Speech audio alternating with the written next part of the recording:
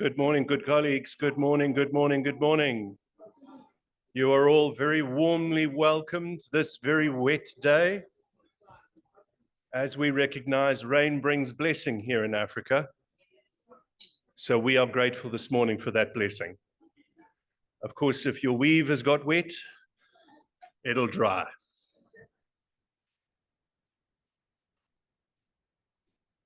Good people, my name is Jason Fiddler. I will be your program director for this morning. It is a great honor as an ally of the disability sector and a long-time participant and champion within human rights and non-governmental work to be here with you today.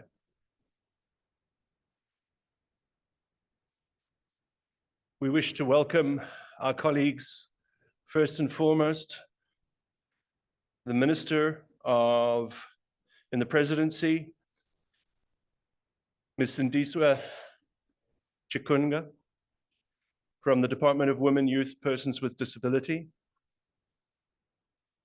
Our colleagues from other departments here, welcome.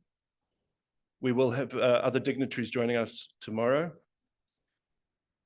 Ms. Puti Mabelabela, Director General in the Department of Women, Youth, Persons with Disabilities. I think I got that correct this time. We have a running joke. The last time I tried to introduce Puti, I completely embarrassed myself with the surname. So I apologize, but welcome. Good to see you again. We acknowledge the directors and the organizers of this conference from the NCPD, from Epilepsy South Africa, and the SA Disability Alliance.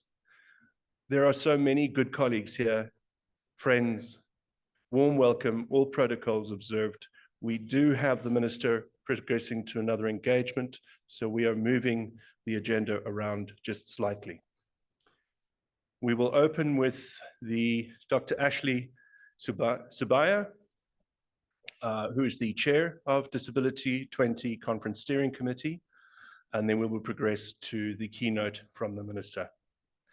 Thereafter, we will continue with the regular agenda. Dr. Subaya, can I bring you up to the stage?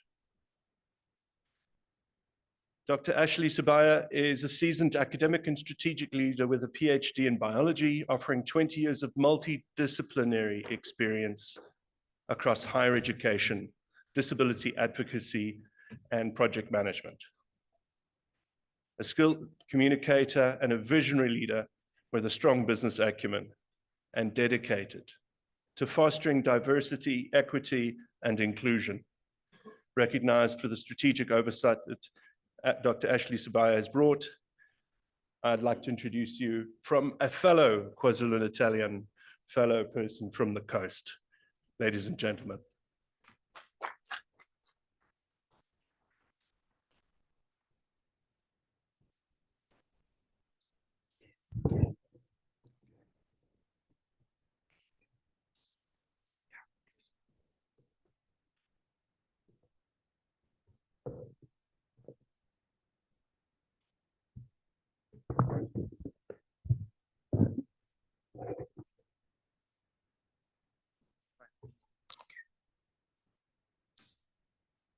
Good morning.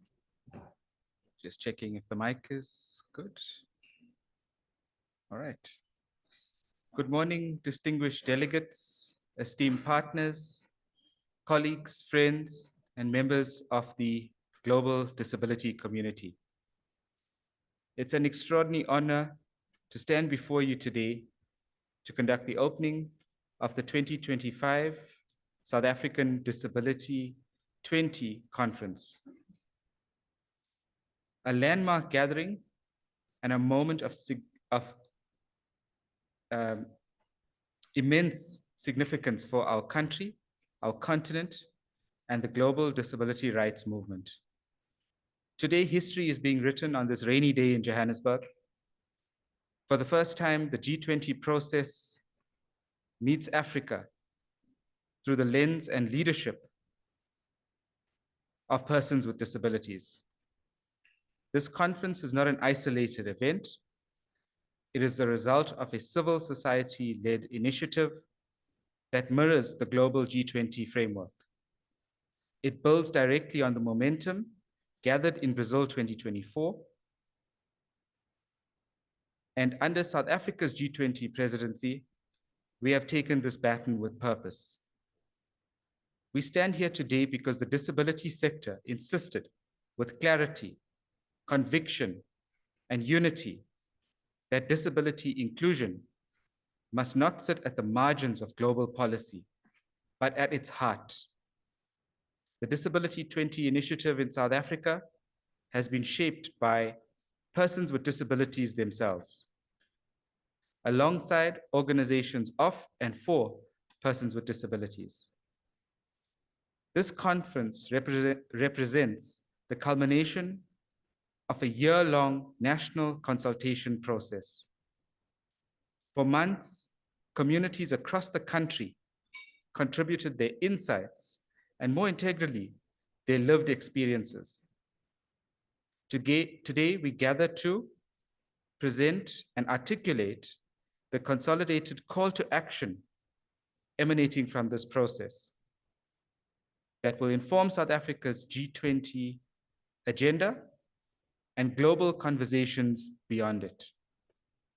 Our purpose over the next 2 days is clear: to bring together the findings and recommendations of our national consultations, to deepen dialogue between civil society, government, and international partners, to present a coherent, authoritative, and united disability sector voice.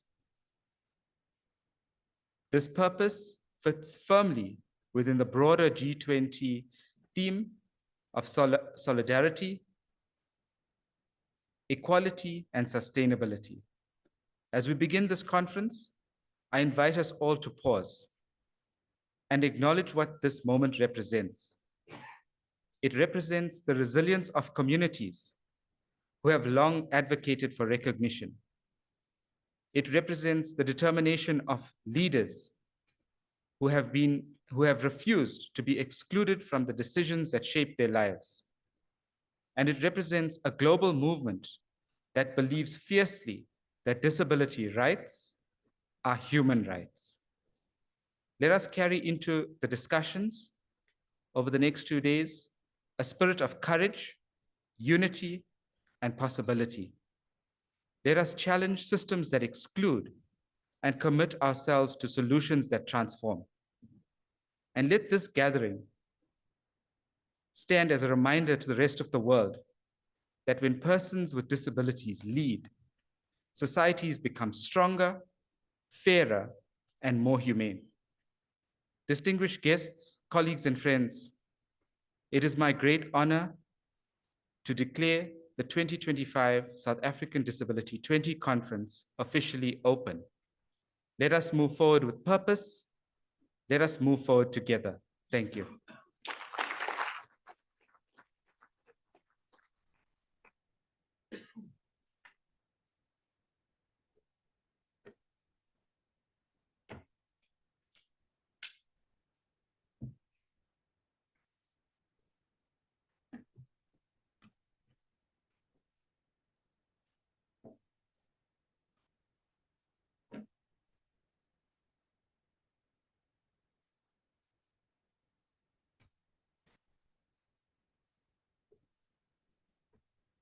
Good, Minister, may I call you to the stage?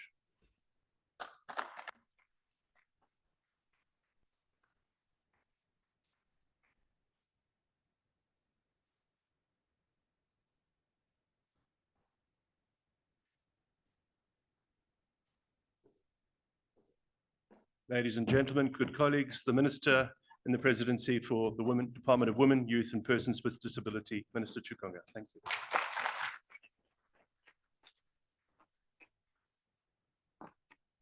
Thank you very much, Program Director.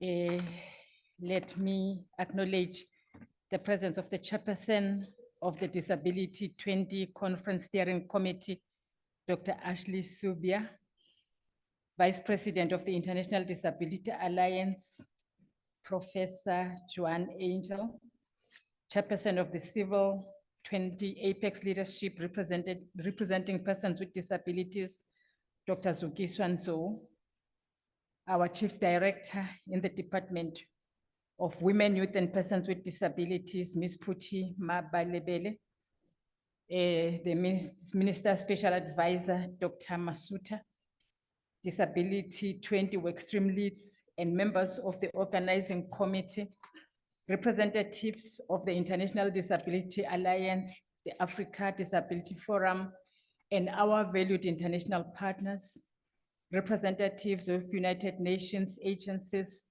the Diplomatic Corps and development partners, leaders from organizations of and for persons with disabilities, including the National Council of and for Persons with Disabilities, Disabled People of South Africa, and the community-based organizations across our provinces, senior government officials from national, provincial, and local spheres, representatives from business, labor, and academia, our partners from the Civil 20 and other G20 engagement groups, members of the media, distinguished guests, delegates, ladies and gentlemen, good morning. As it has been said, my name is Sindisiwe Chikunga. I am Minister in the Presidency responsible for women, youth, and persons with disabilities. I want to start by sincerely apologizing that during the first break, I will have to leave to attend, of course, a meeting that is taking place right now. And I was only given the permission not to be at the meeting only in the morning. It is not in my nature to speak and leave. I always wish to listen to other people as they speak. So I will be here until the first break. Then after that, I really want to apologize and sincerely apologize that I will not be able to be in the meeting. However, on behalf of South African government, and of course, on behalf of the President of the Republic of South Africa, His Excellency, Mr. President Cyril Ramaphosa, I wish to extend a very warm welcome to all our guests attending the 2025 South African Disability-20 Conference, which we refer to as a D20. A special word of welcome goes to our international delegates. Welcome to South Africa and welcome to the continent of Africa. We wish to acknowledge the outstanding work of the Conference Steering Committee in positioning the D20 as a vital platform to elevate the voices of persons with disabilities and ensure their meaningful inclusion in shaping both national and international policy. We also commend the committee for building on the momentum of Brazil's 2024 D20 process, as well as outcomes, ensuring continuity, learning, and progress in our shared global agenda. We recognize the significance of a steering committee composed of representatives from organizations of and for persons with disabilities and persons with disabilities themselves, providing an independent, credible platform for genuine inclusion, dialogue, and concrete action.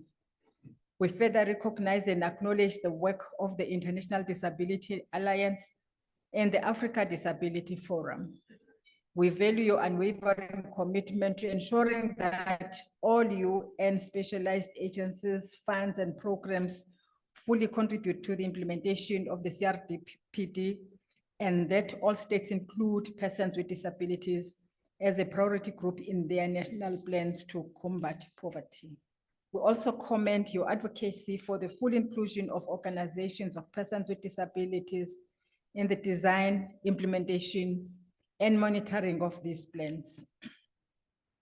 Looking at the sheer composition of delegates gathered here, we are confident that this conference will be far more than a meeting of like-minded people.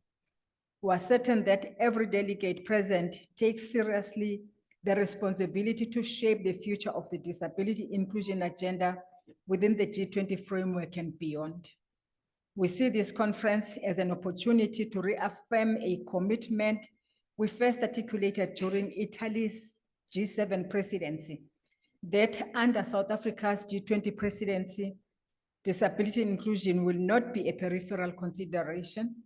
It will be at the center of everything we do, especially within the decision-making spaces where power is distributed and exercised.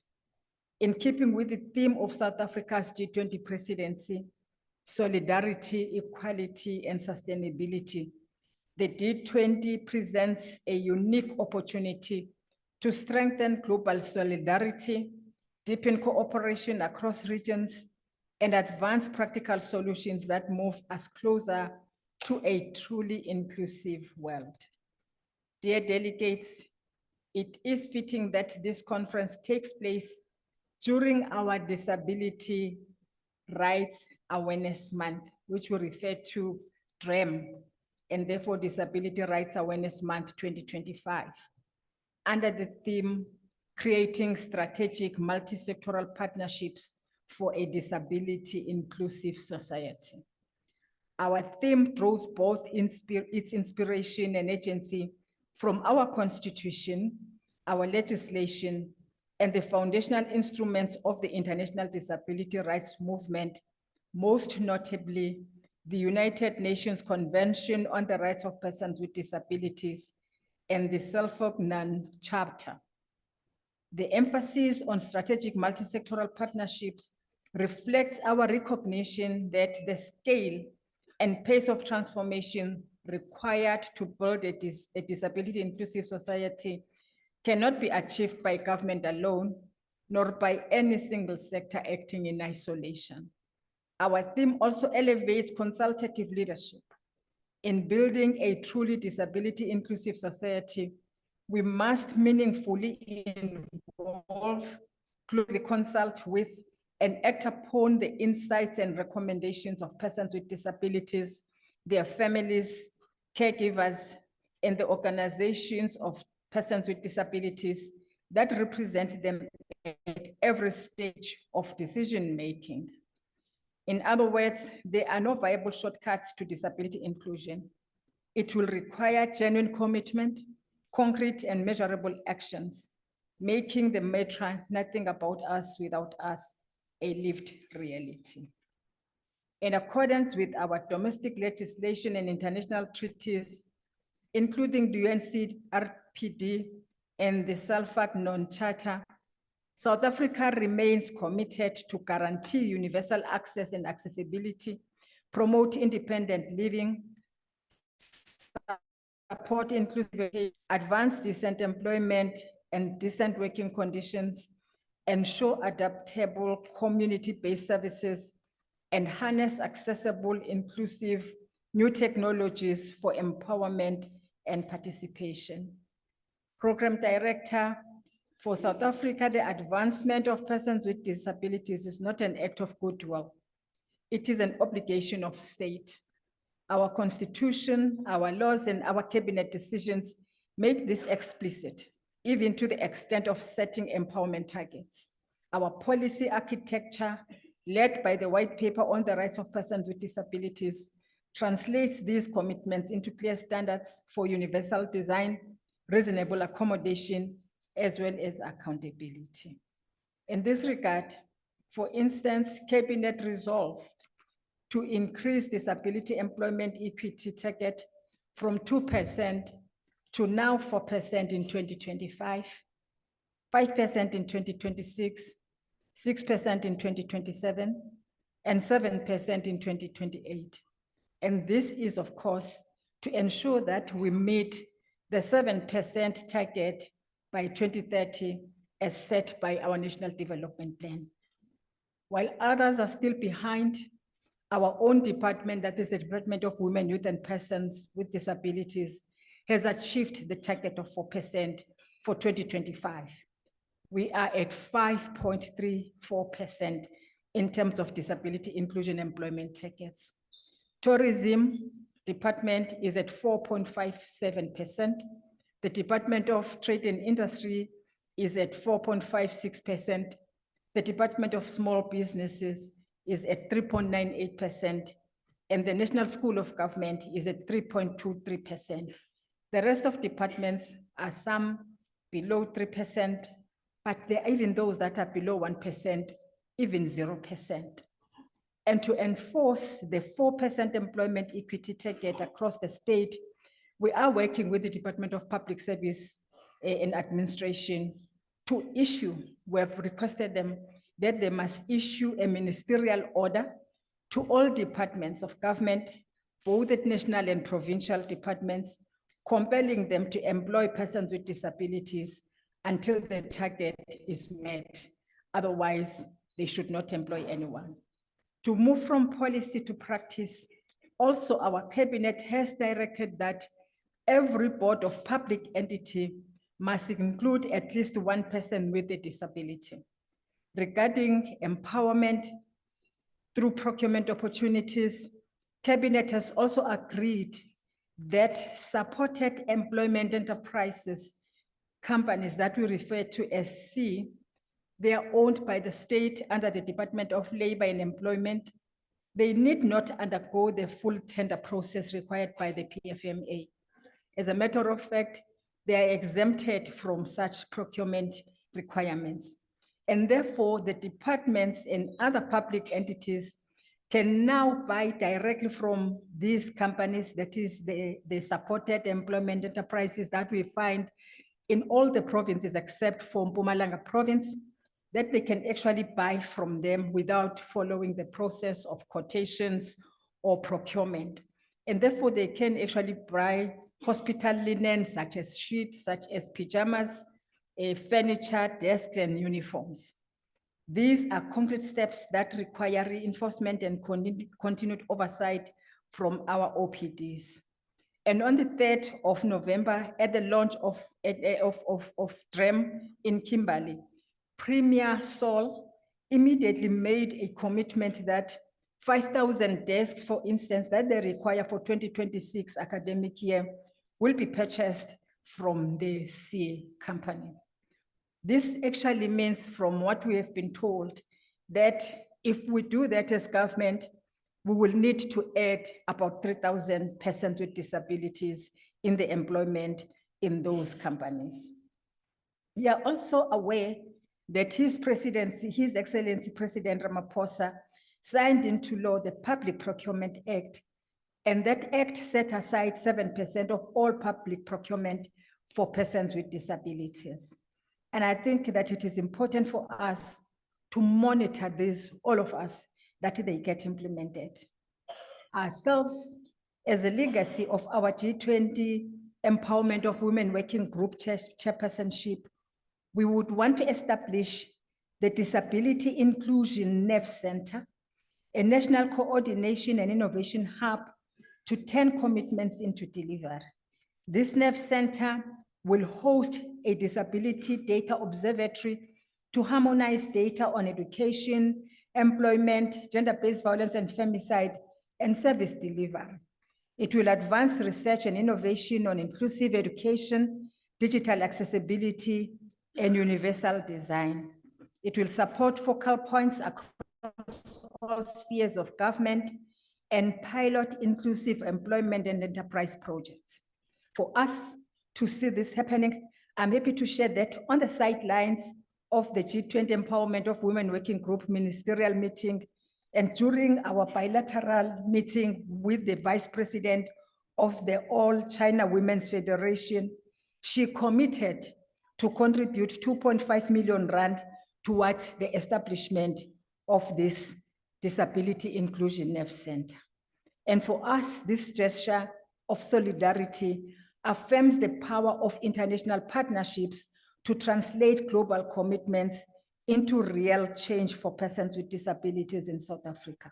So indeed, it is happening, and we'll want to work with yourselves in the establishment of this NEF Center. If you are in South Africa and you ask for statistics on disability, you don't get it. You don't have that reliable statistics because information is lying everywhere. Social Development, Department of Labor, Department of Health, Department of Education, etc. The Nerve Center, we believe that it will give us that consolidated information about disability. And therefore, we're working on this. If there is one thing that I will be happy to have as our G20 legacy projects, is this one. And I call on you to work with us in developing first a model, but of course, this Nerve Center, working together with yourselves. For the moment, we took over from Brazil. South Africa was encouraged by the number of countries that approached us on the sidelines of the G7 Disability Inclusion Summit in Italy, urging us to establish a disability inclusion working group within the G20. I'm pleased to report that we began this work immediately, developing a concept note and convening the first technical meeting of the G20 countries with the goal of establishing a disability inclusion first working group, but later initiative. We were informed, of course, that it was too late in the G20 cycle to formally establish a new working group. However, we insisted that it remained essential to establish a disability inclusion initiative and further secure the inclusion of a disability inclusion paragraph in the G20 Leadership Declaration. We're encouraging you to please work with us so that this becomes a reality. The paragraph was therefore drafted and it was presented to the president of the Global Disability Alliance for him to assist us to draft it, and he also approved it for us. And we did this out of pressure that was put on us to say, if you don't submit by this date, it may not actually be included, and therefore we had to consult him as he was present. We believe that if it actually can be seen and get into that a leader's declaration or chairperson's statement, it will therefore mark the establishment of the Disability Inclusion Initiative by South Africa. We also believe that US will run with it, but if not, UK has committed to run with it. We believe that we need to have the civil society engagement like other engagements, but also to have the working group within government so that they work together to elevate issues of disability inclusion. We have also worked tirelessly to ensure that the empowerment of women working group highlights and advances the G20 spotlight on women and youth with disabilities.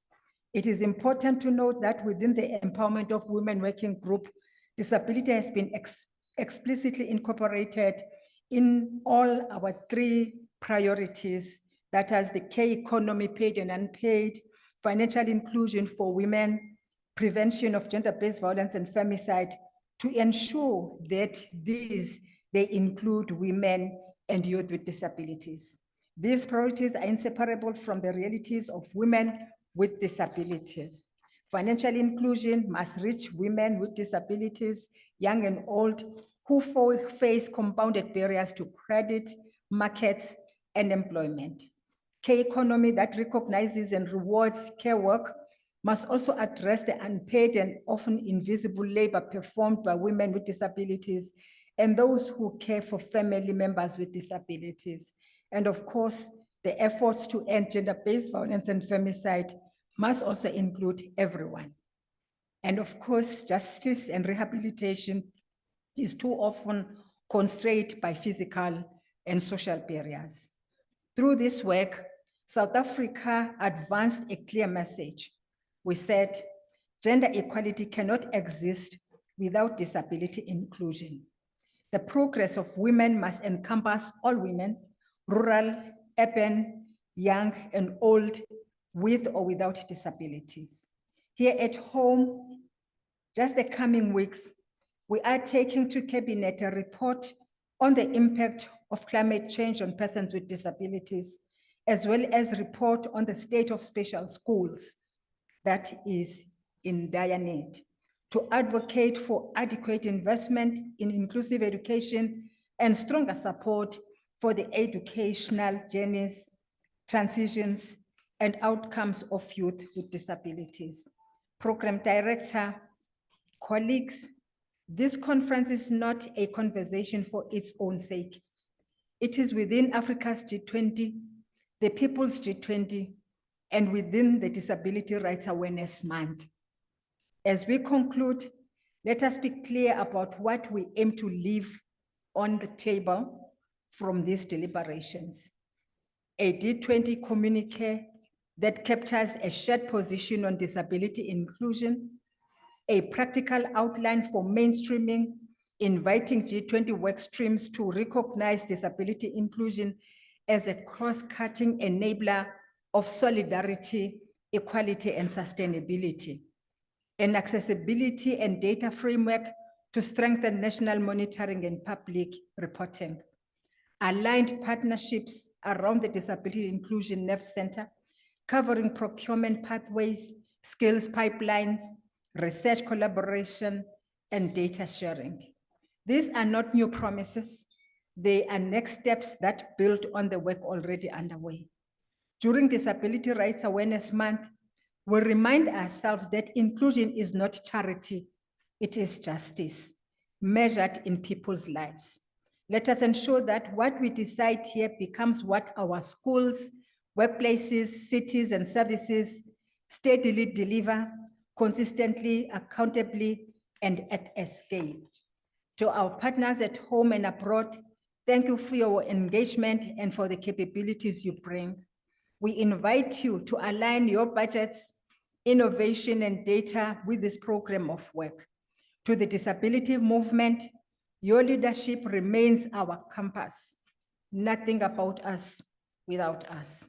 As you proceed with your deliberations over the next 2 days, I wish you fruitful discussions, bold ideas, and practical resolutions that will advance the rights, dignity, and participations of persons with disabilities everywhere.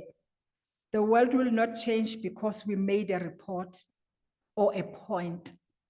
It will change because we made a plan and implemented it together. Dear colleagues, the disability inclusion community can continue to count on South Africa's unflinching commitment to a truly disability inclusive society. It is our commitment, but it is my personal commitment to see South Africa moving faster towards a South Africa that is inclusive. With those few words, I would like to wish you all a productive D20 conference, and I very much look forward to our continued engagement.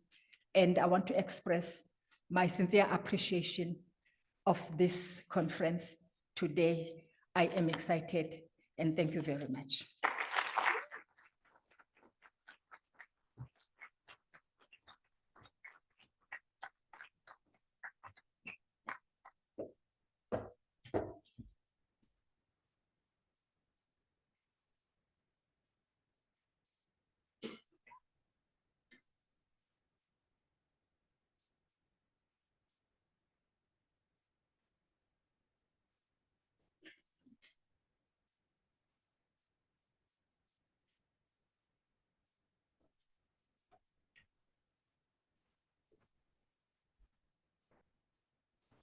Thank you very much, Minister, for those warm and informative words.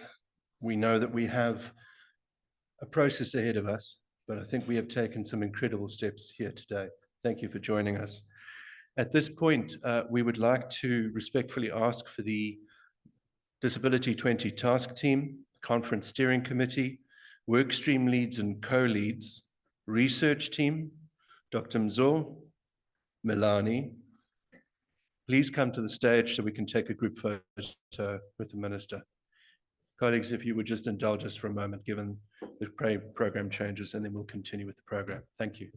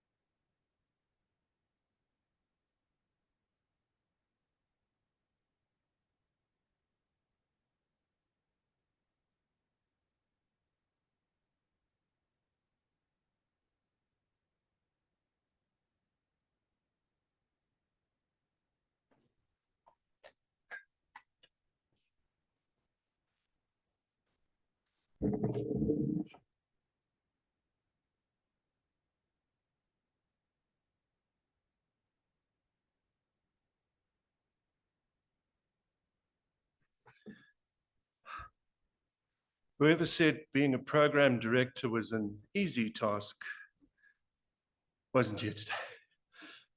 This is where you get your fitness in. Thank you again, everyone. We will be proceeding with our program shortly. As a matter of housekeeping, before we go to break, and those of you who have not yet done your registration, we have bathrooms on my right. As you can see, I'm indicating. It includes disability access 1 level, just outside the venue. Of course, we have tea and coffee and refreshments. For those of you who have not yet got your translation devices, just outside the front entrance at the front, you can obtain those from one of our speakers later. And please, these wonderful wicked devices can be very disruptive. If you haven't turned yours to silent or vibrate, please do that now for those of you that can accommodate that. Thank you. We'll be back with you in 1 second. Thank you.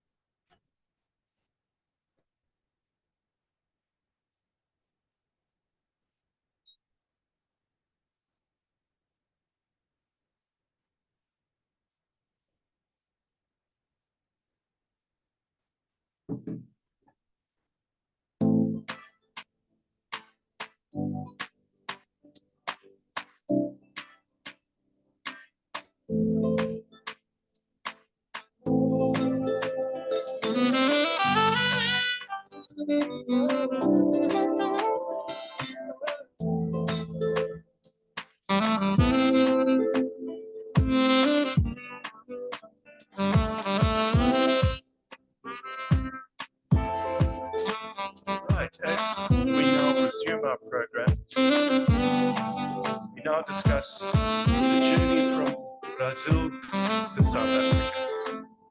Our next speaker, if I may call to the stage, Prof. Juan Angel de Gouveia.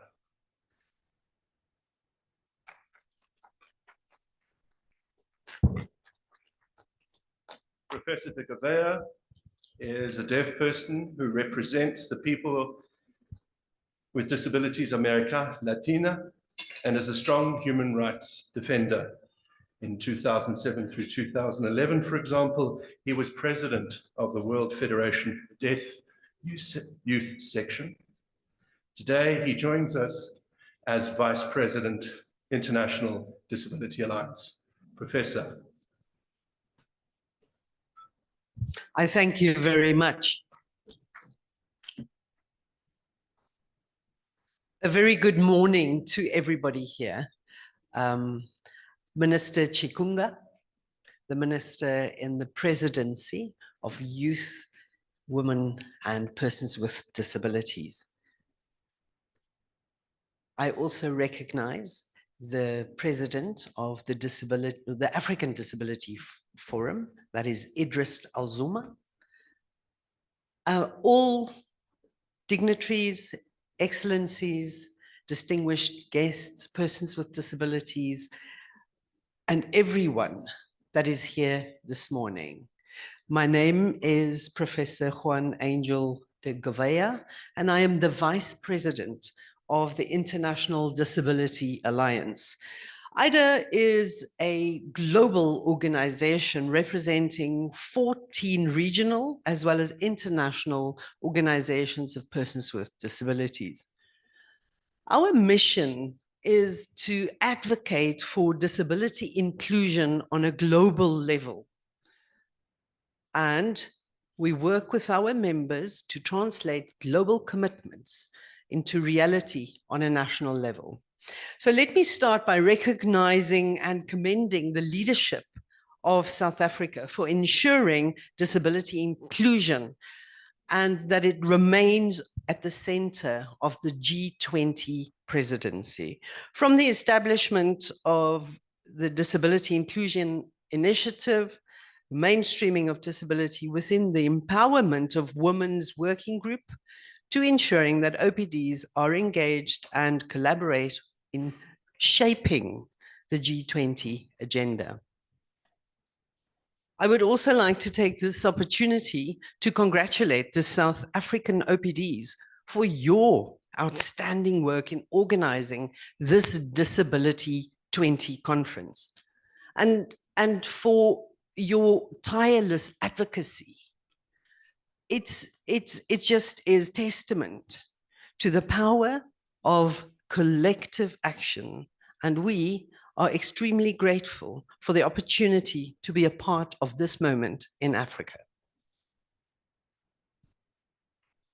It is the first time that we come together here in Africa at such an important event, and it really is very indicative of Africa's hard work in terms of disability and inclusion. Over the last 2 decades, G20 leadership have convened and made decisions that have impacted their education, health, infrastructure, employment, and gender equality, amongst others. But the potential of G20 is amazing, but disability inclusion remains on the peripheral. And if we are to look from the journey from Brazil to South Africa, we recognize that the global community is still grappling with the widening inequalities. And as you are aware, 1.5 billion persons with disabilities globally are still facing disproportionate impacts of all the global trends. About 700 million women with disabilities are too often left out of economic opportunities, 3 times more exposed to GBV and sexual harassment and violence, and they are denied access to justice and they lack the support to live independently within the communities. Now, let me turn to inclusive education. With only 5 years left to achieve the Sustainable Development Goals, about 240 million children with disabilities are still at risk of being left behind. Inclusive education remains a major challenge for many children with disabilities, despite several political commitments and advancements within the agenda. Now, if we look at the Convention on the Rights of Persons with Disabilities, that's the CRPD, it mandates governments to ensure that disabled persons can participate effectively and fully within all government structures and spheres. However, and during the Global Disability Summit that took place in April 2025, governments and bilateral and multilaterals affirmed the obligation through the Amman Berlin Declaration. But, and they committed to ensure that OPDs are in all stages of the development in terms of cooperation, creating the enabling and safe environments for OPDs to strengthen resource allocation for and partnerships with OPDs. But the reality is that the OPD space is slowly closing. Disability mandates are at threat of being consolidated or abolished. Consultations with OPDs are often treated as optional rather as obligatory. And they must be beneficial for all, but it's not the case. Today, we gather here as persons with disabilities, and collectively, we want to share our expertise and we want to shape global disability policy rather than just respond to it. This is our moment to demand that disability inclusion becomes a political priority within the G20 agenda. And we are asking G20 leaders to ensure that they institutionalize disability within G20 structures through the establishment of Disability Inclusion Working Group and the recognition of the D20 as an engagement group.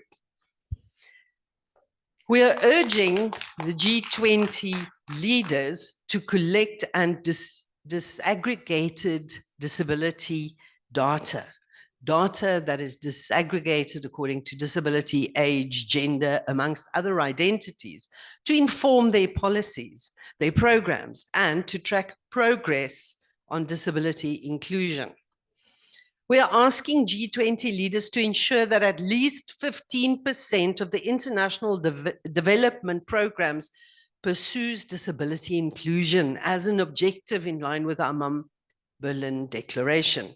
Now, as I close, please allow me to emphasize the importance of partnerships. Progress comes from partnership, and we must work together to transform systems and build an inclusive, equitable, and accessible future. We cannot leave minority groups behind. Those I'm referring to children with disabilities, deafblind persons, persons with intellectual disabilities, psychosocial disabilities, and those in humanitarian crisis. So I want us to know that their voices are as important as the voices of others. Do not forget that women and children and those in the minority, let us not leave them behind. Let us include them in the action of what needs to be done. And South Africa, you are a great role model to persons with disabilities throughout the world. I thank you.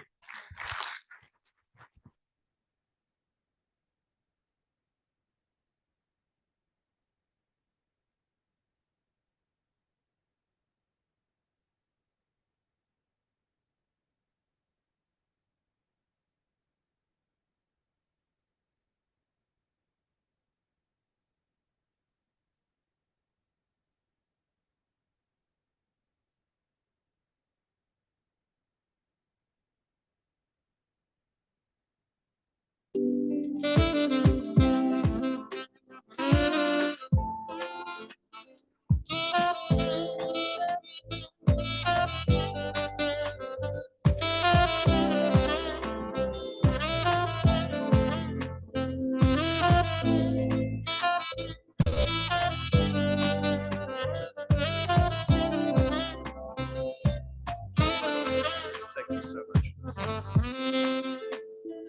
Our next speaker will be talking on the vision of Disability-20 initiative in South Africa's 2025 G20 presidency. Dr.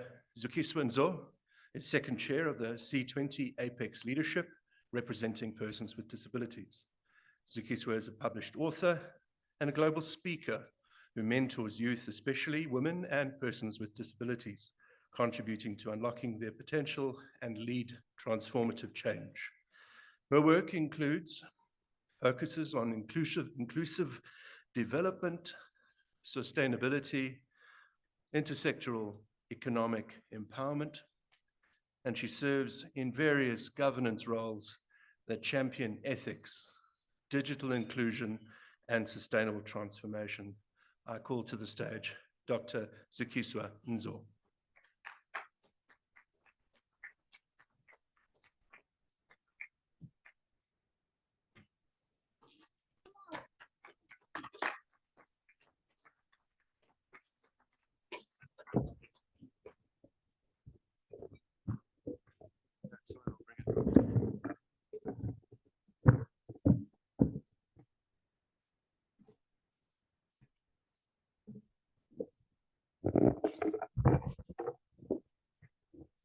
Viva D20, viva! Viva D20, viva! Viva NCPD, viva! Viva DPSA, viva! Viva IDA, viva! Who else is in the house? Viva ADF, viva! Who else? Viva Kwasa, viva! Viva Sada, viva! Epilepsy SA in the house. Oh, we're not going to finish, right? Viva Depsa, viva! Who else? Blind SA, viva! SA NCB. National Council for the Blind, Albinism SA, Viva Disability Sector, Viva! Viva D20, Viva! It's a celebration. It's a celebration, people. We made it. We made it. Brazil handed over in December last year, right? And we worked throughout January, February, March, ups and downs. Is there going to be funding? Are there going to be resources? We're not a recognized engagement group, but that did not deter us. Viva D20. Viva.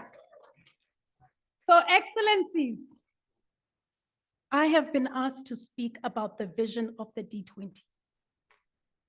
Excellencies, colleagues, friends, and fellow advocates, I stand here at the close of this transformative D20 summit, a celebration, I repeat. I feel the weight and the wonder of history, because this is history. For the first time under South Africa's G20 presidency, the voices of persons with disabilities have not been invited to the margins. We helped to shape the center. Today is not only a reflection of what we achieved, it's a declaration of what the world must become. For if justice is to be real, it must have a heartbeat. And that heartbeat must include all of us. For decades, disability was treated as a side note to development. The CRPD, the SDGs, the African Disability Protocol, they gave us promises. Yet in practice, this is not even a debate. Progress has come in fragments. Yes, it has come, but in fragments. But this year, South Africa changed that story. Through visionary partnership between the D20 and the C20, never been done. We opened new doors. The C20 deliberately created space for disability leadership. The D20 mobilized across Africa, past, beyond South African borders. They brought lived experiences of people in various African countries, of people with various disabilities into global rooms. And together, we proved that inclusion works only when it is designed, not added on. So for me, this is deeply personal. I stand here as a C20 deputy chairperson and a woman with a disability. That combination had never happened before in the G20 civil society process. Viva, never. But it happened where? In South Africa, in Mzansi. It happened because South Africa, through tireless advocacy of the disability sector, chose not to speak about inclusion. The South African disability sector decided to act, to practice it. And I can say this without hesitation. My participation in the C20 has not been symbolic. I was not a guest at the table. I was an architect who helped to build that table.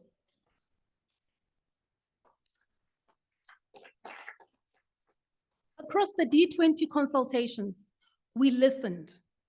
And what we heard was both painful and profoundly inspiring.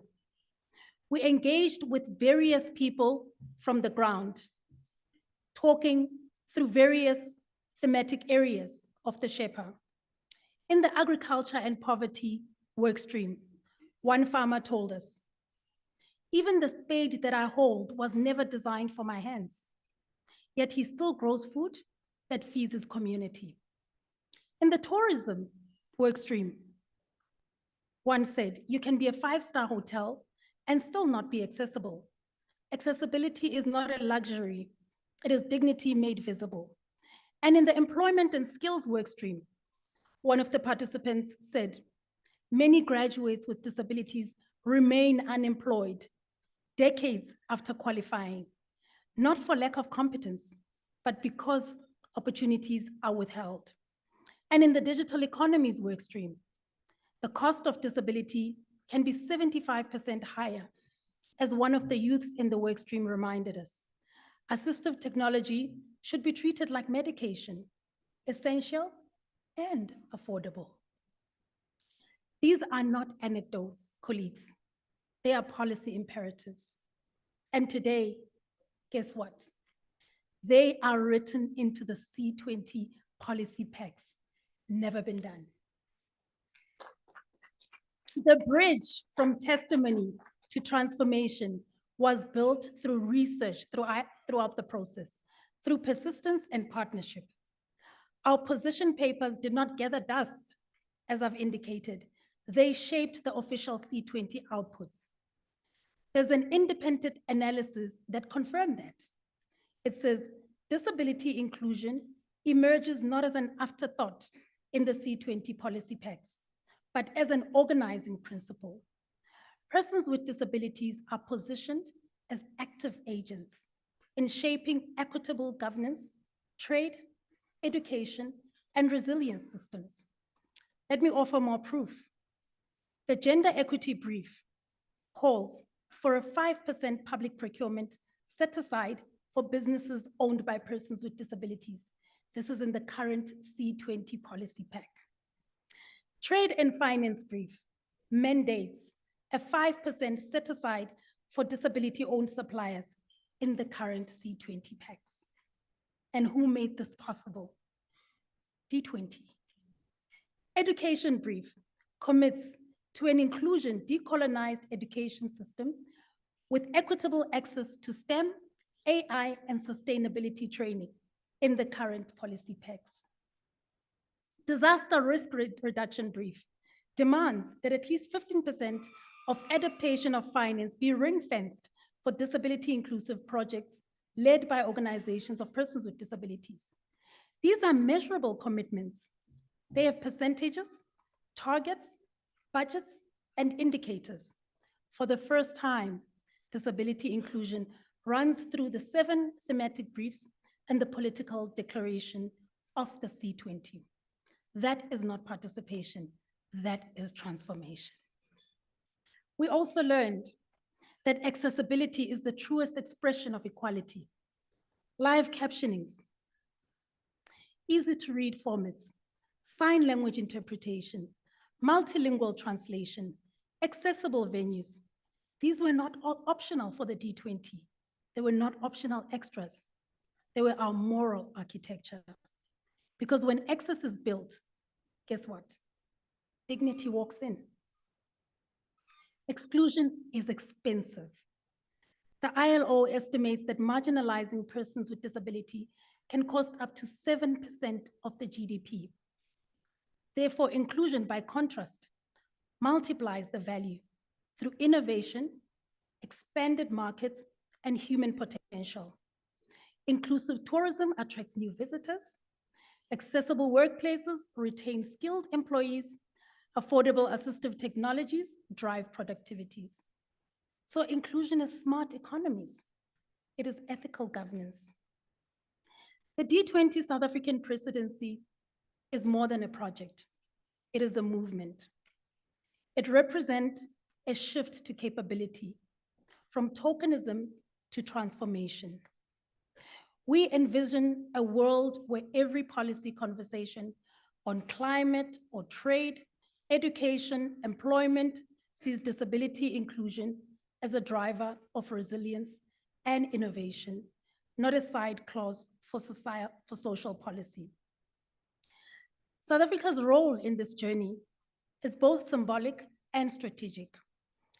As a nation born from struggle, as we all know, reconciliation and constitutionalism, we understand that equality is never handed down, it's built up.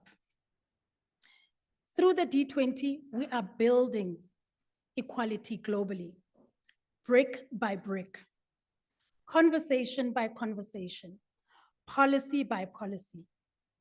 So to our global partners, as I close, I say, institutionalize the D20. This was also repeated by the IDA Vice Chair. Institutionalize the D20, not just as an event, but a legacy of the G20. Let inclusion become the measure of global progress, not its optional principle. And let us do this together in solidarity, equality, and sustainability. Because when persons with disabilities are included, societies do not become fairer, they become stronger, smarter, and more sustainable. So I declare 3 imperatives.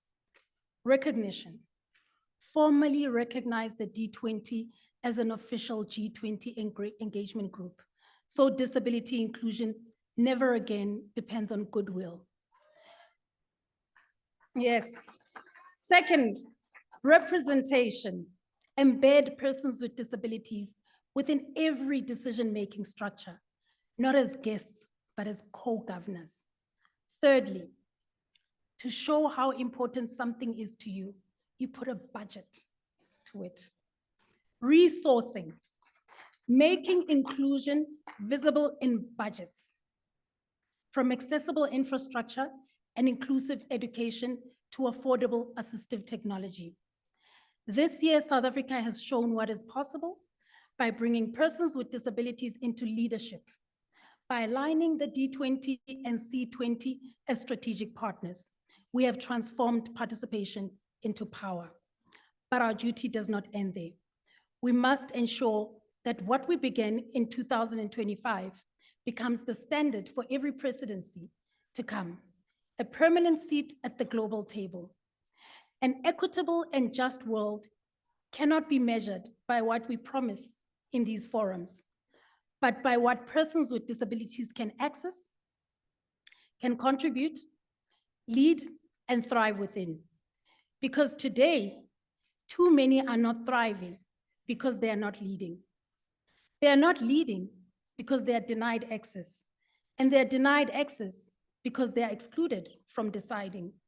So let this be the legacy of the South African G20 presidency, that inclusion is no longer spoken of as a vision, but as a lived reality. Thank you. Mandla! Mandla!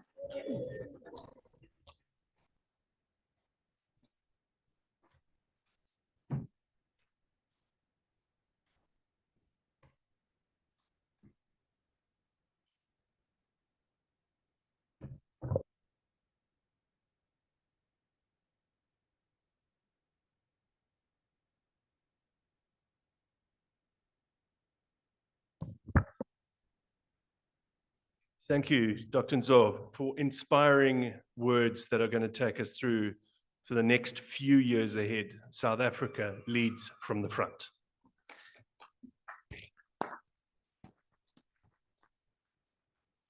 I would now like to introduce our next speaker, who's going to speak to the Disability-20 initiative, the introduction and process, Dr. Erna van der Westhuizen. May I ask you to come to the stage? Dr. Erna is a researcher and practitioner in disability inclusion and global health, with over 20 years of experience in human rights and social justice in rural South Africa. She brings a strong grounding in community-driven change, equity, and systems transformation.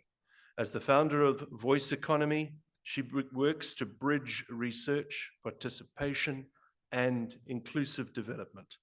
Among others, she's the research lead for Disability-20. Dr. Erna.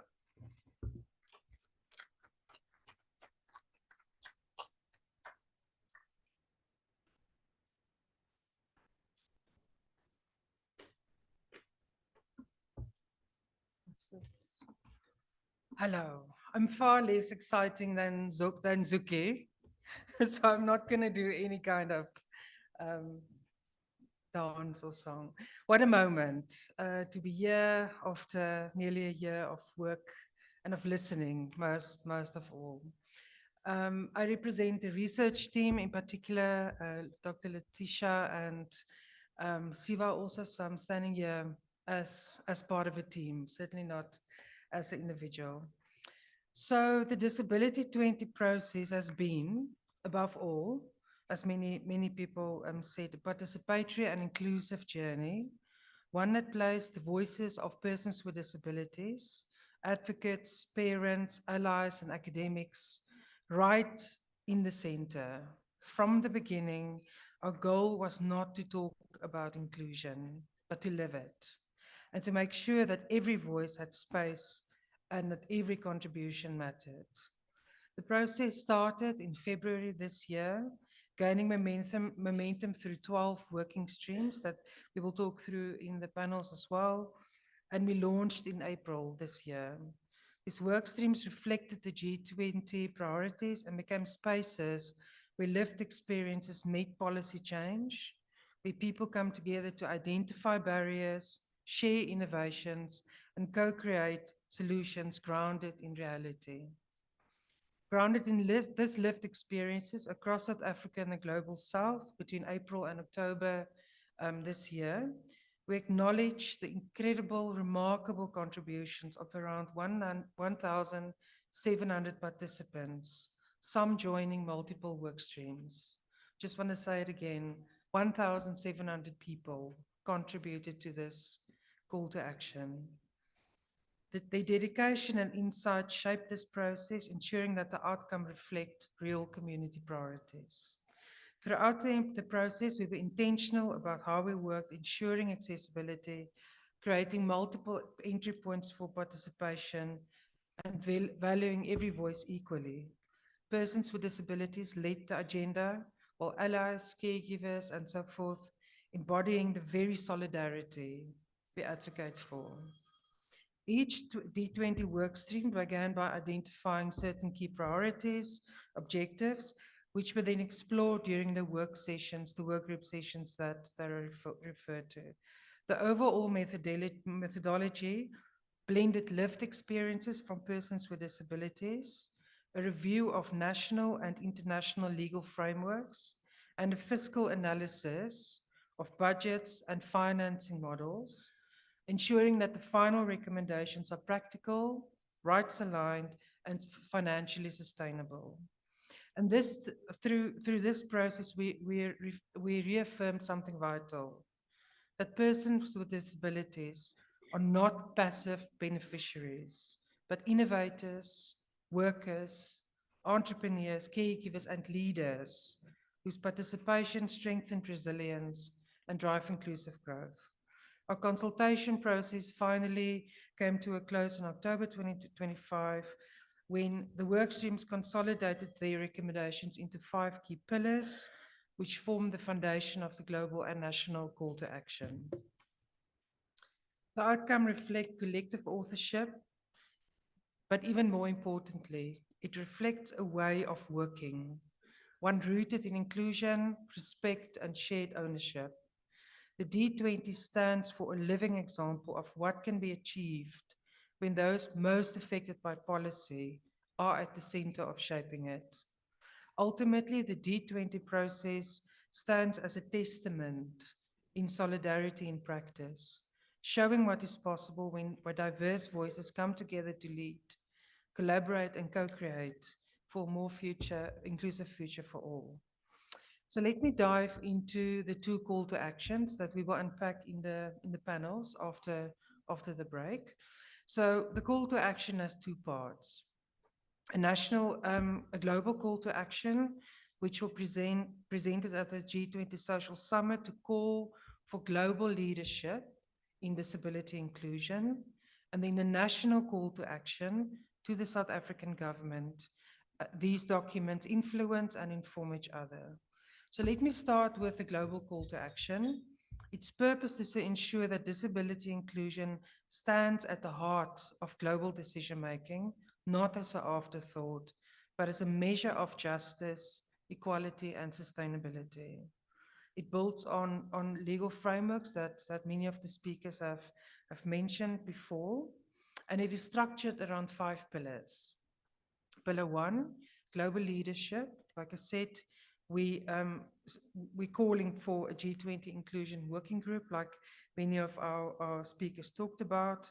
The second pillar about equality, specifically thinking about barriers, dismantling barriers in education, employment, digital access, participation. And then the third pillar, solidarity, that's all about healthcare, social protection, and community support. The fourth pillar, sustainability. We think there about climate, tourism, disaster risk policies. And then the fifth and final pillar of the global call to action is governance and justice, through which we want to see accountability, accessible justice coordination, data, and full participation of organizations of persons with disabilities. Then on to the national call to action. The purpose of the national call to action is to translate the global D20 call to action into concrete South African measures. It aligns with our constitution, the white paper on the rights of persons with disabilities, the NDP 2020-30, the CRPD, and it asks for government to embody disability inclusion across plans, across budgets, across services, programs, and monitoring. Guided by international and regional obligations, it calls for systemic change and equitable resourcing, like Zuki also referred to. Practically, it aims to be embedded in the MTSF 2024 to 2029 with clear departmental mandates, measurable indicators, financing mechanisms, coordinated by the Presidency, National Treasury, the Ministry of Women, Youth and Persons with Disability. Importantly, it also formalizes OPD participation at every stage. So in other words, in design, in budgeting, in implementation, review, and monitoring. A quick overview of the pillars in the National Call to Action. Again, we have 5 pillars. Pillar one is about equality, inclusive participation, economic transformation, and then addressing barriers in education, higher education, employment, and digital access. The work streams, just very quickly, I'm not going to go through all of the numbers, but work streams 1, 5, 9, 10, and so forth. Prioritizes inclusive schooling, teacher training, and transformation of universities and TVET colleges. Pillar 2, solidarity, builds a foundation for social protection resilience. We talk about, it urges the government to extend social and health coverage to informal workers, caregivers, and persons with disabilities. It also asks to invest in community-based health, rehabilitation. The contributions from all work streams, 1 through to 14, shape this pillar in particular, which acknowledges inclusive agriculture, like we've heard before, climate change, and improved coordination and data systems to ensure accountability. Pillar 3, I'm almost there, sustainability, talk about South African climate, energy tourism, and digital transformation. It calls for just energy transition that includes persons with disability, accessible transport and infrastructure, inclusive and accessible tourism, and ethically and disability-led participation in digital and the AI economy. Pillar 4 is all about health and well-being, focus on equity and access to healthcare, mental health, rehabilitation, and assistive technology. It calls for inclusive health systems to end institutionalization, ensure equitable access to assistive technology, and embed disability disaggregated data across the health sector. Finally, Pillar 5, governance and justice, ensures that inclusion becomes structural, accountable, and rights-based. It's been informed through work streams 1 to 14. The pillar calls for accessible justice systems, stronger coordination located within the presidency, legal enforceable accountability mechanisms, and the full resourcing and recognition of OPDs as equal partners in governance. Together, These 5 pillars, equality, solidarity, sustainability, health and justice, represent a unified roadmap for inclusion, disability inclusion across every sector, every level rather, of government. They are the product of collective authorship, and they demonstrate how South Africa can turn principles of solidarity, equality, and sustainability into tangible, measurable action. So in sum, the D20 process has been more than consultation. It has been co-creation. We leave here with 2 powerful documents: the global call to action that calls on the world to account, and a national call to action that grounds those principles in South Africa in reality. Together they mark not the ending, but a beginning, a commitment to keep systems where persons with disabilities lead, participate, and thrive. The work continues, and we move forward in solidarity, equality, and action. Thank you very much.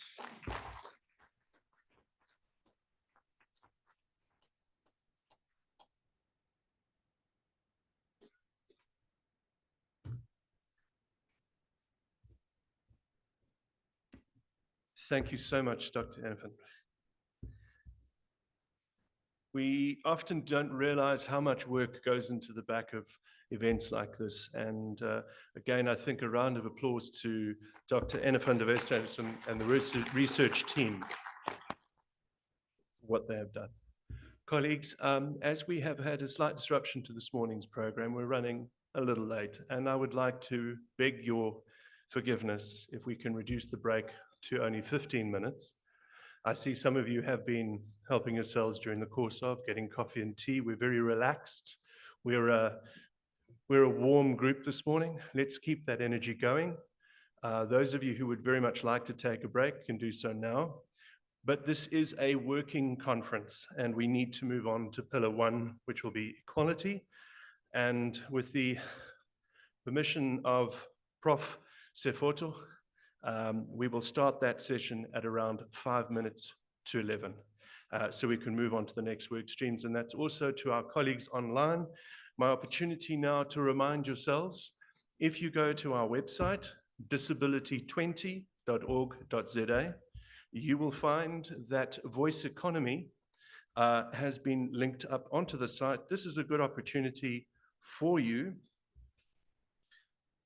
to help find, using this tool, people through conversations that inspire, build networks of connection, empowerment, and a shared voice. So please go to our website, and you can begin creating the circle of voices that resonate with you by clicking through and joining with the link provided. Thank you. 15 minutes all. Thank you.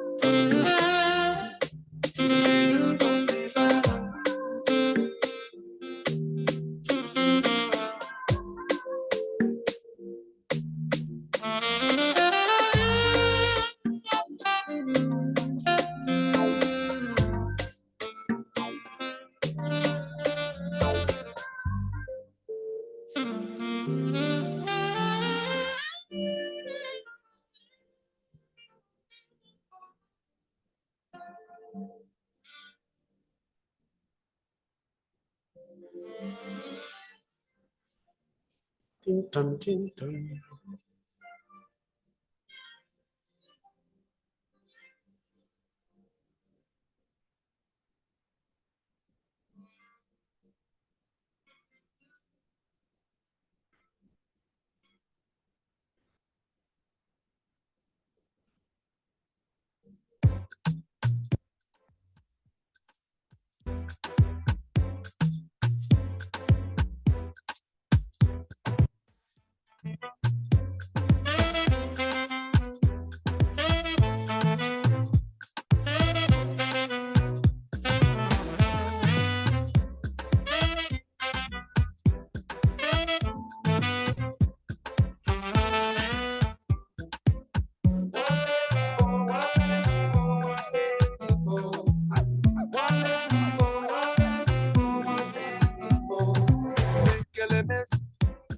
mom they smoke cannabis. Doctor say make a pop one of this. Make me fly like say I'm Aladdin.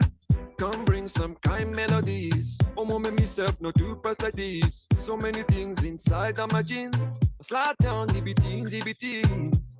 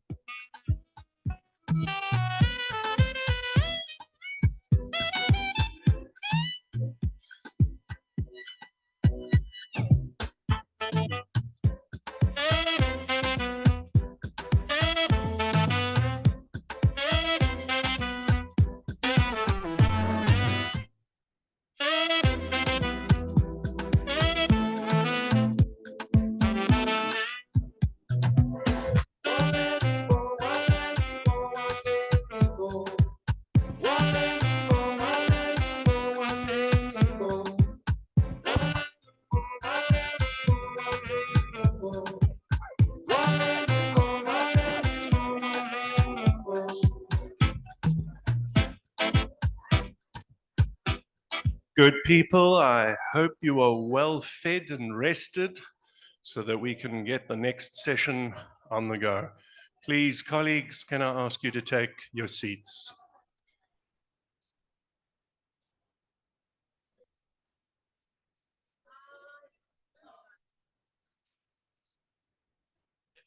Always a nice shot for the paparazzi.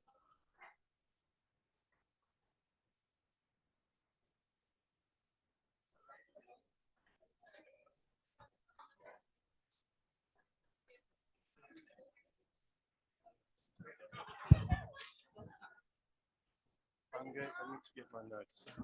Oh yeah, I can hold that. Please, thank you.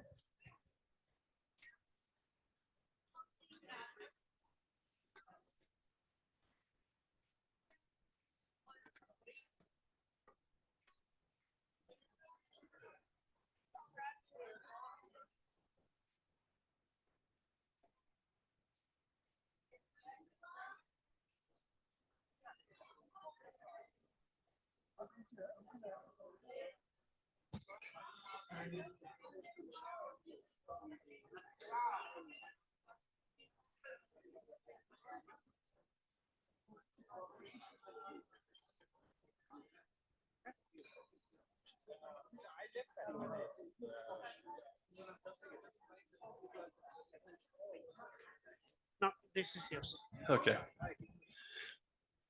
Right, so that we don't take too much more time, I would like to call up on stage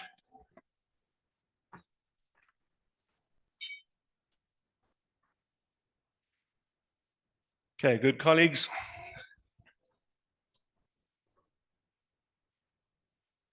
Our next session is our first panel discussion.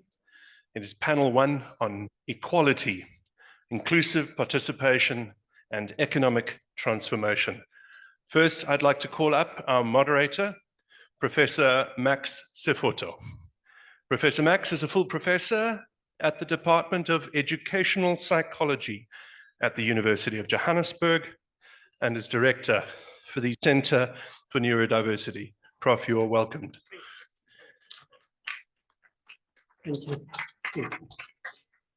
May I also call to the stage our panelists, Lubabalo Mbeki, our Disability-20 workstream lead and support team, themselves an entrepreneur, Dr. Letitia Pinar, who's in mental health law, medical law, disability rights, and selected aspects of criminal procedure. Dr. Pinar, welcome. And Lungile Ndingi, Chairperson for the Advocacy and Information Committee at Blind South Africa. You are welcome. Ladies and gentlemen, our panelists.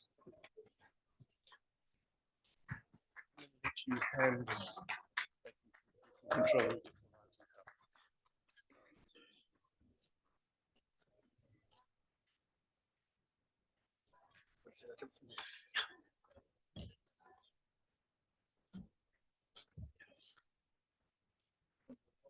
Thank you so much. We're getting settled. Ladies and gentlemen, thank you so much for this opportunity. It is really a pleasure for us to be able to reflect on the equity issue under Pillar 1. We have been introduced already, and because of time, we're not going to delve into many details. We will go straight into looking at giving each of the panel members 2 questions to respond to. I do have next to me a lady, and I think we will start to give her a chance first. Instead of going with the gentleman, I would like to start giving her an opportunity to answer the questions for us. And we will take the first set of questions. We do have people online with us, and we are having Andrew, who will be helping us. And also, he has a roaming mic in hand. Anyone who does have a question, he will be able to assist us. So thank you so much, colleagues, for agreeing to be on the hot seat of answering questions and giving us your thoughts, taking us from what we have heard from the previous speakers and launching us into the future. I would like to start with you, Madam. And the question that I would like you to answer is the following. What steps can we take towards ensuring inclusive education becomes a reality? Thank you. Over to you, Madam. Thank you, Prof. Hello, everyone. It's very exciting to be here on this panel and at this event today. So the thoughts that I'm going to share is not my own. It's from the work streams that we attended. I was part of the research team. So these are really points that came out during the discussions from parents of children that have disabilities, or parents that have disabilities themselves that might have gone through the special schooling system, etc. So how we can make inclusive education a reality, I think the answer will come from the challenges that's been identified. And some of them is firstly that children with disabilities often start education later than those without disabilities because they have to identify a school that's willing to accommodate them. And then also the very existence of special schools. There are some divided views on that, I can say, because obviously the drawback of that is that children are removed from their families and their support systems to attend these special schools. The good thing about them are, however, that they are specialized skills. Teachers are trained to guide different types of disabilities so that these children don't fall behind with their educational journey. And then, of course, the lack of assistive devices and technologies for children in schools, overcrowded classrooms, and the lack of understanding about disability-specific needs and assistance needed. So what we need for inclusive education to become a reality, one thing that came out strongly is that legislation has to be enhanced to state specifically that no child may be excluded from education because of a disability. And this will be nicely aligned with the Constitution and the CRPD, that, as we've heard before, that states that inclusive education is indeed a right. And then, of course, the White Paper 6 on inclusive education that's currently being revised, that might give us some new hope and direction on how this can actually be achieved. And then, the things that I can call the common sense things, like physical accessibility at schools, digital accessibility. We need teachers to be educated and empowered. We so often assume that they just know how to do things. We have to train them and help them. to help the children with disabilities. And we have to give the teachers resources. We have to perhaps look at something like a skills transfer program where teachers from schools with special schools can help teachers in mainstream schools to help them learn how to support specific disabilities. And then most important, I think, is to include persons with disabilities and the parents of children with disabilities in the process on how we can make inclusive education a reality in a nutshell, Prof. Thank you so much. You can pass the mic to him. I think, thank you so much for your answer. Let's link that and ask Lungi to tell us, based on what you have said, the suggestions also that you are making in terms of the digital competencies, based on your own experience, what types of accessible digital skills programs can we have local impact as well as international relevance as it is in relation to the suggestion that has been made? Good morning, everyone. My name, as indicated, is Lungi. Prof, I think, first of all, we need to realize that the world is moving very fast in terms of digital systems. So as people with disabilities, we are lagging behind even now in terms of the assistive devices that are equal to the artificial intelligence that is coming forcefully in our world. So I think government and also private sector, they need to include people with disabilities in terms of AI, so that we can also be able to compete with our fellow people within the country and also international. But I'm glad that most of the speakers here, those who have spoken before us, they have indicated that there are initiatives that are going on in terms of addressing the skills and trainings of people with disabilities in terms of the digital system that is coming. But also, it's not enough. Also, the former speaker indicated that our schools need a program or a system that will then assist our children in terms of digital, so that opportunities and other things that are happening in our schools, it could be primary, secondary, or universities, they then support our people so that they can then be able to reap from the opportunities that are coming with this digital system that is coming. Thank you, Prof. Thank you so much. You can pass your mic to the right. Thank you so much for that. Part of a big challenge that we face around the world is the issue of unemployment, especially unemployment of our young people. Ndade Luwal, how would you encourage under the D20 that governments around the world to create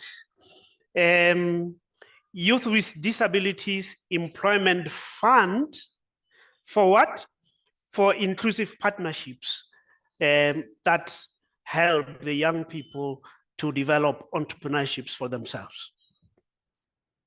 Thank you so much, Prof. I think let me first say that this proposal, which is also in the call of for action of the D20 initiative, it is what has been suggested by young people themselves in the work streams.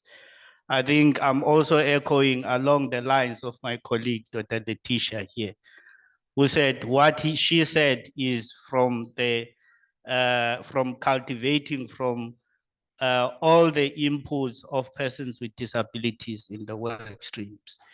So the young people have spoken, Prof, and that is exactly what they are calling for from government in South Africa and across the world. And it is to provide a solution to the challenges that are facing them. And would like to say there are many benefits. The more direct, such as this fund that is proposed to elevate employment and also support entrepreneurship, because we need also to see entrepreneurship as an alternative for persons with disabilities.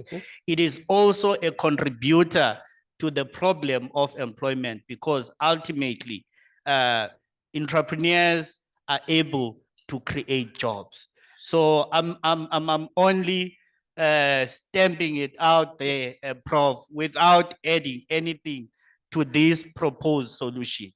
I can only also say that there are many benefits to it. And to this court, there's many benefits for government and society as a whole, because it is moving away for persons with disabilities to be dependent on grants. Young people are already saying, we want things of our own. We also want to contribute to the growth and the development of our country through contributing with our taxes. So there are many benefits, Prof, but also it boosts their confidence. And there's a lot that we can say in motivating this call for action. And I mean, I was with the youth from the beginning of the year, and we had a dialogue yesterday, and you just can't stop listening to their calls for action. And I think we need to listen and act for them. Thank you so much. Thank you so much, sir. Now we will turn back to you, Doctor. And what we have seen in the space also is the gap between basic education and that transition into higher education. Could you give us your reflections in terms of how we can bridge the gap between basic education and higher education, especially for people with disabilities? Thank you, Prof. Yes, I think that's a very important question. Also considering the comment that was made earlier, that many people with disabilities that have graduated still do not have jobs. And I think this is why education is so closely linked with the employment topic. But I think when it comes to higher education, if you think of the physical spaces, Prof, you will know, having been at UP and now at UJ, if you go to UJ, the numbers of the lecture halls are so big. It's wonderful. But if you go to UP, they're this big. You know, so basically the accessibility at a particular higher education institution depends on the institution. There's no universal sort of guide. So one of the things that came out actually is that there should be a higher education charter to drive universal design and accessibility at higher education institutions. And then also then the same things, the physical accessibility, the digital accessibility, and then things like the study material design. So often it's left up to a lecturer to decide what font they're going to use, the font size, the font type, underlining, spacing, all those things play a role. So universal design also comes in when we speak about study material. And then again, what links up with accessibility is students should be orientated in the beginning of their studies. You know, a tour through the campus, make them aware of the services that's available for students with disabilities. And then most importantly, again, is include students with disabilities in the process. They are the best suited to tell you what is needed. And then I think, again, just to emphasize the link between higher education and employment cannot be ignored. Yes. And as Lubabali was talking now, I was thinking one thing that could maybe help if we're thinking about the transformation of curriculum is if I think of the LLB curriculum in labor law, we can bring in more about disability rights, reasonable accommodation for employees with disabilities. Because even if someone with a disability gets a job, Yes. they often can't keep it because they're not accommodated. So without transgressing onto Babala's territory, I'll stop there. Thanks, Prof. Thank you so much. You can pass the mic to him, please. Nadelungi, one of the most important aspects of what you spoke about earlier is actually the production of assistive devices. What we have seen, our country, I want to guess, I want to imagine, has not been very much in the forefront of being productive in the space. We tend to import from elsewhere while we have so much brain power in the country. My question to you is, what should governments do to promote sustainable local production of homegrown assistive devices, and again, to facilitate open source solutions in concrete ways that can help us in the country and across the world as it is? Go ahead, sir. Thank you, Prof. It is not untrue that most of the assistive devices that we are using are imported from other countries. Yesterday, I was speaking to one of my colleagues who's on a wheelchair, and he wanted to buy a new wheelchair. But because of the price of that particular wheelchair to suit him, it hinders him to buy. And one of the reasons is that is a product that is not really a South African one.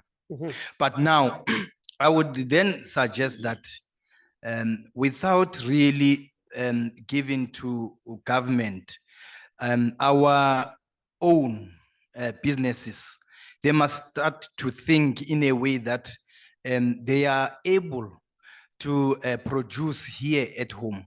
For instance, I just wonder myself why a white cane should be imported from US. A reading screen like Jaws should be imported from US, whereas we do have such companies that can be or are able to produce such goods.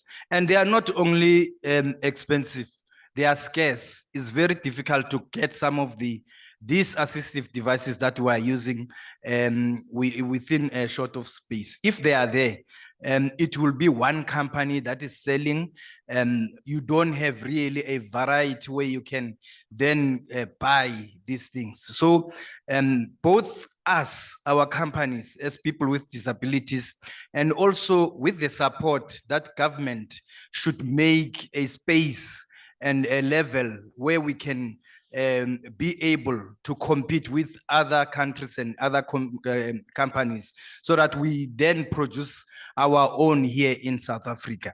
And also the way that the support is given.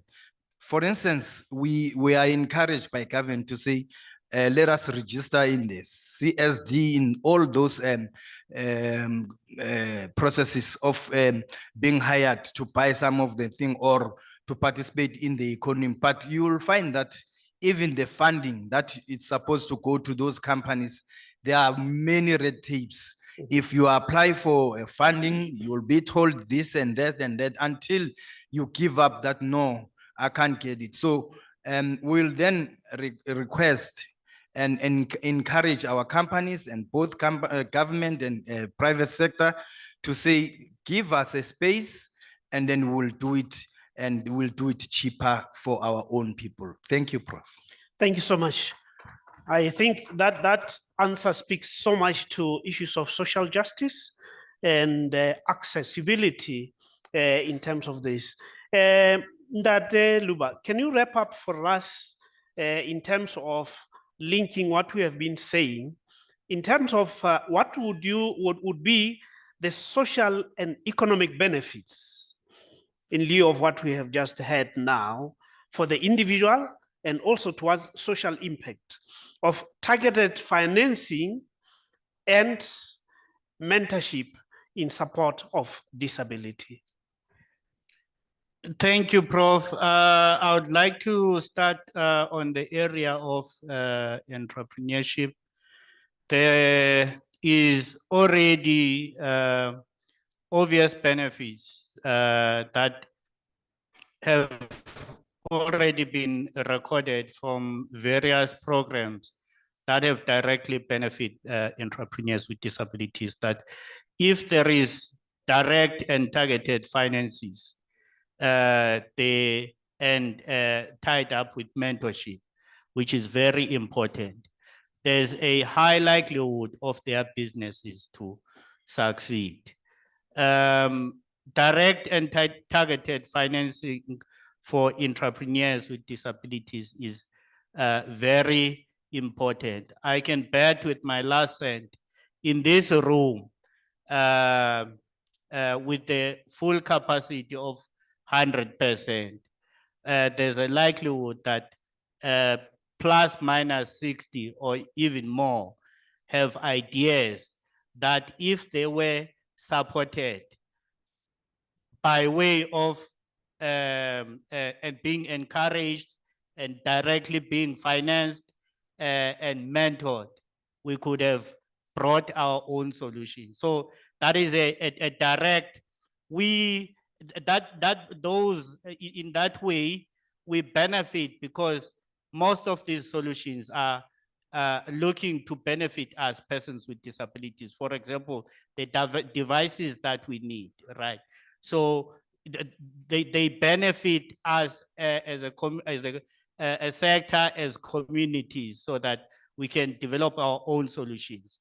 But then also it benefits even government, so that we don't always look around not knowing where to look for solutions, but rather support what is being brought forward by the people that are being affected by the problem. So it benefits everyone. And I think we should be encouraging people to one thing that I've learned in the process of D20 is very carefully listening to the people's story, where they come from, and also opening up for people to provide, facilitate a dialogue and a very well-structured dialogue of people coming up with their own solutions.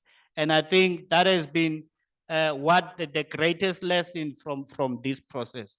And as we had, that has resulted to the cause of action. I think if taken seriously, and of which we are hoping to, we've got all the solutions on the calls of action, because they are very practical on employment, on entrepreneurship, and everything else. Thank you, Prof. Thank you so much. Colleagues, thank you so much. This is how far we go with our questions on the platform here. But I would like to start with the people online so that we give them an opportunity before we can engage in the discussions ourselves. Then after them, we'll take the questions from the floor. Thanks, Prof. Just to actually more comments. The one person comments on the need to actually train social workers as well. So we talk about teachers, training teachers, those kinds of things, but also actually social workers, because in many cases they are the interface between the children.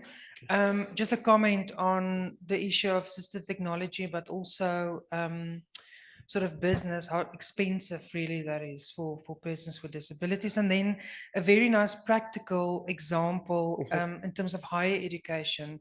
The person mentioned here that persons with disabilities or students rather must be actually on committees, for instance, the SRCs. So if you can get that going, there might be some shift happening. Thank you I so think much. that's it from the online community at the moment. Thank you so much. I think we have a roaming mic. Any questions? Yes, I can recognize the hands there, a hand here, and the hand here, and a hand there for you, sir. Let's start with those four, and then we take it from there. Thank you so much. Thank you very much.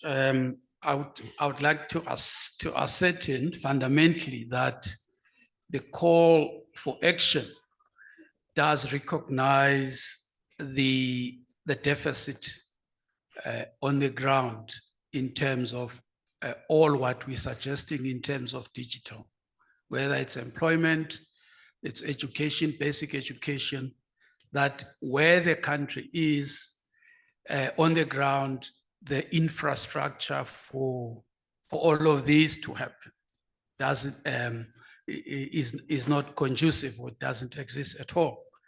And it should be the fundamentals that should be underpinned and as a principle for this call that is being made from D20 going forward, that there should be serious investment if inclusion is to take place.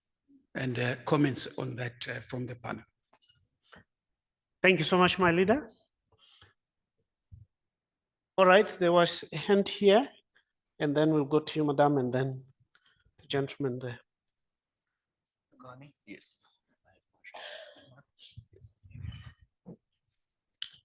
Hello, everyone.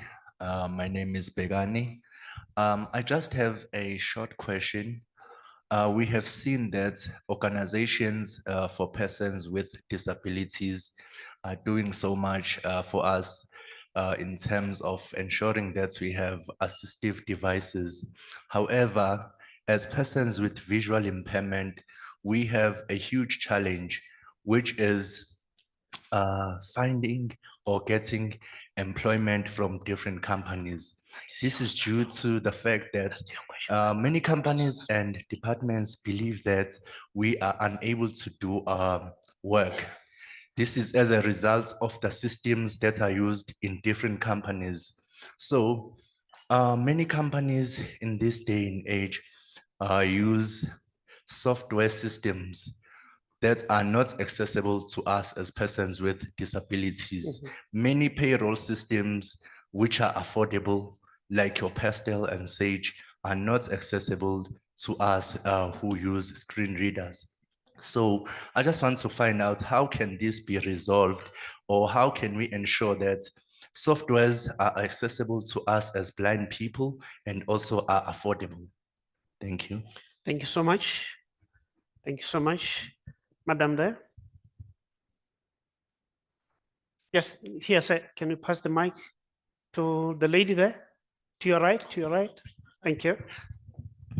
Thank you, Chair. My name is Portia Loilane. I don't have questions, but I wanted to give inputs, which in my, I want to make that this D20 makes sure that they get included in the G20, because some of these things are dependent on government coming on board to assist us and not just paying lip service. One of the issues that in terms of inclusive education that I think is necessary is for the curriculum from daycare to include issues of disability, because it's at that stage of the young child who they can include other children so that they understand, they don't stigmatize the disabled child, so that we don't have special daycare centers, but we have inclusive daycare centers from the word go. Secondly, I think there's a program for assistant teachers in schools. Those assistant teachers could also be empowered to deal and assist disabled learners at the schools for non-disabled children. We may at least get mileage on that. The other one, I've got two more, just one more. I would like I think Dr. Nzo mentioned that they have got some issues of assistive devices included in the C20. But I'd like to re-emphasize that the access to assistive devices is the one that is making other learners and adults not able to participate fully. If government can at least fund, even through the medical aids, subsidize that we get wheelchairs that are comfortable, not the ones that are offered at hospitals, because they're not comfortable. We need to get wheelchairs that are comfortable for our lives so that we can live our lives perfectly. Thank you, Madam. The last one, sorry, the last one.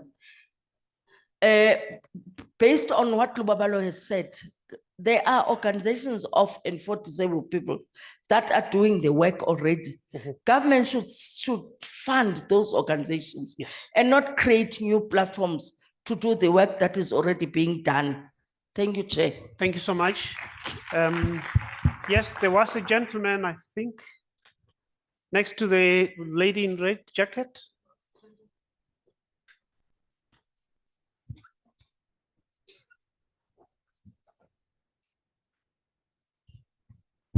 Thank you. Good morning, everyone. Cantol Ponja from Mozambique.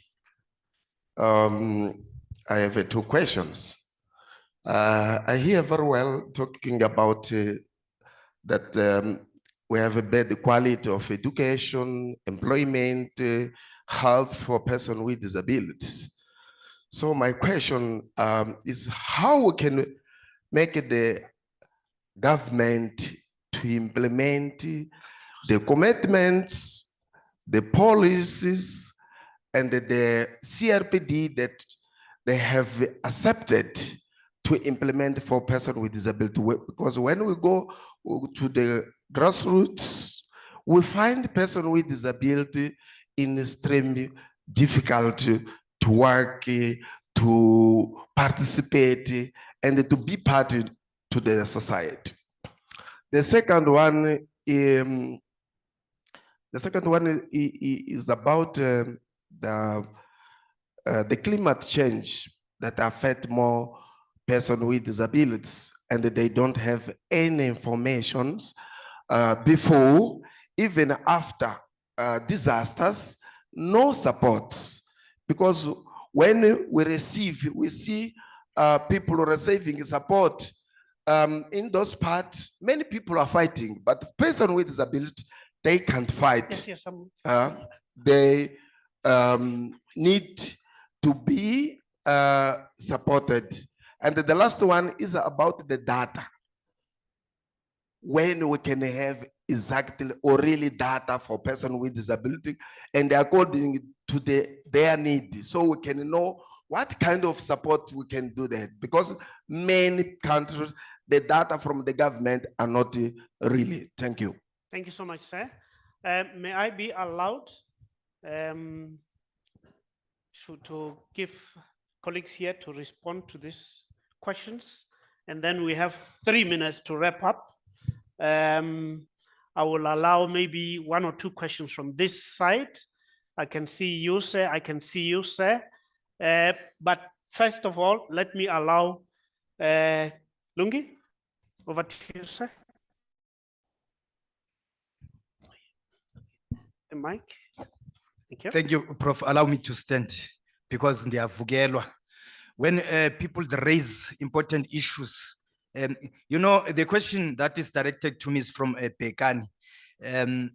I hate to depend to somebody else to do things for me. Therefore, in most cases, in where we are working, these companies and also government makes us to depend to somebody or to them, as if it's a mercy for you to be employed in that particular company. But also, I just want to advise us as people with disabilities that it's also in our hands that we can change this scenario that is happening within our country and also international. One, we should be able to gather the information of how these assistive devices we can get them. But also I know that there are organization of people with disabilities that are giving trainings for you to be independent in your work place or in your school or wherever you are, so that you are able to do this on your own. But like I have indicated, Prof, before, and people in the hall, to say the problem that we are facing, that is really a problem, is the pricing of all these assistive devices. They are so expensive. I can tell you, there was a question about the wheelchair that the medical aids, they should assist us. Even those schemes, medical schemes, they refuse to do that because they are saying they are more expensive. So if there's no one who want to assist us, let us start and action our views. It won't help us to sit in this hall and talk and without any action. So I'm requesting down on my knees that it's upon us that we voice these things so that the government can listen us. He can listen to young people. He can listen to women. What about us? Thank you, Prof. Thank you so much. The next question is about on the curriculum. Yes, madam? Yes, let me just see, I made some notes here. Yes, no, I strongly agree with that. I think that is one way to reduce stigmatization and discrimination against persons with disabilities. And the sooner we start from the youngest possible age, the better. And that's also one thing that specifically came up in the work streams with the education, is that it should be incorporated in the curriculum across the field, no matter, also when you get to a university, no matter what the field is that you're studying, it must be incorporated in some way or the other, if it is only to create awareness. So I strongly agree with that. Prof, can I respond to the other Yes, comment? please. Then the comment on the digital inclusion and linking to what Lungi said now about it being so expensive, I just want to mention also that's one thing that also specifically came up in the work streams. And the suggestion that was made, for example, is that the government can make these assistive devices available on loan, for example, to help a little bit with the costs. And also that the import costs associated with bringing these devices in where it is not currently available locally should somehow be waived, or there should be some assistance from the government to help with those type of costs. And then lastly, the issue about how to get government to do what we need them to do. There was a very strong emphasis on monitoring and evaluation, and that is indeed in the call to action, as well as the digital inclusion. That's specifically in the call to action, and there's a specific mention throughout of the intersectionality of these things, that you cannot look at education in isolation, you cannot look at digital inclusion in isolation. You have to look at things together, because I think specifically for persons with disabilities, technology and assistive devices play such an important role to maintain dignity and, to really fulfill your part in society. So that is most definitely explicitly in the call to action. Thank you. Thank you. Thank you so much. We have two questions before the program director kicks us off the stage. I want to resist a little bit and give you a chance, and him a chance. Those two, he's already next to me, madam. I want to beg your pardon, please. Go ahead, sir. Is there a mic with him?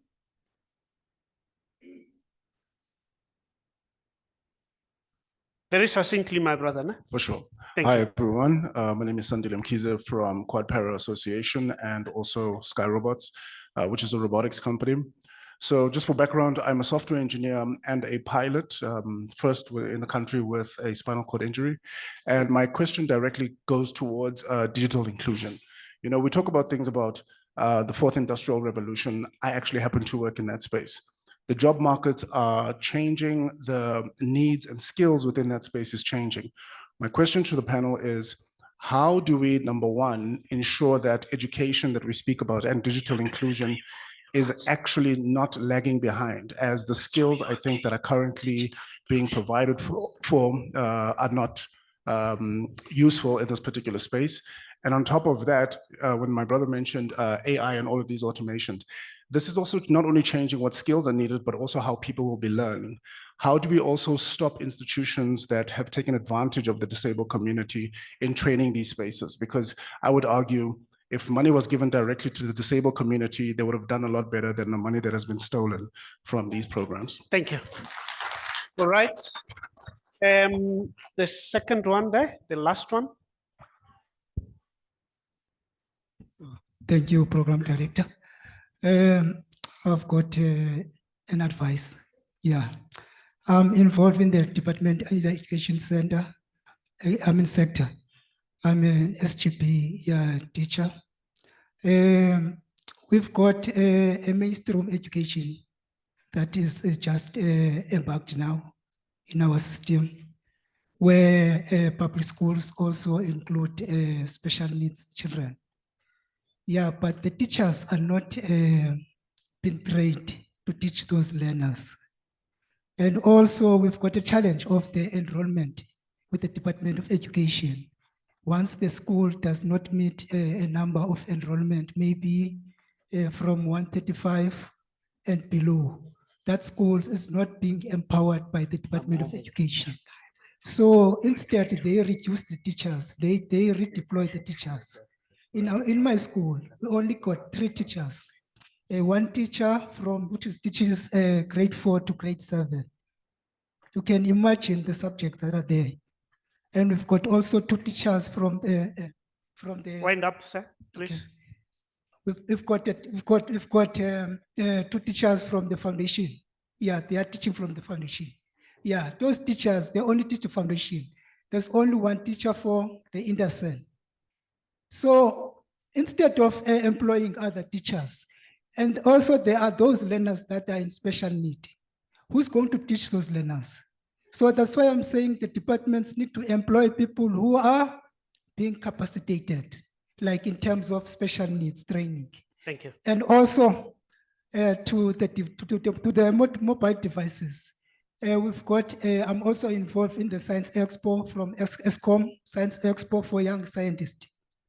I'm also there as a sponsorship organizer. We had a regional expo in East London. Those learners, they are very good, they are innovative. They can produce devices. They can produce devices where a blind person can be able to hear the sound of the bell. Okay, when the water is up, the bell rings. And so now we're trying to introduce the ones for the one who can see, but not hear the sound. Can I request, Yes. sir, that we stop right there? I'm being told here we are over time. Okay, I thank had you. requested that we become short. Can I ask you to respond as the last speaker, and then we descend the stage? Thanks so much. Thank you very much, Prof. You know, the digital assistive device is a worrying factor to our people.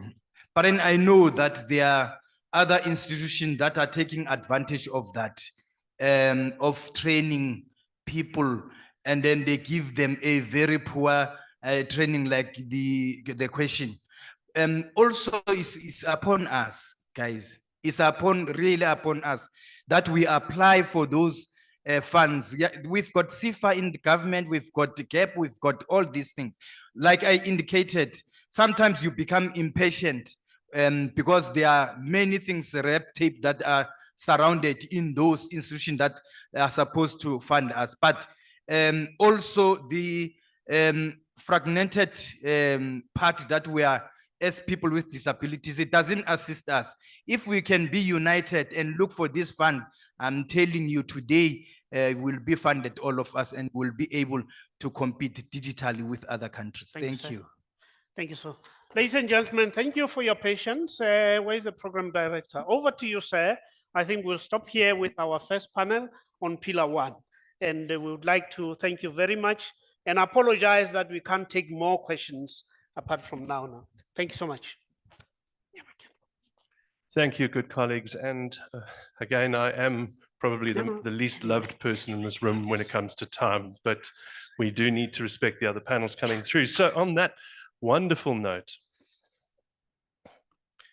may I please, as we move into Pillar 2, which is solidarity, may I please ask, in the conversation on social protection and resilience, Our moderator is Professor Wilhelmine Holmes, Associate Professor at the School of Law from the University of KwaZulu-Natal, my home, so I'm very pleased to welcome another family member to the stage. Professor Holmes. As Professor Holmes is joining us, may I introduce the panelists who will be joining us today. Barbara Majonjo, Workstream Lead from Zimbabwe. Dr. Erna van Westhuizen, who we met earlier, research team, and Mr. Sorry, my screen went blank. Mr. Komivi Ayaso, Executive Council member from the African Disability Forum. Please, will you join us on stage?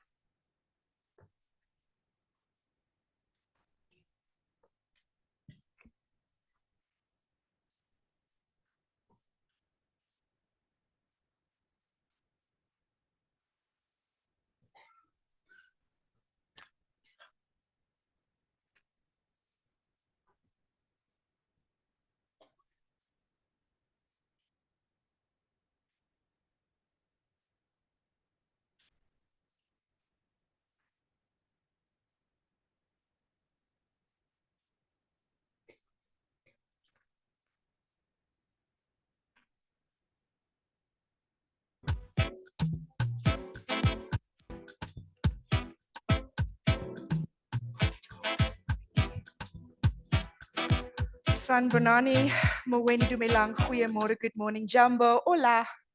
It is lovely to be here. Wamkilikile, welcome. My name is Veline, and I am extremely happy today to be on the stage representing the Global South and Southern and Western Africa with our panelists here on Pillar 2. We have Dr. Erna, who you've been introduced to earlier. We also have Ms. Barbara Majonjo from Zimbabwe, and we have Mr. Komivi Ayesu from Togo, right? So now that we feel at home, just a recap on our objective: to build an inclusive social protection system that integrates persons with disabilities and caregivers into all poverty eradication, health, and resilience programs, ensuring that no one is left behind in the national and global drive towards equality and sustainable development. So we know that there are so many barriers and exclusions, which has been discussed today. So what this pillar talks to is an integrated, rights-based and intersectional approach that links disability inclusion to social protection, gender equality, health, climate resilience, and data-driven accountability. You will hear a lot of interrelated connections with some of the other pillars. We first start with inclusive health, rehabilitation, and community services. The D20 declaration calls on the South African government to redirect funding from institutional care to community-based rehabilitation and mental health services, to guarantee timeous access to assistive technology and repair and maintenance systems, and to implement inclusive national health insurance mechanisms, ensuring coverage for all persons with disabilities, including those with psychosocial, intellectual, and physical disabilities, and to establish a national health equity and disability council to monitor implementation, accountability, and financing of disability health priorities.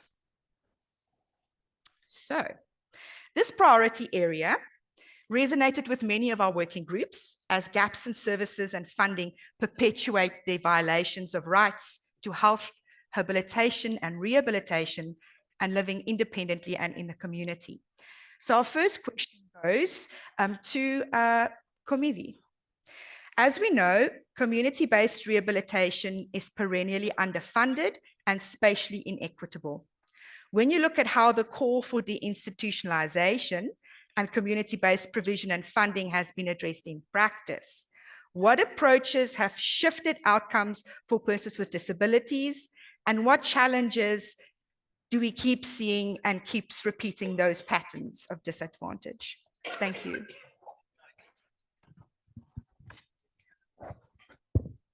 Merci beaucoup.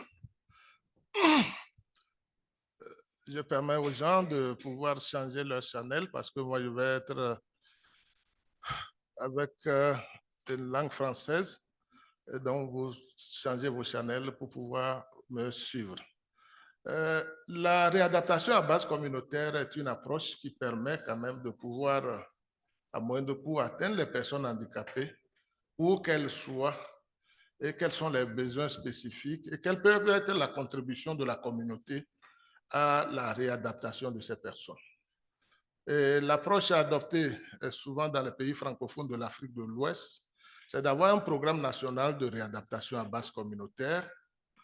Ce programme qui va permettre de faire des consultations foraines dans les communautés, mais également de former des agents de réadaptation à base communautaire pour pouvoir prendre en compte les dépistages de façon précoce dans les communautés. Toutefois, cette approche, dans la plupart de nos pays francophones de l'Afrique de l'Ouest, souffre de problèmes d'allocation budgétaire étatique. Et c'est sur la base des projets avec les donateurs que ce programme arrive à fonctionner. Et donc, le programme se trouve limité dans ses actions sur le terrain. Bien que la politique de protection existe dans la plupart des communautés, cette politique n'intègre pas suffisamment la réadaptation à base communautaire, d'où la difficulté d'accès aux familles ayant des enfants handicapés dans la plupart des communautés. Le souci majeur aujourd'hui, c'est de faire en sorte que ce programme bénéficie d'une allocation budgétaire conséquente, que des agents de réadaptation communautaire soient des agents catégorisés pour avoir des indemnités de fonction pour pouvoir faire le travail sur le terrain et que la sensibilisation puisse être accentuée afin que les familles des enfants handicapés puissent faire sortir ces enfants et bénéficier de ce programme pour rendre le programme beaucoup plus actif, utile pour les enfants et les personnes handicapées dans la plupart des communautés afin que la protection sociale soit au rendez-vous pour les personnes handicapées dans nos pays. Thank you. Thank you for that. So the situation in Togo is not that dissimilar to what is happening in South Africa. And Southern and Western Africa have many synergies in that regard. The legislative reform and social protection expansion is another key area in the D20 Declaration for South Africa.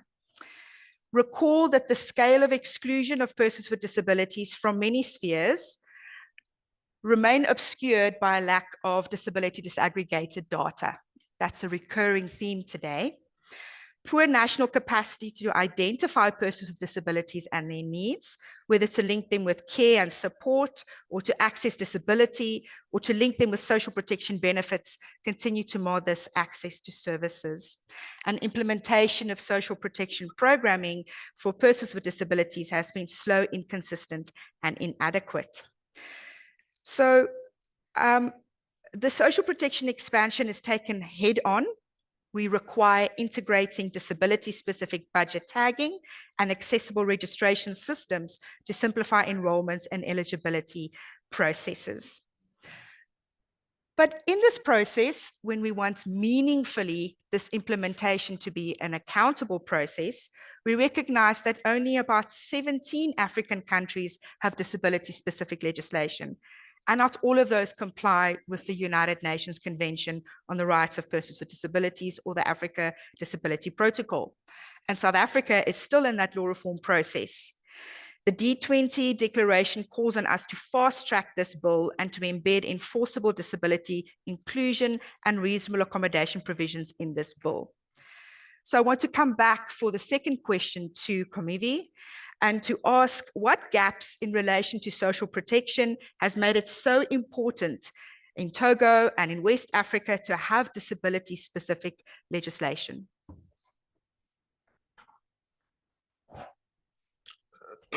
Dans l'approche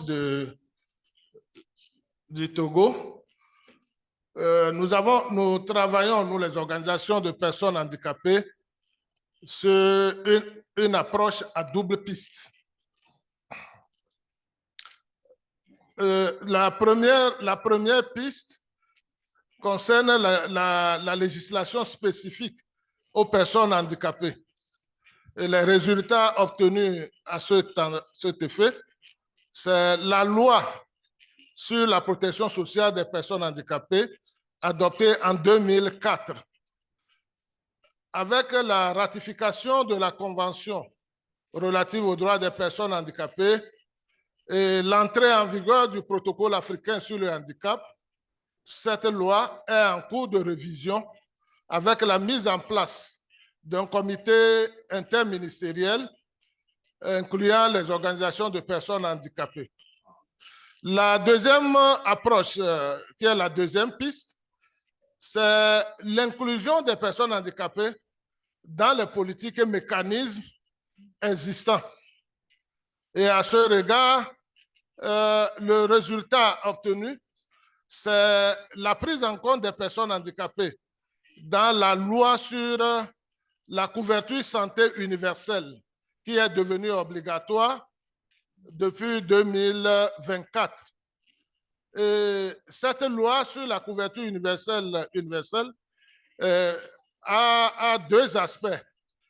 La protection sociale contributive pour ceux qui sont des salariés, que ce soit du secteur public ou privé, et la protection sociale non contributive pour les groupes vulnérables, y compris les personnes handicapées. Et c'est un élément important que nous avons pu obtenir dans l'approche inclusive. Ensuite, la pénalisation des motifs.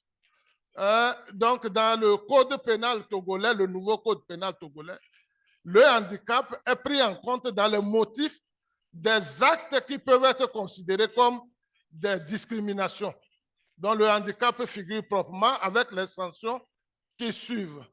Donc aujourd'hui, le défi majeur, c'est de voir les autres politiques, notamment la stratégie nationale de l'égalité, équité et genre, en ce qui concerne les femmes handicapées, la prise en compte des enfants handicapés dans la politique éducative, avec les allocations pour les écoles inclusives et aussi le fait d'arrêter, d'exonérer donc les matériels tels que les logiciels de lecteurs et puis tout ce qui rentre dans l'éducation. Et ensuite, enfin, le défi également, c'est la question des mères d'enfants handicapés.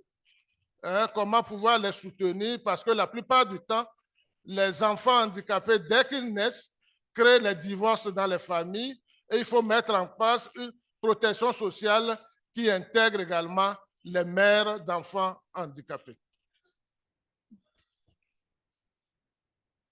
Merci.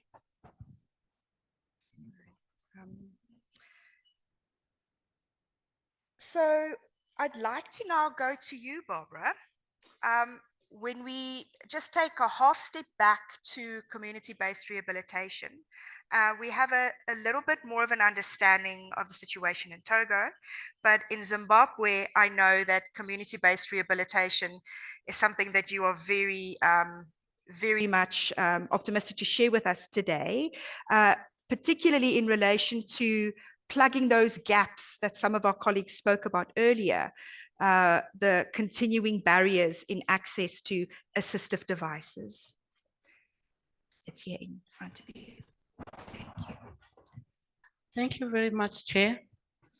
Well, before I go on to answer your question, I just want to send a message to our heads of state that when we talk about community-based rehabilitation, we're not talking about a Gucci handbag or a Louis Vuitton accessory, but we're talking about a necessity when it comes to improving the lives of persons with disabilities. So for me personally, Chair, I feel that having a community-based rehabilitation center will change the lives of all the children with disabilities. For starters, it is closer to home, and very few mothers are comfortable when it comes to sending their children 400 kilometers out to receive rehabilitation. So once it is in the backyard, we are talking about any child starting as early as 4 years old being rehabilitated.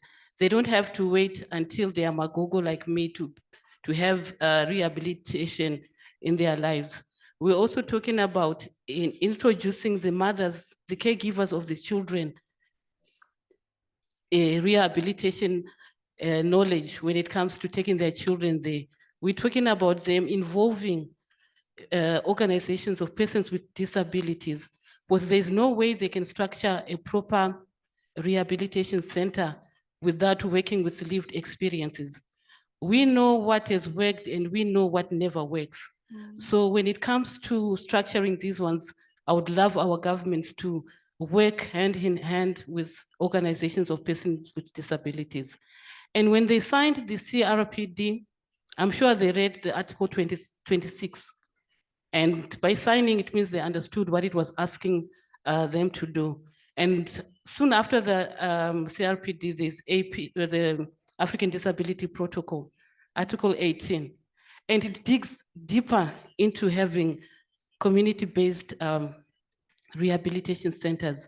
And not only are they talking about the community-based rehabilitation centers, but how can they be better than before, or better at all? One with funding to assist with the assistive devices that we were talking about earlier on, maintenance of those assistive devices, employing persons with disabilities to be part of the program, a continued funding of projects that can help us when it comes to manufacturing our own. It has been spoken about before. So if we are to manufacture our own as Africa, I think we will be at a better stage than before. Yes, it might seem as expensive at the beginning because most of us have centers that are lying idle, like maybe the community libraries that nobody visits now can be used to start off these centers. So yeah, with commitment from our governments, I'm sure we can start this off and make lives more inclusive and empower the person with a disability. Thank you, Chair. Thank you, Barbara. Coming to you next, Erna. So I have a specific question for you, coming on the back of Barbara discussing the central role of families and caregivers of persons with disabilities in basically being a stopgap for a lack in service provision, doing the work of many live assistants, taking the place of many assistive devices, carrying their children on their backs until the age of 13, sometimes in South Africa, that's been documented. So that's a reality for many of us in the global South, particularly in rural areas. And we are very excited to hear that the Inter-American Court on Human Rights has recognized the integral right to recognize the care economy. So where do we stand in our call in the D20 on this issue? I think maybe the first thought is that the issue that we're talking about surfaced within the work streams that we referred to earlier, because families keep on carrying the responsibility that should actually be public responsibility. I think that's the important point that came from the work streams in particular. And therefore it offers us the opportunity to actually turn invisible unpaid labor, because that really in many cases is what it is, into recognized resource part of the economy. And therefore it's important discussion within the D20, because we talk about inclusive economies. Then also the important thing that Barbara talked about, the fact that families really are in many cases the vehicles of CBR, so to say, you know, families are in the community in any case. And therefore we really need to think about the lack of legal status, the lack of support, the lack of labor protection, for instance, for informal care workers and caregivers, and so far. And then, Valine, just as you talked about the data, and I mean, the data issue is coming up across this entire conference, that, you know, we need to figure out how to actually document this so that it can be counted for budgets, that we can access or not access, but contribute budget for the social informal care economy. And then maybe just lastly here that the fact that it's not counted is the problem, like I said now, but it's not recognized as essential work. And I think that is the important thing that comes from the work streams. Thank you. Thank you. Thanks for that, Adna. I'm going to actually ask you to keep that. Sorry. I forget I have something attached to me here, like a celebrity. So I would like to also hear from you the South African experience of moving away from institutionalization to community-based rehabilitation has been quite checkered. We just have to say 2 words: life isidameni, and the world knows our shame. So it would be really helpful to hear where we are going in relation to this for the D20 call for South Africa. I think the first thing I want to mention here is sort of the intersectionality when we talk about the institutionalization. So for instance, we need to talk about housing. You know, if we say that we advocate for people to stay in their communities, where do they live? So we need to think about that. We need to think about the cost of disability. How can we subsidize that in many ways? So of course, when we talk about and sort of the issues that's coming from the work streams is the multidisciplinary team approach. What is our plan with that? How do we budget for that? How do we implement that? And that particularly is also in the call for action.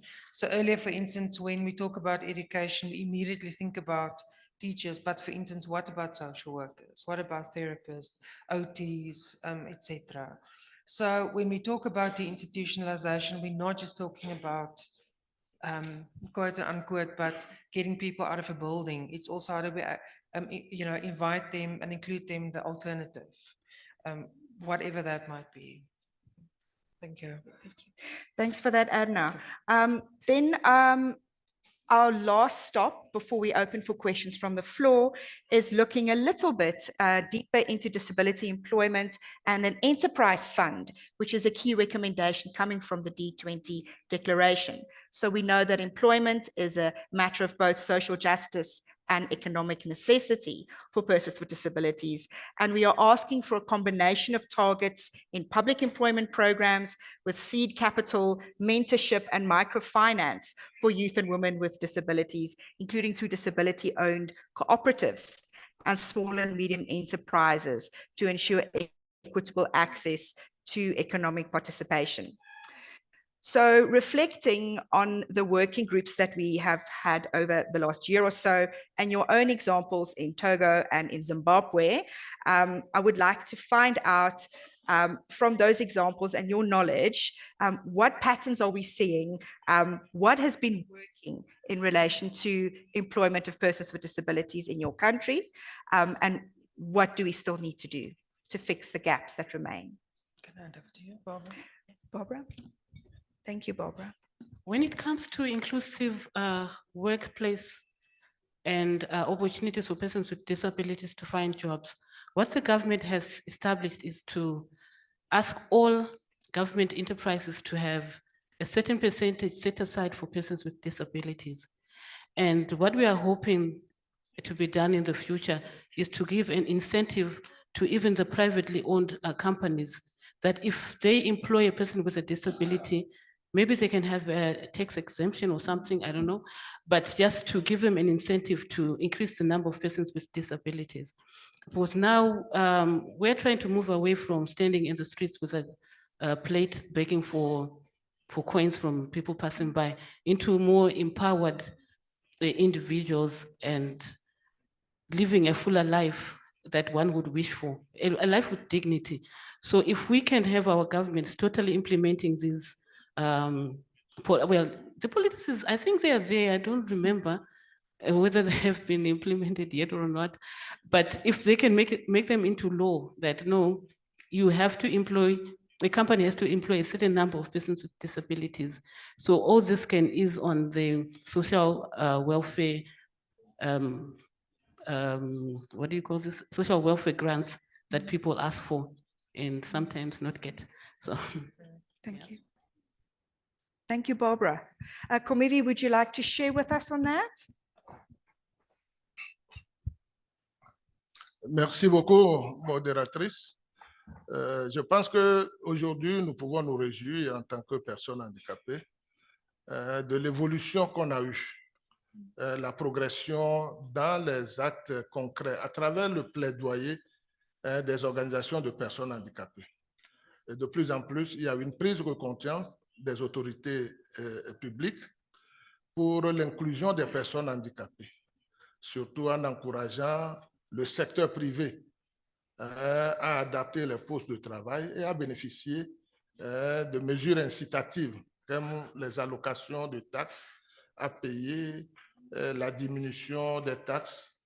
Mais il faut dire que beaucoup de choses restent encore à faire parce que souvent, lorsque une personne handicapée fait des prouesses sur la base de ses potentialités et de ses efforts, tout le gouvernement est fier.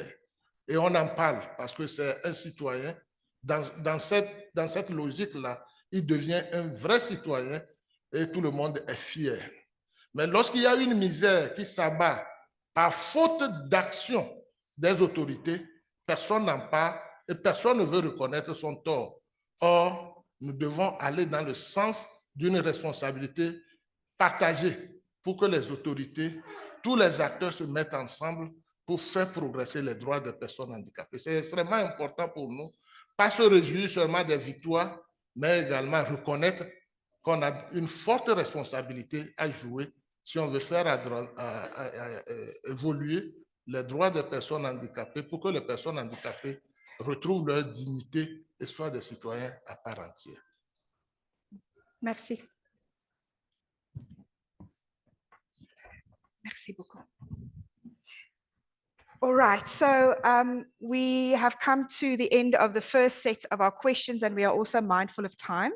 So we are first going to ask Lydia to direct us to any of the questions from the online community or any comments, Lydia. Thank you. Thank you, Willeen. There are two comments or questions in the chat box. The one is from Cleopatra Chabalala, and she basically raises the issue around independent assisted living for young people with disabilities who want to leave home, and that the system doesn't allow for parent participation in guiding what is required so that they secure independent living for their disabled children who become adults. And then she also raises across countries the problem of corruption, where officials, do not believe that young people with disabilities should have the right to be homeowners, and then how easily they can be stripped of that home ownership through by corrupt officials. But basically the plea is, how do parents participate and guide the process while they are still alive to be able to give their children as adults independent living. So that's just the one question to the panel. And let me just follow that up with a second one, which basically raises the issue of community-based rehabilitation as a tool to combat stigma at community level, especially in rural villages. To what extent are we really giving sufficient attention to dealing with not only disability stigma, but also gender stigma and all the other intersections? And to what extent have we got good practice in CBR being used as an effective tool for that? I will just take those two for now. Thanks. Thanks for that, Lydia. Colleagues, I think that I see Anna scribbling something. So while she does that, I'll go to Barbara. Are you happy to answer some of that, Barbara? Thank you. Well, the lady online. Just a moment. Just check. Is it on? Is it audible? Please speak. I think so. Hello? Yes. Thank you. Yes. When she spoke about having the community-based rehabilitation centers as instruments to fight against stigma, I think it can definitely work, because at the moment, most people are comfortable not talking about disability and pretending that it doesn't exist. So once it is right in the community, everyone is forced to look at the face of disability and be part of the change and be part of fighting for change and fighting for improved lives for persons with disabilities. So definitely I can agree with her that once we have these community-based rehabilitation centers, we are going to be able to fight stigma. For some of the stigma, painfully enough, even starts within the family, because people don't understand the disability. But once it is part of a daily routine that the parents, the mothers, the children, the sisters know what is happening at the rehabilitation centers, then we can definitely help community to fight stigma. Thank you, Barbara. Anna, would you like to add to that? Yes, just the online question from Cleopatra. I think in work with parents of children with disabilities, caregivers, sort of, let's just call them the informal workers, the few things that we see very often is the plea of parents for their knowledge and their assistance to be acknowledged. I think that's a very common theme when you work with parents, saying that, you know, it's fine if I go to let's just make an example, OT at the clinic, right? And obviously we acknowledge that support, but also how can you make space for me as a parent to actually influence that space or bring my knowledge and what I know about my child? The other very important point is also, how do we find spaces for parents to raise their voices and find collaboration? It's also a very lonely journey, and if your child maybe wants to live, you know, on their own or move out, how do you do that? How do you learn from other parents? How do you know of models that worked before? So I think in response to Cleopatra's question, I think it's the need for space for parents' voices to be acknowledged. How do we unify those voices, but also how do we connect parents to learn from each other in terms of best practice? Thank you. Thank you, Edna. Kumivi, would you like to speak to that as well? Voilà, le centre de réadaptation à base communautaire, par rapport à l'expérience que nous faisons, ce n'est pas un centre qui s'adresse seulement aux enfants handicapés. Ça s'adresse également aux parents d'enfants handicapés. Et pour nous, pour partager les bonnes pratiques, parfois nous savons que les parents, dès que vous avez un enfant handicapé dans votre famille, la famille même fait l'objet de stigmatisation et de discrimination. Et lorsque vous avez le centre de réadaptation proche de la communauté, ça permet de retrouver ces enfants dans ce centre pour le programme de réadaptation. Mais c'est l'occasion, c'est un espace également pour les parents qui ont des enfants handicapés de se retrouver de temps en temps pour échanger les bonnes pratiques. Comment ce parent a pu surmonter cette difficulté, le parent va le partager avec les autres parents et les expériences sont partagées et chacun apprend l'un de l'autre pour faire avancer la réadaptation de leur enfant et lutter contre la stigmatisation au sein de cette communauté donnée. Merci. So we now are at the end of our first line of questions. We have a couple of hands already in the audience. I'm also just making sure I see the time commitment. 5. So we can estimate 5 minutes. Okay, so we're going to ask please to keep comments to a 0 and questions to 100%. So please be very specific. This is not the only engagement we will have. This will be continuing conversation. So the first hand was a gentleman at the back there with a blue blazer. So he'll be first. Then I'll take a lady here with a black blazer. And then I will take a gentleman with a white t-shirt and a blue collar. Thank you. Do you have the roving mics? Thank you, Andrew. Okay, thank you. I am Ali from Mauritius, executive member of the ADF and the chairperson of Africa Down Syndrome Network. As parent of children with disabilities and elders with disabilities, I see daily gap in social protection. By listening to parents, the true expert, how will government turn the UNCRPD, the SDGs, the African Charter, and other tools into real practical support for families? Thank you. Thank you. The next question, please. We'll answer the questions at the end. Will you direct me? Yes, I'm directing you, Andrew. So the next one was the lady here with the black blazer. Sorry to get your steps in for the day. It's off. Just here, thanks. Thank you very much. My name is Noshin Amin. I listened to how important it is to support mothers with children with disabilities and the high rate of divorce. But equally, I believe the role of fathers needs to begin to change. We need to break the stereotype that mothers only nurture our children, but we need to begin to bring the male figure within the space. So how do we envisage to do this with our male counterparts? Thank you. Thank you. The third question is to your left, Andrew. Yes.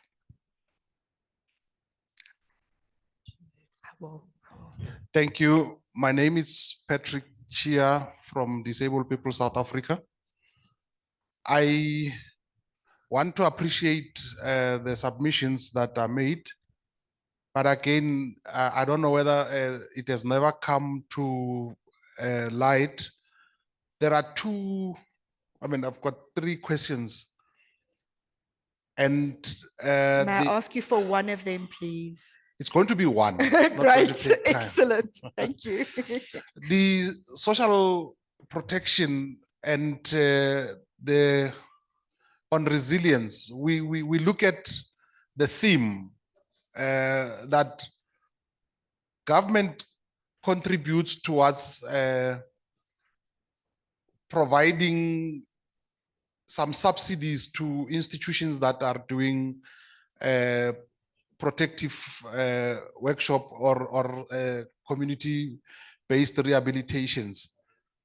But the funding itself does not match the the requirements so as to fulfill the independence of persons with disability in those centers.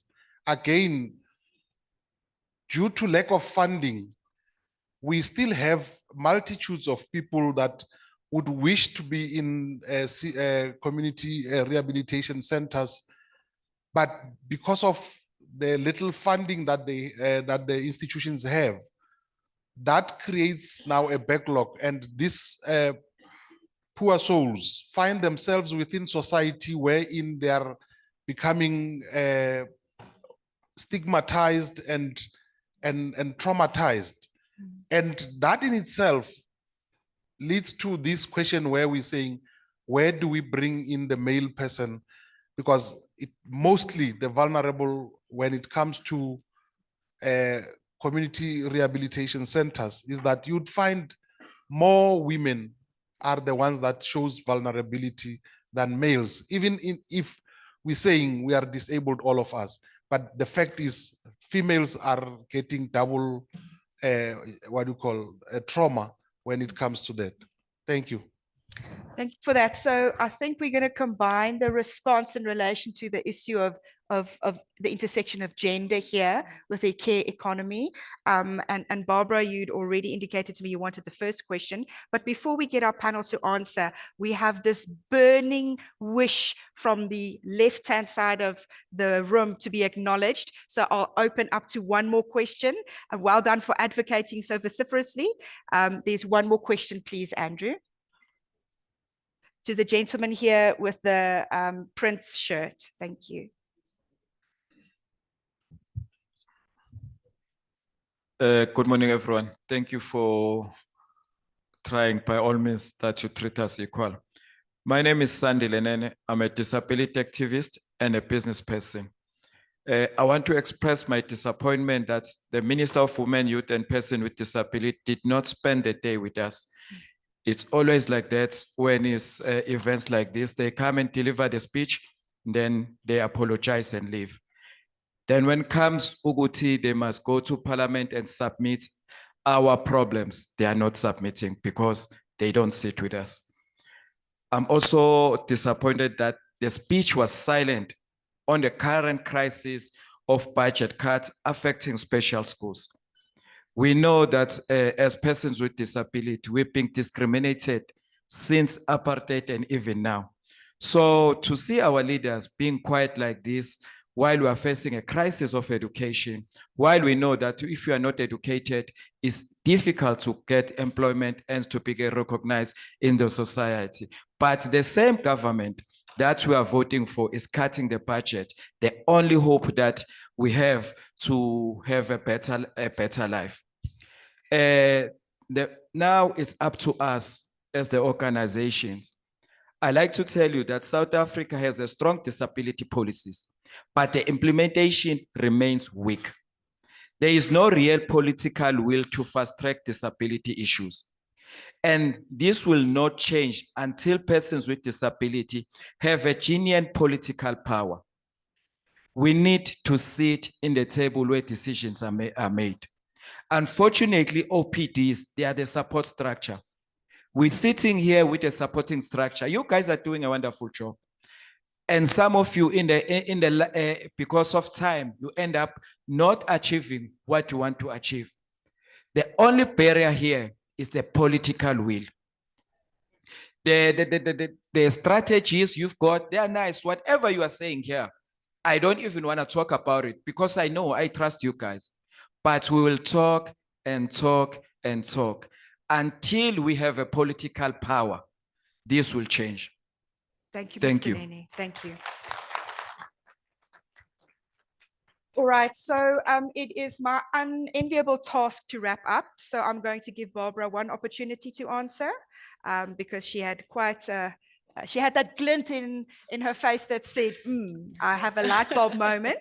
So Barbara, you have the last word. Yes, it's to my sister who was talking about husbands that leave us when we have children with disabilities. And she was saying, how can we ease that pain and how can we solve that problem? Because if I can answer you in an African perspective, our men are very proud. And if we approach them as women to change certain norms in their pattern, they will not comply. So one of the ways that we have realized can work is if we bring in other male-dominated organizations. We have what is called a men's forum in my country, where men get together in, I don't know what in English it's called, but it's a forum where men sit and discuss issues. And when they do that, they can go out and talk to men, even discussing issues of gender-based violence, men to men, or even discussing issues of how to be a father to a child with a disability and how to be a husband a supporting husband to a woman with a child with a disability. So I think my solution on that one is to involve other men organizations to go out with the information and talk men to men. And maybe one day our men will realize, no, that co-parenting is the way to go when there's a child with a disability. Thank you. Thank you so much, ladies and gentlemen. To our panel, if we can have one round of applause, please. And thank you for your patience, and I hand over back to our program director. Thank you.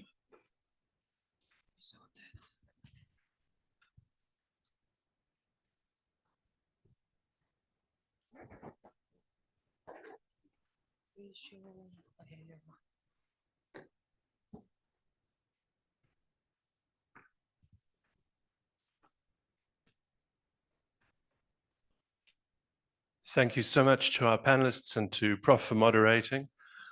We have now come to, for some, the most important element in the program for today, lunch. We've also worked to accommodate and make it a little bit easier. We will be opening up an entrance to my right, which will have access behind us where you can get lunch. To my left, you can see a door that is already open. Again, access to lunch. Please don't all rush at the same time. And help yourselves, and then please come back to your tables and you can eat at the tables. We will do what we can and where we can to accommodate you, but please feel welcome. Now, we are pressed for time. Each panel, as you can see, is stimulating tremendous passion. And I, like you, have been to many of these conferences where we need to share our voices. We are definitely looking to include you as we continue, and especially the left side of the room side of this here, we would definitely like to see more of the questions asked and answered. There's no bias, so we will be making sure of that. Our next panel is scheduled to start at 1:20 p.m. So please, if you can be mindful of time, and of course you will see me rushing after you and trying to herd you back inside. But thank you so much for your time. Again, remember the toilets are just to the outside. And if you have any questions, please reach out to myself. You may see Andrew, a very tall person walking around, or alternatively, speak to one of your colleagues. Thank you for your time.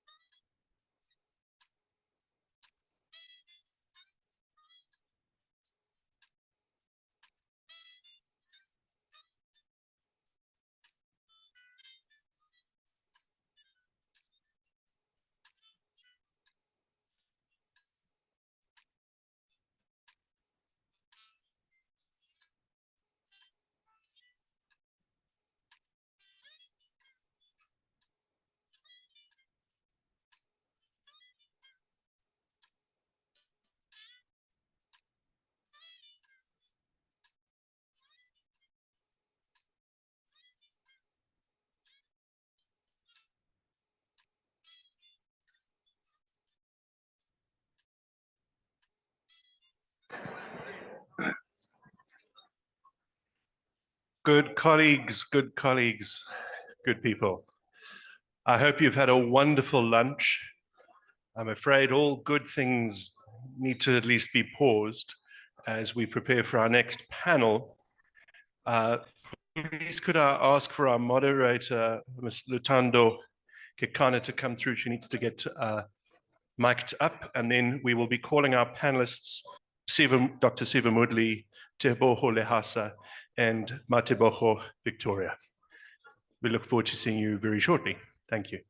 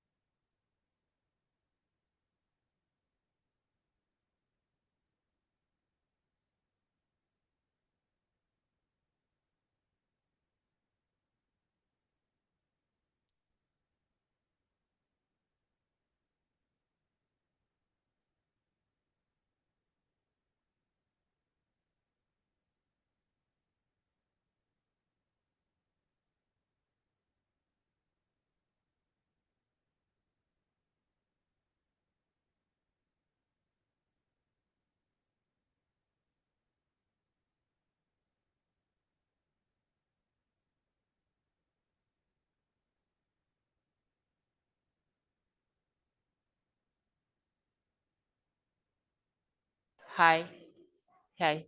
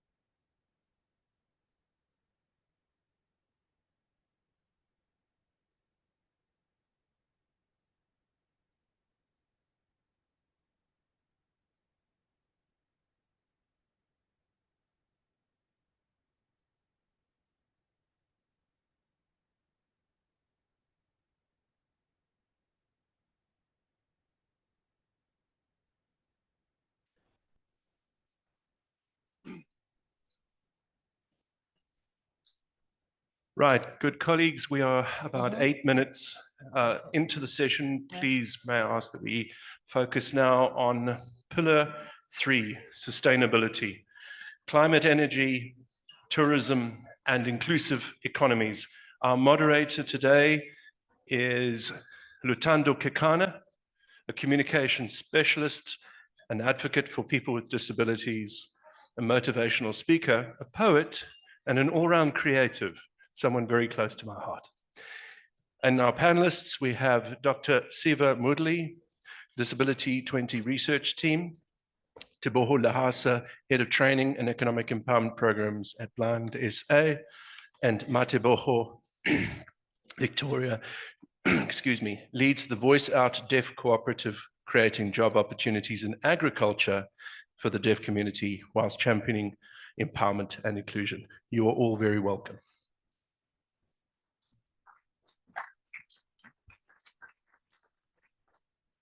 Hello, hello, everybody.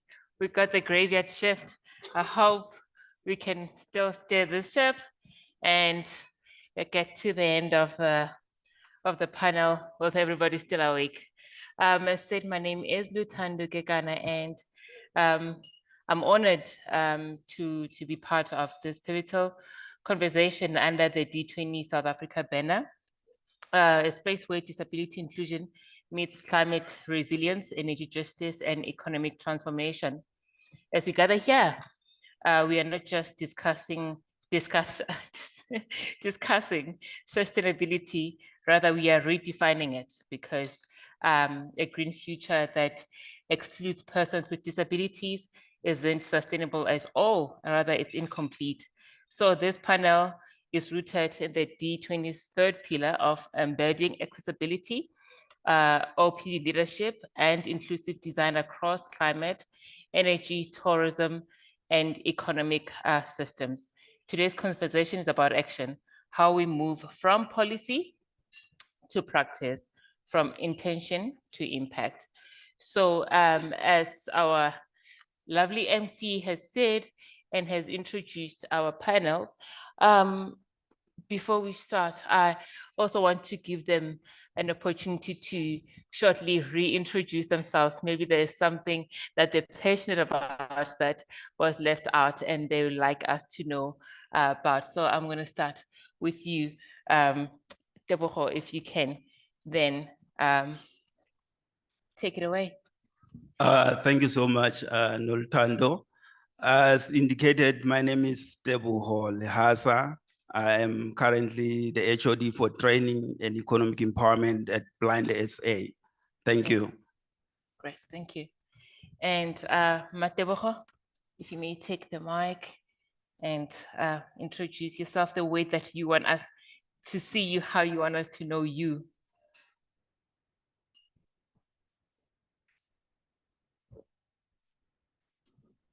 Hi, my name is Mateboho. My surname is Victoria.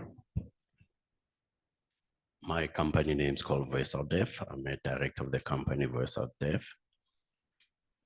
For those who are blind, I'm wearing a cream jacket, a light skinned. So, and I love farming. I'm very much passionate in farming. Thank you. Thank you.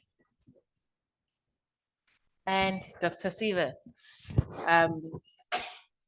Yeah, I think just call me Siva. That's all. I've been calling you Dr. Siva, No. Dr. Woodley the whole day. No, just call me Siva. That's Call all. you Siva. Yeah. All right.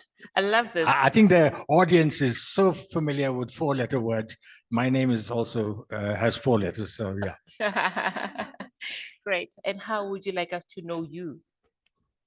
As Siva, as one of the research D20 research team members. Great stuff. Thank you so much. Thank you so much. Now,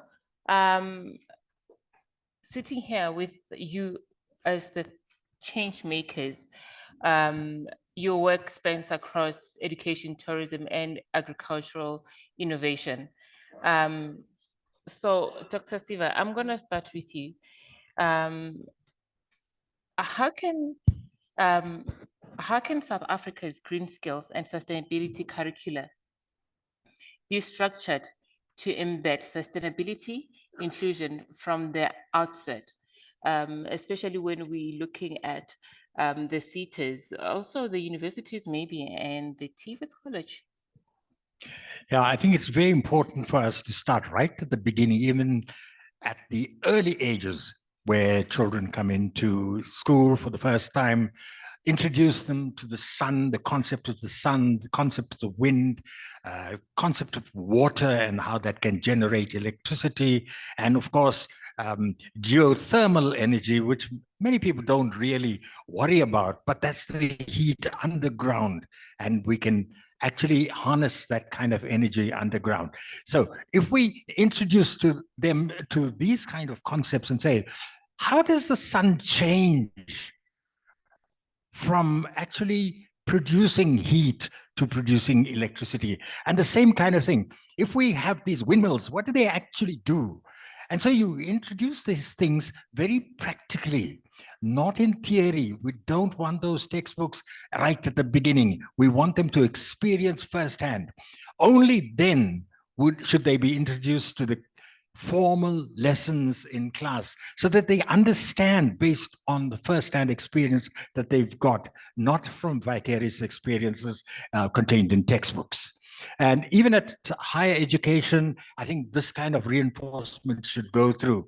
Unfortunately, the green energy transition is taking longer than expected. We've got lots and lots of sun in South Africa. We've got lots and lots of wind in South Africa, in the various provinces.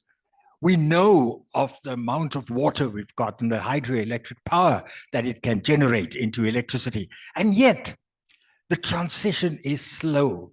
And that's why we need to introduce learners, students, in fact, adults, to the concept of using clean energy, or what is often termed green energy. Thank you so much, Dr. Siva. I've got a bit of follow-up questions, but I think we'll follow up later, or maybe we can even just do it now. Understanding what you just said, but looking at the reality of persons living with disabilities and always being excluded, now looking at green energy interventions, how do we then make sure that persons with disabilities are taken into, are taken in from the onset as well, so that we're not an afterthought while the system is at the end, then they said, oh, but what about persons with disabilities? How do we make sure that learners with disabilities also benefit from here? Why would it be different for learners with disabilities? Because if they're going out into the sun is going to produce the same kind of heat, whether you are a person with disability or not. The same kind of thing would work with wind as well. So I don't think we should compartmentalize persons with disabilities or learners with disabilities and provide different curricula for them. They've got to be an inclusive society, and they've got to experience everything inclusively. Different. Perfectly. Thank you so much. Thank you so much. So my next question is going to go to Debohol Hassa.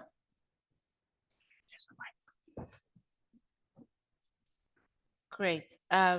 My question for you is, how can the proposed National Accessible Tourism Certification Program ensure meaningful participation of disability-owned enterprises and avoid tokenistic inclusion? Thank you, Noel Tando, for the question.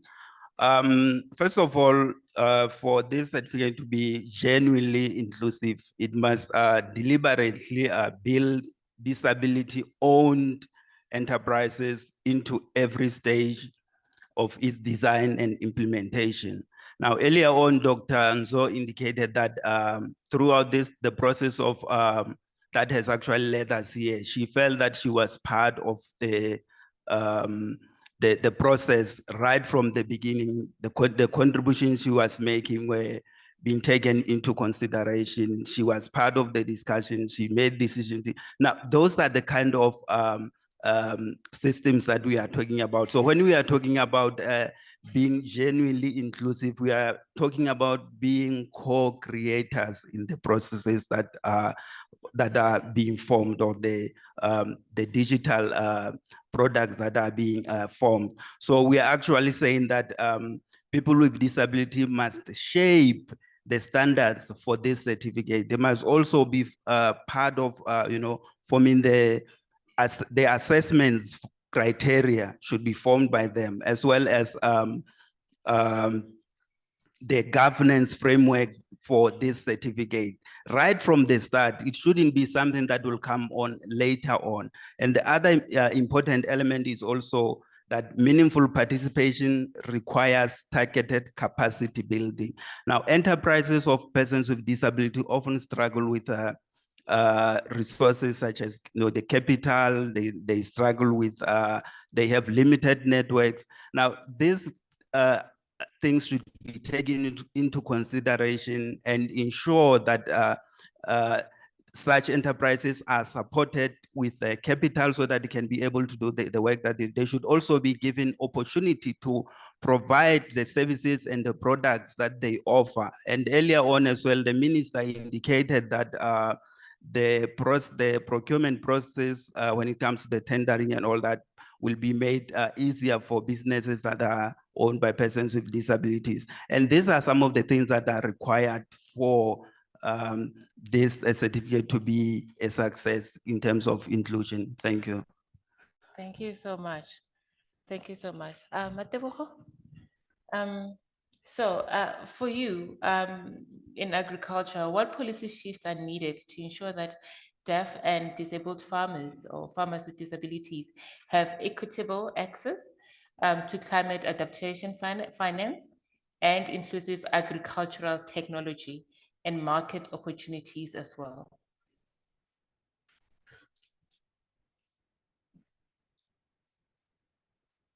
Yeah, first, policies that need to shift specifically for persons with disability. For example, in the climate space, I am a farmer working with 15 deaf people. So, and I also have other new 18 other persons with disabilities, excluding deaf. So this climate shift, so they need a support where deaf people, they cannot be able to hear the weather. Example, when we are inside the greenhouse. So when they're actually working, they don't even know what is happening outside. So secondly, if there's maybe a tunnel is actually going to be damaged and then it's raining heavily outside. So vegetables can immediately actually damaged. So what do you do? So these technologies in agriculture, there's a lot of things in the farm. So when deaf people are there, there's a little technology that we currently use at the farm. Example, when there are snakes at the farm, so deaf people, they can't be able to scream. So when we want to go to toilets or there's a person inside, so remember now, when somebody is stuck inside, they won't be able to know exactly what is happening. So you need a technology that will be able to actually alert that there's a person. Tractors, you need a tractors that are specifically designed, the technology designed for a person who's using a wheelchair, so that they can be able to have a device that can be able to help them to climb in the wheelchair. I mean, especially for deaf people. I mean, they need to know when is the weather going to change, what is coming, what is happening. So those are technologies that are needed that can be able to help. So know when exactly what is going to happen with those funding that needs to be actually designed specifically for persons with disability for these technologies to be included in the farming space. The support we get now is only the production inputs like seed. And then there must also be a training specifically designed for understanding the market access. Example, I mean, for my experience, when I go to Joburg market to try to communicate, the communication barrier always needs somebody, an interpreter who can be able to help. So there's no one who can be able to actually assist. So driving to the market, how, if you are a person with disability, need to load your stuff in a truck. So those technologies can also be able to help to deliver your stuff to the market. So those are barriers, difficult barriers that we need to include as part of the shift in the market. So these finances must communicate that. So those policies. Great, thank you so much. Before we even move on to the next set of questions, we're going to turn now into innovation, accountability, and systemic change. So, Siva, yes. What accountability or a mechanism such as disability, this word, disaggregated data or inclusive procurement targets should be institutionalized to ensure persons with disability benefit from climate or energy investments and initiatives? Please. Yeah, I think that's an important point because we've been harking back to the whole issue of disaggregated data in terms of disability. And only if you have reliable data can you actually provide the kind of service we're hoping for. And in terms of climate resilience, the kind of funding we need to provide for farmers, the support they need to ensure that even AI systems are integrated into the farming for climate farming. And the disaggregated data would actually provide that kind of crucial information so that we can make informed decisions about where service needs to be provided, how it needs to be provided, how we can partner with persons with disabilities so that they are not only recipients, but they can take the decisions on what kind of support can be provided to them. Great stuff. Thank you so much. Quite insightful. Now, Deboho, back to you. Based on what the Siva said, so what role do you think that the digital platforms and AI tools play in transforming tourism into a barrier-free sector? And how can we rather ensure these technologies are accessible to blind and visually impaired entrepreneurs? Thank you so much for that question, Noltando.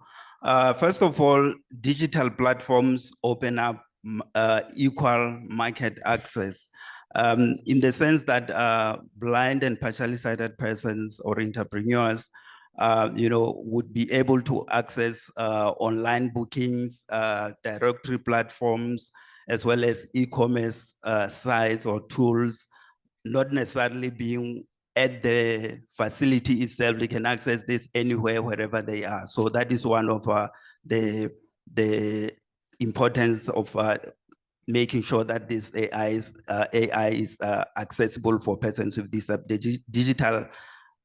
There's digital accessibility. And then the other point is that AI makes information more accessible and usable in the sense that screen reader friendly AIs, they help entrepreneurs with disability to manage bookings, for example, as well as to answer questions. They can also draft proposals using AI. And one thing as well, voice activated AIs like Siri or Google Assistants, They allow hands-free business operations. For example, checking reservations and entity market content as well.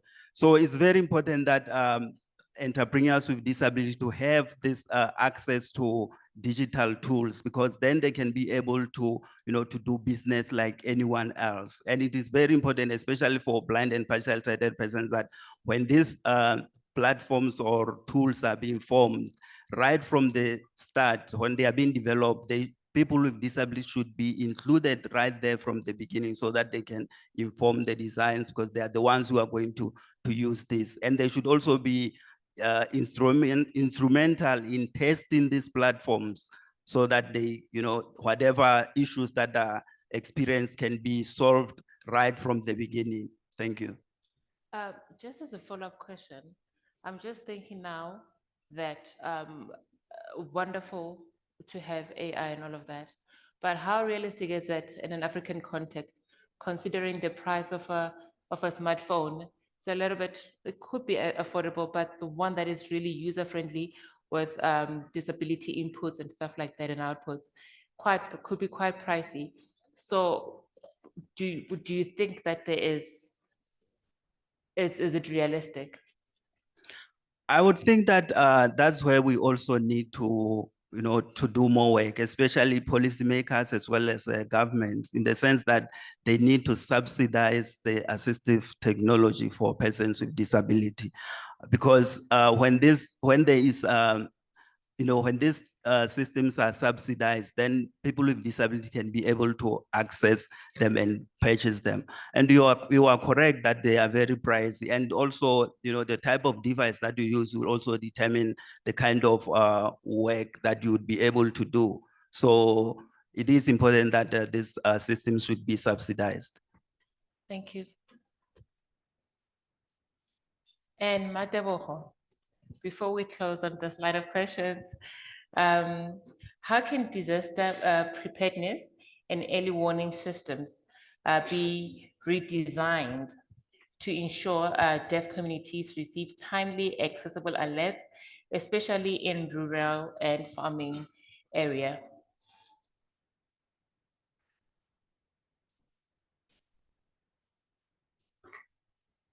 Yeah, talking about climate and these technologies. So there's not enough weather climate technology in the farms. Currently, from my experience, I have never seen any in the rural, especially just to know exactly and whether alerts that actually happen, when is it going to come, or what time, or which day. Meaning these apps that are actually available just to say when is the weather going to change. There's a lot of deaf people and deaf communities who don't have proper education. Some of them, they've never been to school. So some they finish schooling half. So with these apps, so just understanding the weather patterns, they are difficult for some of the deaf people to actually understand. These policies must be able to include and make sure they meet other persons with disabilities. Thank you so much. Speaking of that, I'm just wondering, in your own opinion, of course, do you think that the solutions to our problems in agriculture would lie with the persons with disabilities themselves, or with collaborations maybe?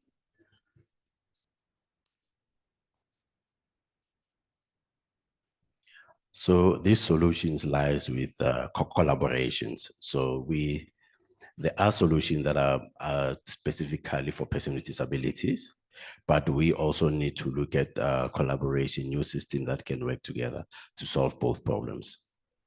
Great stuff. Thank you so much, Matebogo.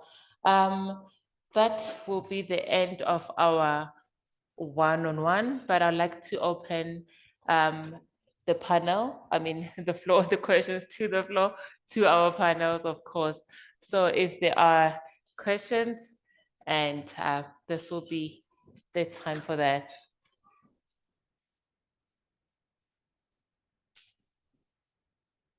Okay, there's a question at the back. And another one. I see 2 hands for now, 3.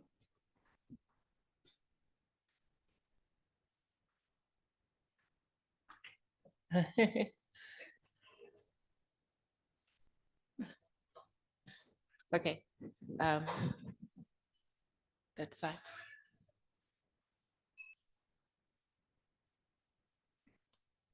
Yeah, hands that side. The microphone. Oh, Andrew, you can have this one, I think.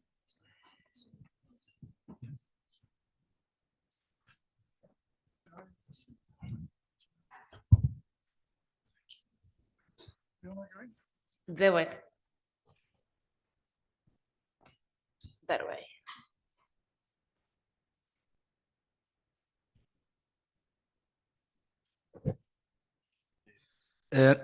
Thank you very much.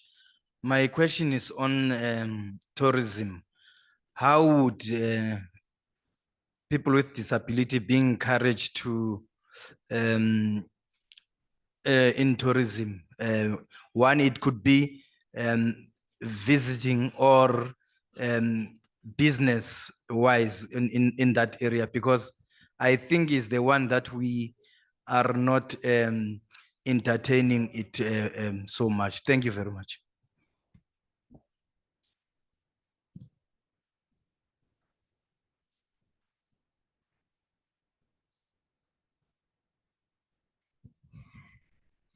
Merci.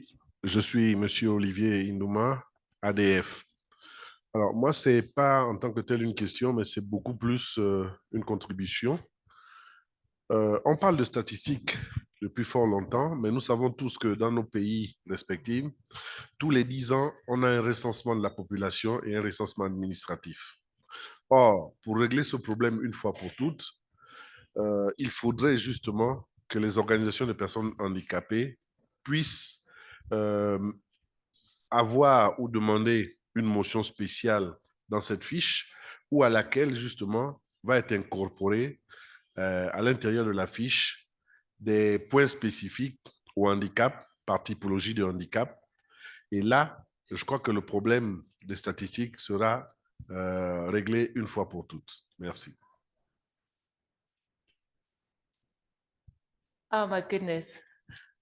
The moderator and the panels, they forgot their earphones, their earpieces. If there is anyone who got that, and maybe they can just quickly translate, that would be wonderful so that we can save time. Yeah.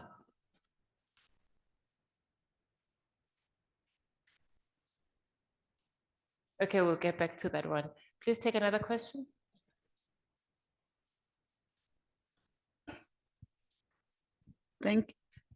Thank you very much, Chairperson. My name is Tandiwe. My comment around this is to say, irrespective of what is happening, if the budget is not inclusive and forcible, the next 10 years we'll be talking about the same thing. There's a need to be budget to be enforceable and inclusive. And if it means there must be punishment if you're not complying. And I'm not talking about single. When it comes to climate change, as an organization of disabled people South Africa, we used to have a program, we call it integrated community-based rehabilitation. What we were doing, we were collecting data of people with disability in each and every area. That helped most of the time. Now we may be saying we are going to teach people with disability, but we need to start now because of the climate change and start to be funded as NGOs to collect data of people with disability, because the census and whatever, they look at the population and they decide how many people with disability are there. That's why they can say to you 2%, 1%, 7%, because they don't really do the real data. it's assumption because they go to the population. If we can have that, I think, and no, and let me leave it that way. Great. So much. There's another hand and 2 more hands that side.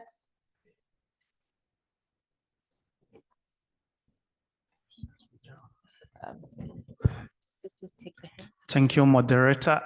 My name is Eric Ngondi with the Africa Disability Forum. My question goes to the avid farmer. You have about now, if I calculate well, those are around 33 persons with disability you're working with on the farm with different diversity.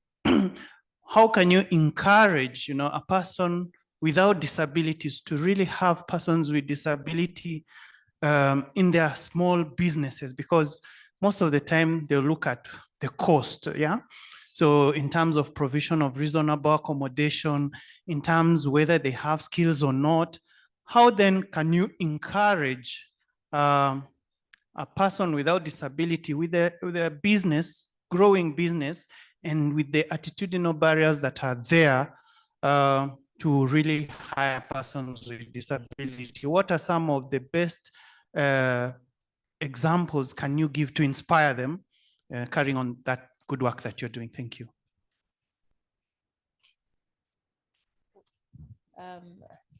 Was that the last one? No, let's just take the last one and then we can consolidate the responses together.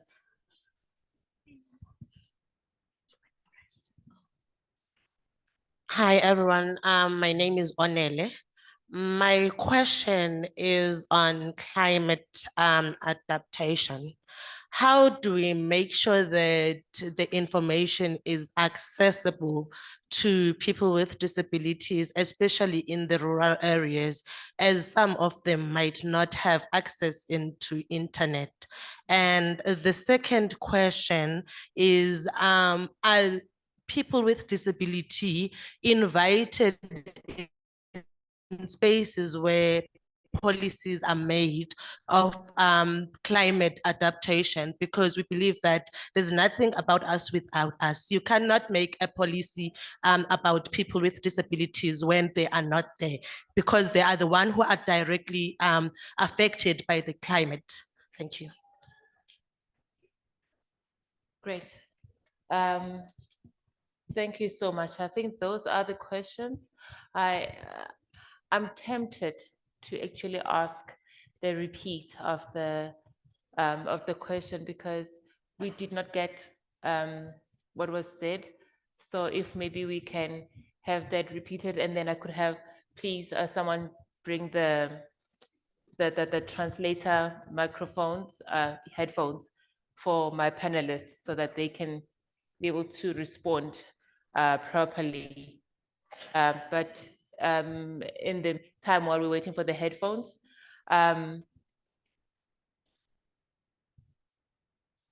Siva, Tebogo, and Matebogo, if you can maybe then start wrapping your heads as your closure, but in response to what everybody was saying. I think, Tebogo, you will talk mostly even into about the AI and the tourism question, and then Matebogo, but yeah, I think the other headphones. Yes. All right. Thank you, Matebogo. To respond to the first question regarding the tourism business in terms of how especially blind and partially sighted persons can be part or participate in such enterprises. I think, first of all, what I've realized is having worked with entrepreneurs with disabilities, that, there are a lot of ideas that people have, but because there is inadequate support when it comes to incubation, when it comes to, of course, the government in terms of the policies that support entrepreneurs with disability, as well as when it comes to the digital accessibility that we are talking about, there are still a lot of websites and apps that are not accessible for particularly blind and partially sighted persons, in the sense that most of them use screen readers, and some of these sites are not accessible through screen readers. So it becomes impossible for them to be able to get or access that information on such platforms. So it's not necessarily lack of ideas. It's basically lack of support as well, lack of accessibility, because I have come across several blind and partially sighted persons who are interested in entering into the tourism sector and as a tourist guide, as well as, managing establishments, guest houses, B&Bs. So those are some of the businesses that are existing that people can actually be running, whether you have, blindness or not. The most important thing is that you must have support in terms of accessibility, as well as the policies that support and the capital as well to start such businesses. Perhaps if I can also go into in terms of the accessibility for programs in rural areas. I think that most of the organizations that are operating throughout the country, they try as much as possible to have awareness programs in different areas, and people are invited to be part of these initiatives. And if people participate in such initiatives, then there will definitely be information that will be shared amongst communities. So it is important that when people get information about certain programs, they take initiative and take part in such initiatives, because it is only through participation that we can actually move forward. Thank you. Thank you. Your closing remarks? Okay. Siva. Sorry. Yeah, I Your just want to closing latch remarks, on to the issue of AI and digital access. I think the speaker mentioned the websites and so on, and they've got to be accessible. And there are tools we can use to ensure accessibility. And if they're not accessible, people can't get on. And if they can't get onto the site to do the booking, then their tourist dreams are gone. The second point about tourism is the whole issue of attitudes. Very often you get people who own these resorts or guest homes and so on, but they don't have the requisite attitude in responding to the needs of persons with disabilities. I had an experience and fortunately I was with a colleague, and I left it to that colleague. And the lady said, "Now, would you want this room or that one?" And the lady with me, my colleague, simply said, "Ask him." You see, that is the kind of basic attitudes we need to have instilled in people at that level, tourist sites and so on. The whole issue of climate resilience, the support we can provide to rural areas, yes, that can be done. It requires a lot of resources, and government here must come to the party to provide those kinds of resources. And yes, we have experienced persons with disabilities who are in agriculture, like my colleague here. So I think it's very, very important to use that kind of expertise to bring greater ripple effect expertise to the other farmers in the rural areas. What I'm saying is we can move the skills around simply by sharing that, because there are farmers with disabilities out there. Great stuff. Thank you so much. If you may please pass the mic to Victoria. We need your closing remarks. Yes. And also, I think there was a question that was directed to you.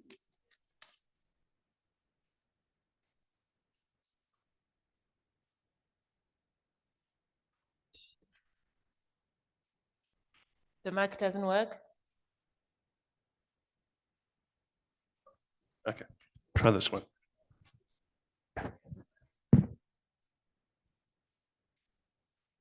Okay. The question about me as a farmer, like I have 15 deaf workers in the farm.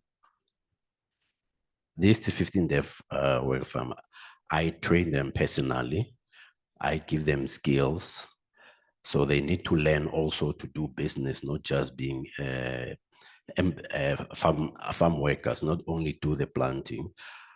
I also make sure that they learn to be independent and they start their own businesses so that they can also be able to hire other deaf communities. So there are few people who are deaf who are doing farming in the country. So we need to also to create a value chain where we have a new, like we have new disabilities now. They are starting this week. So at the farm, so it's also a new thing for me, so that I have to train other persons with disability where I don't have skills of. They range from the age between 18 to 28. So I also have to be able to train, to learn, so that they can also be independent. And this new experience and the technology, they also need, they have to adjust to communicate and integrate with the deaf. Currently, none of them knows how to sign, so that will be an experience for me. So where they'll be able to actually learn, support them, and so that they can be independent. So remember, everyone must learn to be, soon, the government can also be able to assist with the funding. So not only me, and then it will be the next person also going there and to be inclusive in the farming space, and so that they can learn independent and be farmers themselves. Thank you so much. Thank you so much, panel. Yes. Oh yes, please. Would like to open the floor to the online for comments and questions. If the MC can grant us just 5 more minutes. Thank you. Thank you. There's a comment here from Tutula Sodumo, who says, as a Black woman from the Eastern Cape who has witnessed how culture shapes our daily realities, she wants to know, how do harmful cultural beliefs and long-standing stereotypes in our rural communities continue to limit disabled people's access to climate disaster information, evacuation, and relief? And what must we change to ensure our protection is not an afterthought? Great question. Yes. I think Dr. Siva or Mateboho can take this one. Okay, Siva, Mateboho is giving it to you, if you may. Here's the mic. I think in many respects we've covered that, because we want to get a whole approach to that. OPDs, for example, there are organizations that have regional, provincial structures, and the kind of support that can be provided there with the expertise that's already available within the sector, within the farming community in terms of climate support. Thank you so much. I hope your question is answered. Do we have any more online questions? We don't. Thank you so much. I think this will be the end of our session. And I think all of you, we can agree that the common thread is to be intentional. Also, representation really matters. So without further ado, I'd like to get off this ship and say it has been a pleasure. Thank you.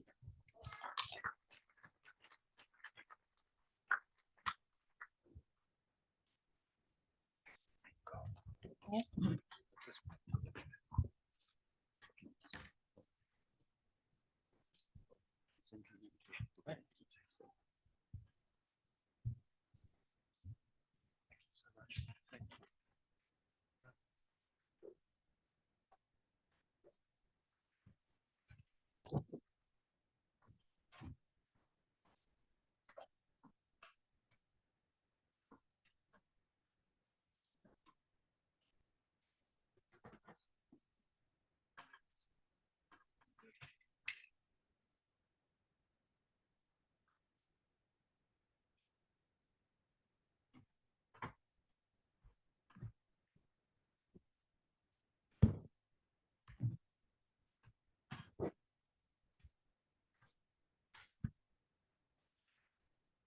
Thank you so much, Latando.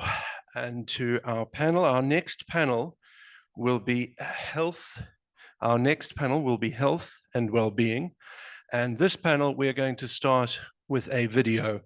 And thereafter, I'll be calling forward our moderator and panel. Let's start with that video.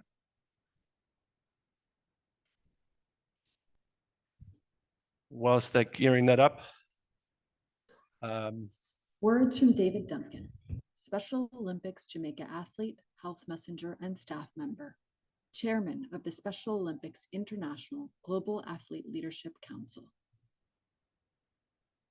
It means a lot that you are taking the time to learn about the health of people with intellectual and developmental disabilities, IDD. Like me, many of us aren't living our best lives. We aren't as healthy as we could be. This is because we are overlooked, invisible, excluded, and so are our needs. I myself have had both good and bad experiences with healthcare. I've been to doctors who didn't listen to me, who made me feel like I didn't matter. I've also had care from people who took the time to understand me, including my autism, and who made me feel like I was part of the process. That made all the difference. In May, my fellow athletes with IDD around the world gave me their trust to serve as the chair of a Global Athlete Leadership Council, GALC, the GALC. The GALC gets feedback from athletes across our regions and shares the feedback with Special Olympics International to help decide the direction of the global Special Olympics movement. Special Olympics has done, at a smaller scale, much of what we are calling on you to do. Special Olympics healthy athlete screenings are just one example. The experience isn't frightening, like when you go to a general hospital. The volunteer doctors have been trained to work with us. They are kind. They use visuals and simpler language. It's just a supportive environment. I have friends who have had bad experiences with healthcare in the past who make the effort to go to healthy athlete screening because the experience is better. So I know it's not impossible to do, and I even know what it looks like. Give people with IDD a seat at the table.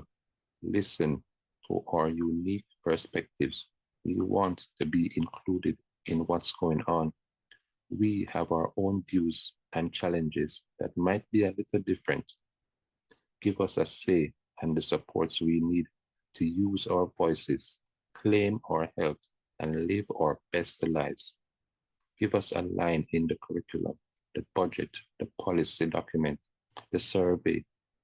And don't forget, let us be part of writing those lines. We are not asking for special treatment. We are asking for a level playing field. We want to be seen, heard, and respected. We want the chance to live healthy lives.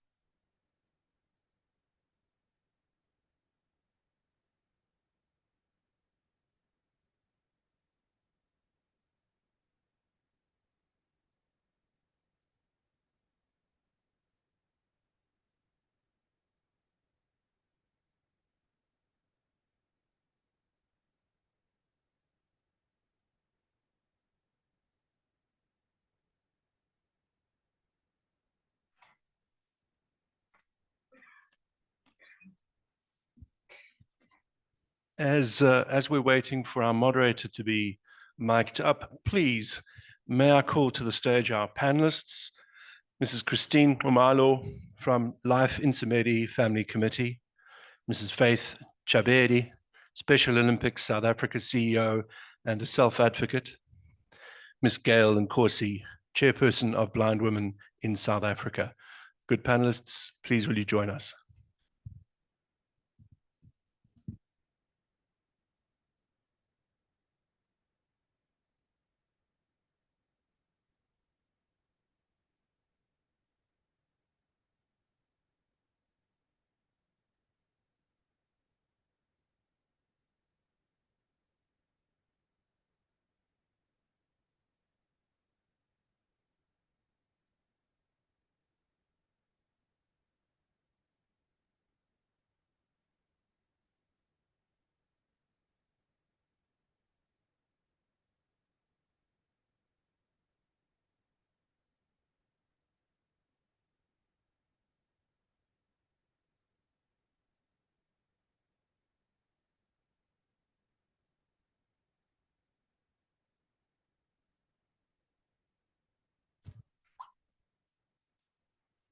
share the microphone here.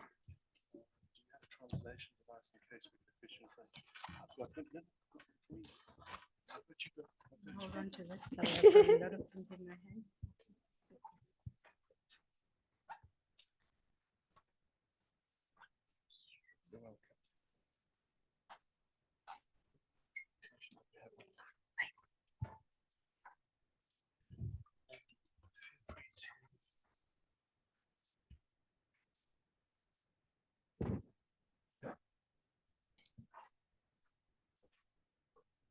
Good afternoon. Good afternoon. Are we that full that we cannot engage right now? Thank you so much, Program Director. My name is Bongiwe Matsane. I am the National Chairperson for Disabled Women South Africa under the Women's Wing of Disabled People South Africa. I am wearing ankle boots, black boots, and I'm wearing black stockings. I'm wearing a short above the knee, black and white skirt with a white collar t-shirt and a jersey. I've got a sling bag that is black as well, for those who cannot see me. I'm a panelist for this pillar 4, which we are talking about health and well-being. And I know in the house, everybody in the house, whether disabled or non-disabled, we all have an encounter with the health sector. With that video, that was Duncan. I hope you've listened to Duncan. Duncan is from Special Athletic Olympics, yes. So Duncan, that is why I like what maybe he said there. Don't treat us special, but level the playing field. Because most of the time as persons with disabilities, we are being treated special, unlike leveling the playing field so that everyone can be able to participate fairly. I was leading the working group in Equitable Health for All when we are preparing for the D20 coming to this D20 conference today. Most of the things that we are going to talk about are coming from that working group, that persons with disabilities and non-disabled people who are participating in that working group. That is why we have this panel today. Human rights and social justice and health activists came together between April and October. That is when we're preparing for this. We had a lot of people that came together so that we can be able to shape the policy proposal that we want to send into the G20 and also the call for action as South Africa. The experience that persons with disabilities, whether children, young people, and older person with disabilities, we all need equitable health for all. I think we can agree on that one. And we can also agree that that is what Duncan said, the experience he experienced when going to the health sector side. So in the house, I think we can be able to come together and say, we really need equitable health for all. And this is a call of change that we wanted to see with this Disability-20 going forward, is that the social contract for health grounded in accessibility, accountability, and participation. Inclusive health is not only a human right, but a condition for sustainable development, disaster preparedness. We need to start there. I also want to emphasize that health and well-being is everyone's business. It's not someone's business that is somewhere, but it's everyone's business in this house. I am a qualified nurse, by the way. I'm still practicing as a nurse. I've got a clinic, a private clinic where I offer primary and occupational health facilities. Health is not for me alone, but it's for every one of us.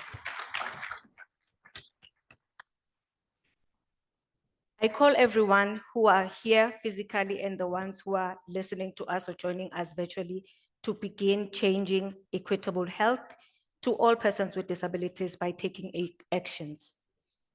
So today with my panelists that are here, we are going to go straight and within the G20 South Africa theme, solidarity, equality, and sustainability.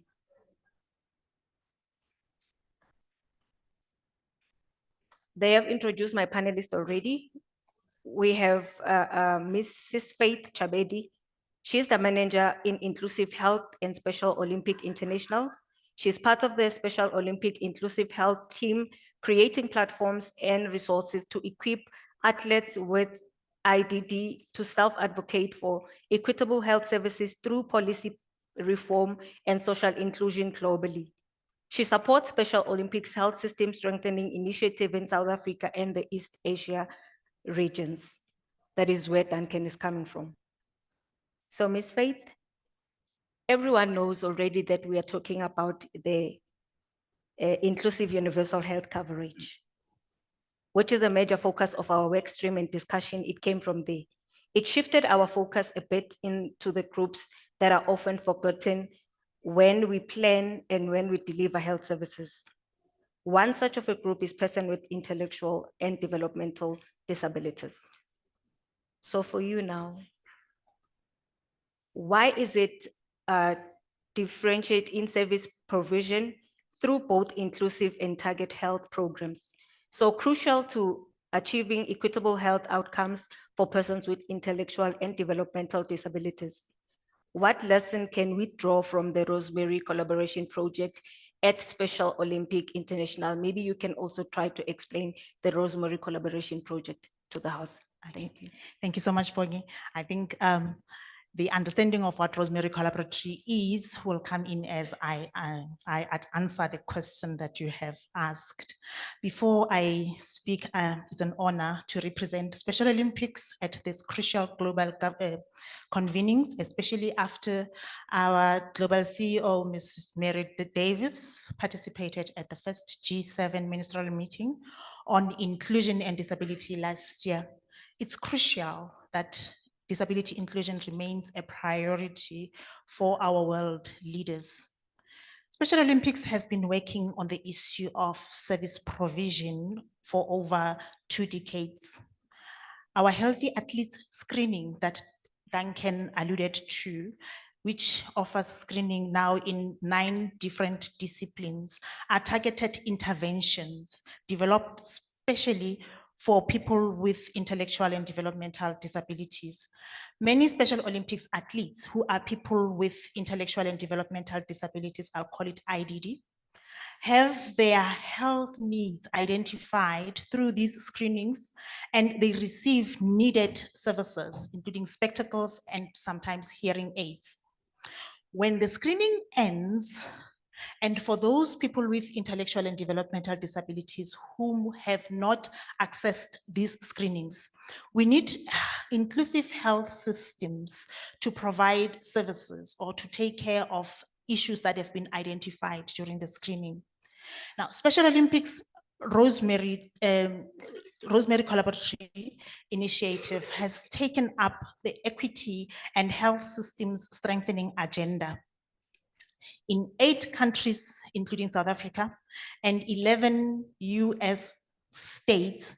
Special Olympics has brought together stakeholders to assess how well health systems include and meet the needs of people with intellectual and developmental disabilities. So across these 11 assessments, we found some programs run by health ministries that focus on people with IDD. These programs tended to be narrow.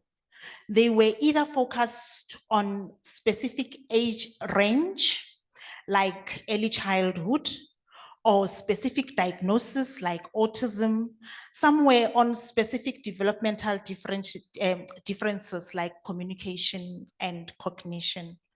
These specific programs are important and should be sustained. However, they are not going to be what helps the reality that people with IDD as a population have higher rates of conditions, including diabetes, asthma, depression, cardiovascular diseases than their peers without IDD.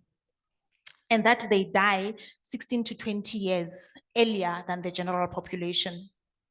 To move the needle on those stunning inequities, we must make sure that pregnant people with IDD get appropriate ante and postnatal care and support, that children with IDD obtain vaccines and that adults with IDD get breast and colon cancer screenings, and that are in line with recommendations for the general population.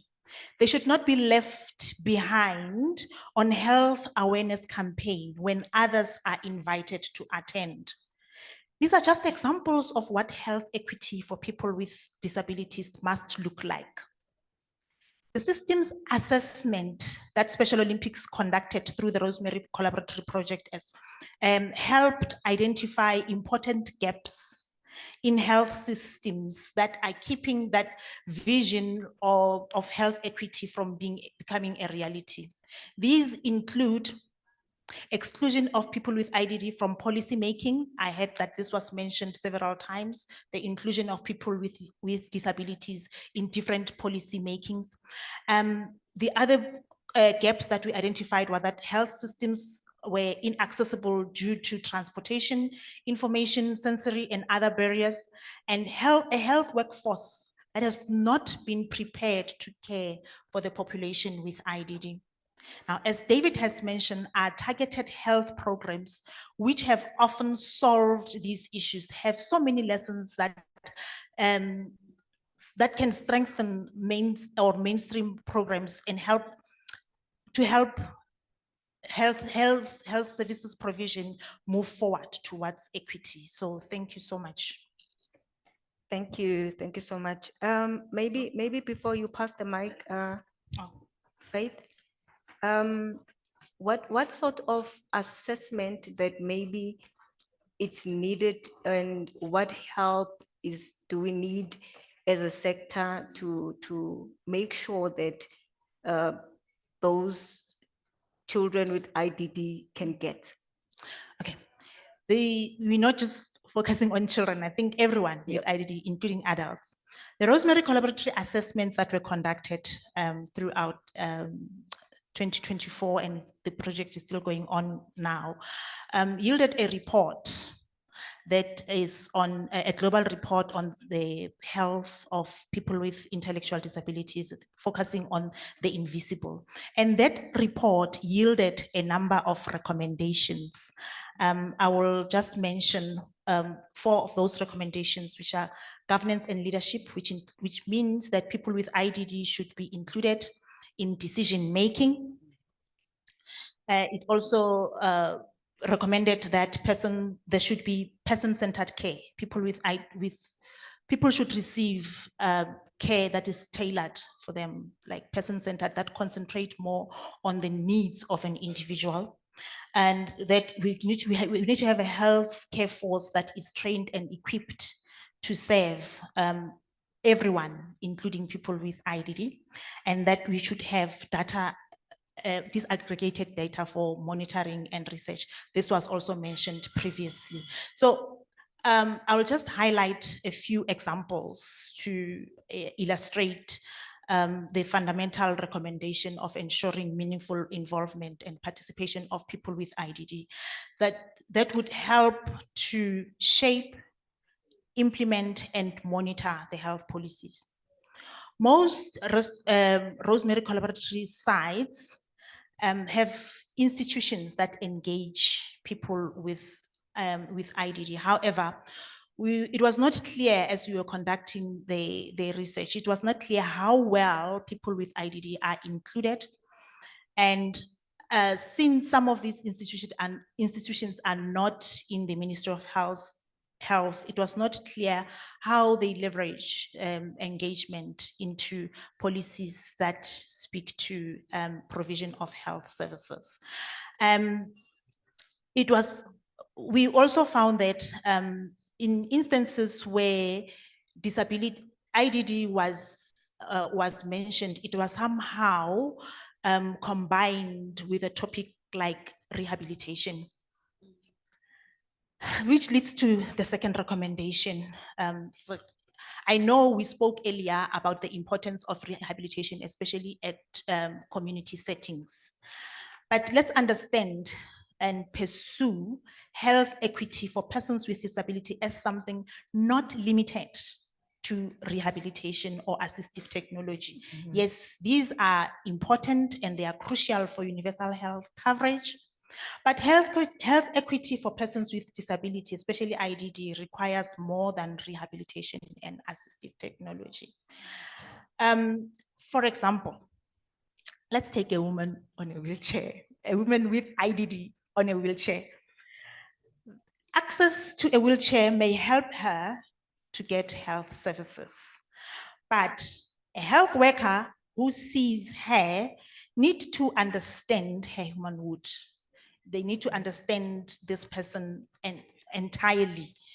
They need to understand that women with disabilities can develop breast cancer and they are twice as likely to die from it. They need to be able to effectively communicate to the woman about recommendations for her to get a mammogram.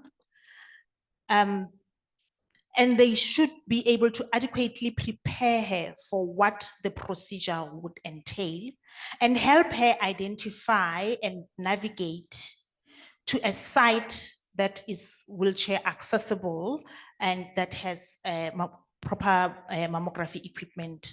So this will make you realize that if we don't recognize the different issues that a person with disability has, this woman may still not get care she needs, or may not get early intervention should there be a need. Even if she has a wheelchair, this may result in late diagnosis and expensive costs or higher costs of treatment due to late diagnosis.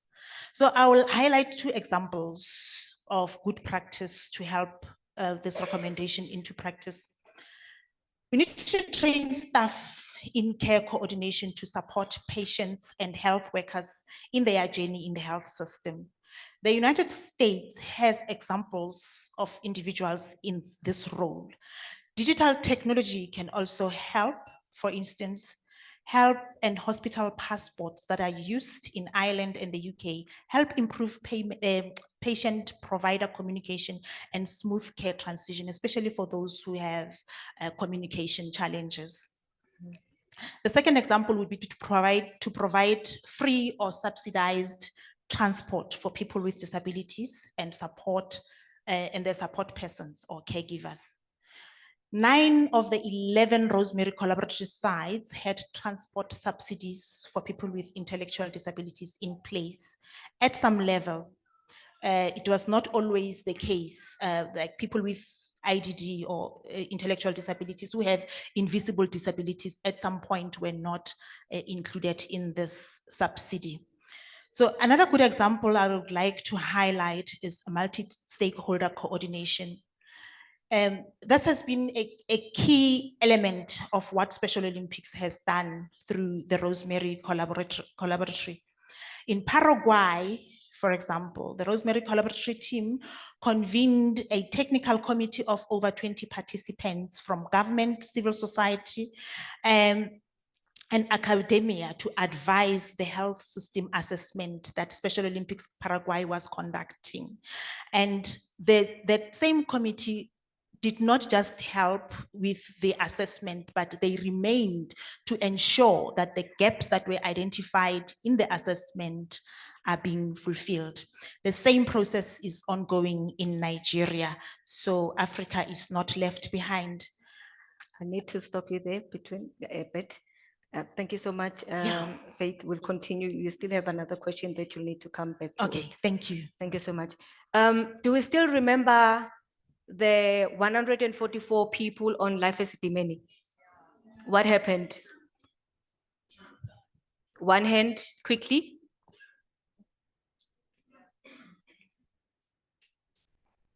We don't remember. We don't remember. Okay, there's a hand, Andrew, please, just quickly on that one. There's a mic from Serena. Thank you so much. Most people from Esidimeni died. What happened? Why did they die? Because they were moved from a facility that was to a facility that couldn't accommodate their needs. Who were those people?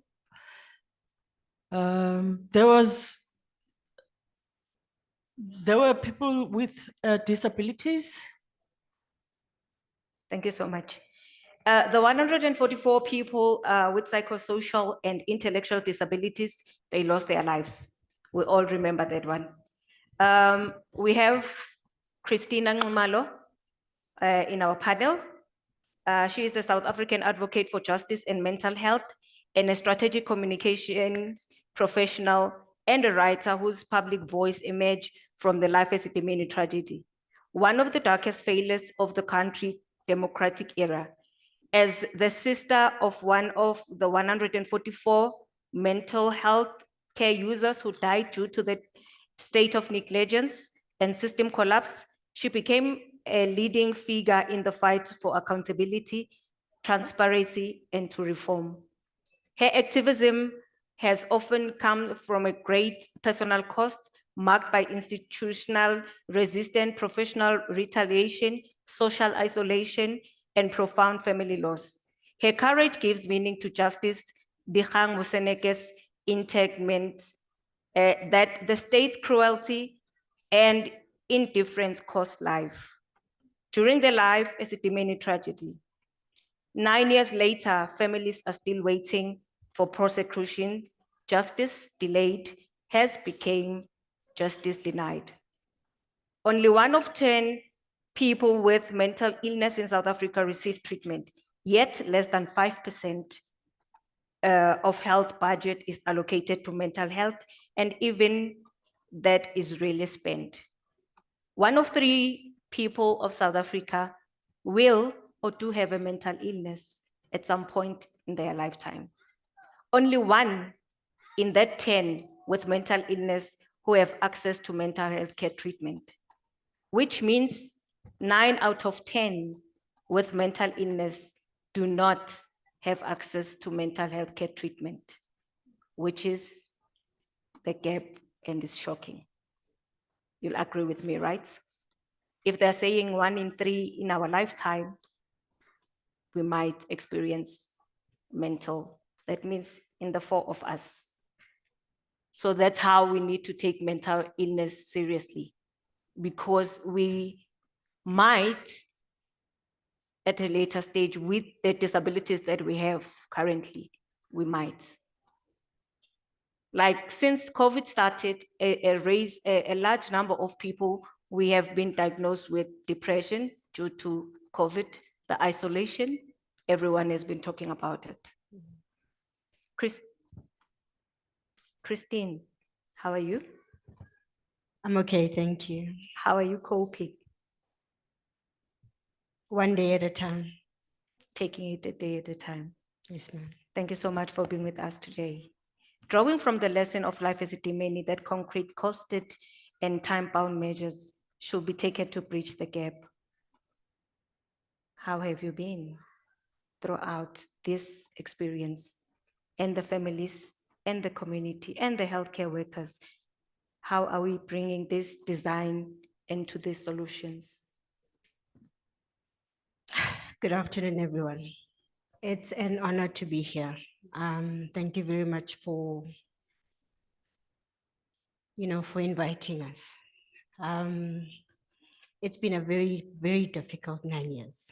I mean, it's strange that every time I'm asked to speak, I start off from a point of emotions. I get very emotional because it's a lived experience. It's a shocking, painful, everyday experience. How we've survived, I don't know.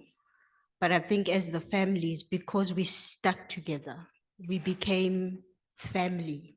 We became a family because whenever somebody needed help, we tried to be there for each other. And we've got our partners, Section 27 and SADC, who have since from the beginning have been available for us. My entire family has literally been for counseling because of the tragedy. I've got 4 children who suffered immensely because of this. I myself suffer from anxiety. So you can imagine losing your loved one in the manner in which I lost my sister. whose daughter then died a year later because of heartbreak. The life facility tragedy does not leave you. It is it's become part of life. It's become part of us. I refer to myself as an accidental activist.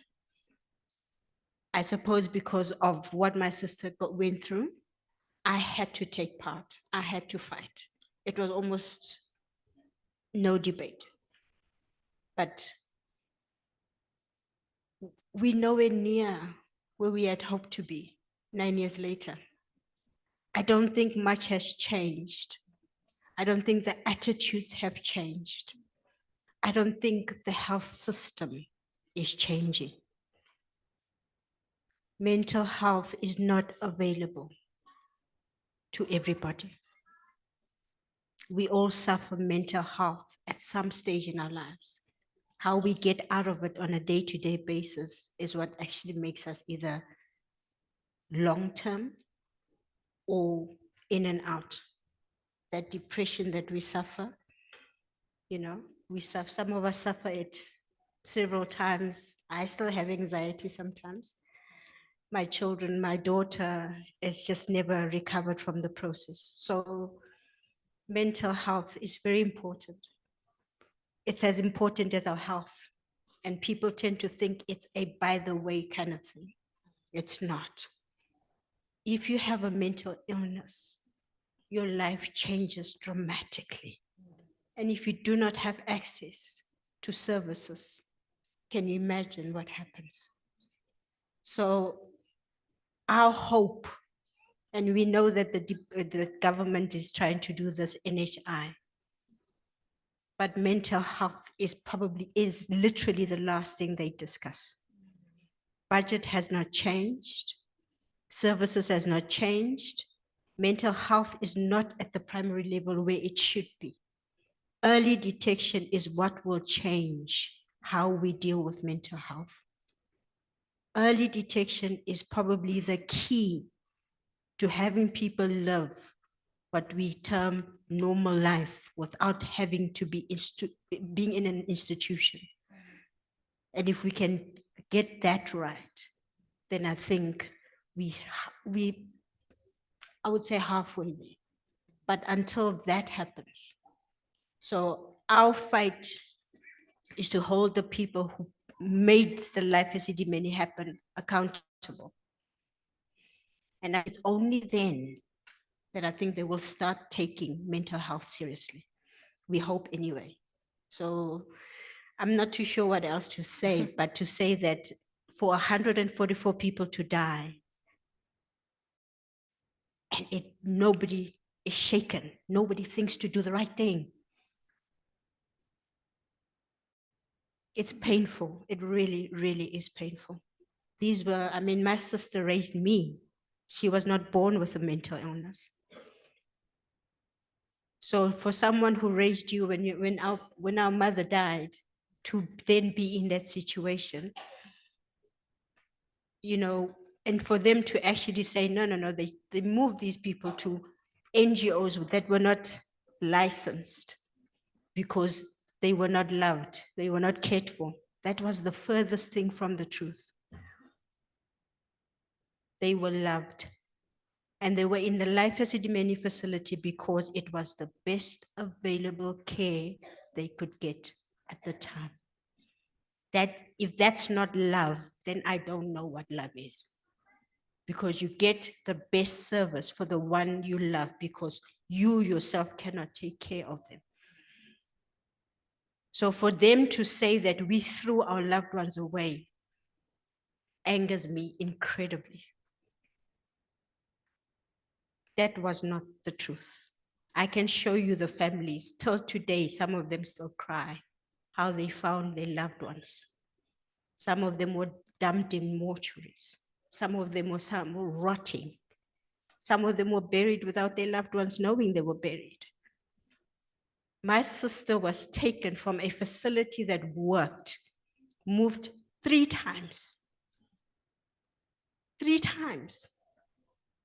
And then she was left in the coldest place that they could find, without food, without water for 37 days. All along while we were looking for her. Why not give her back to me if you can't care for her? We were looking for her, but they were hiding her from us. Why? She died alone in the cold, no water. She had gangrene in both her feet because she was sitting in a wheelchair. Nobody was helping her. If that's not murder, then I don't know. So when we say we are surviving, life is demanding. Trust me, every single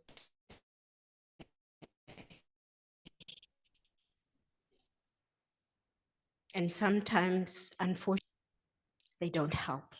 Mental illness and the stigma that comes with mental illness is painful. It's very painful. Imagine your loved one going through something like that.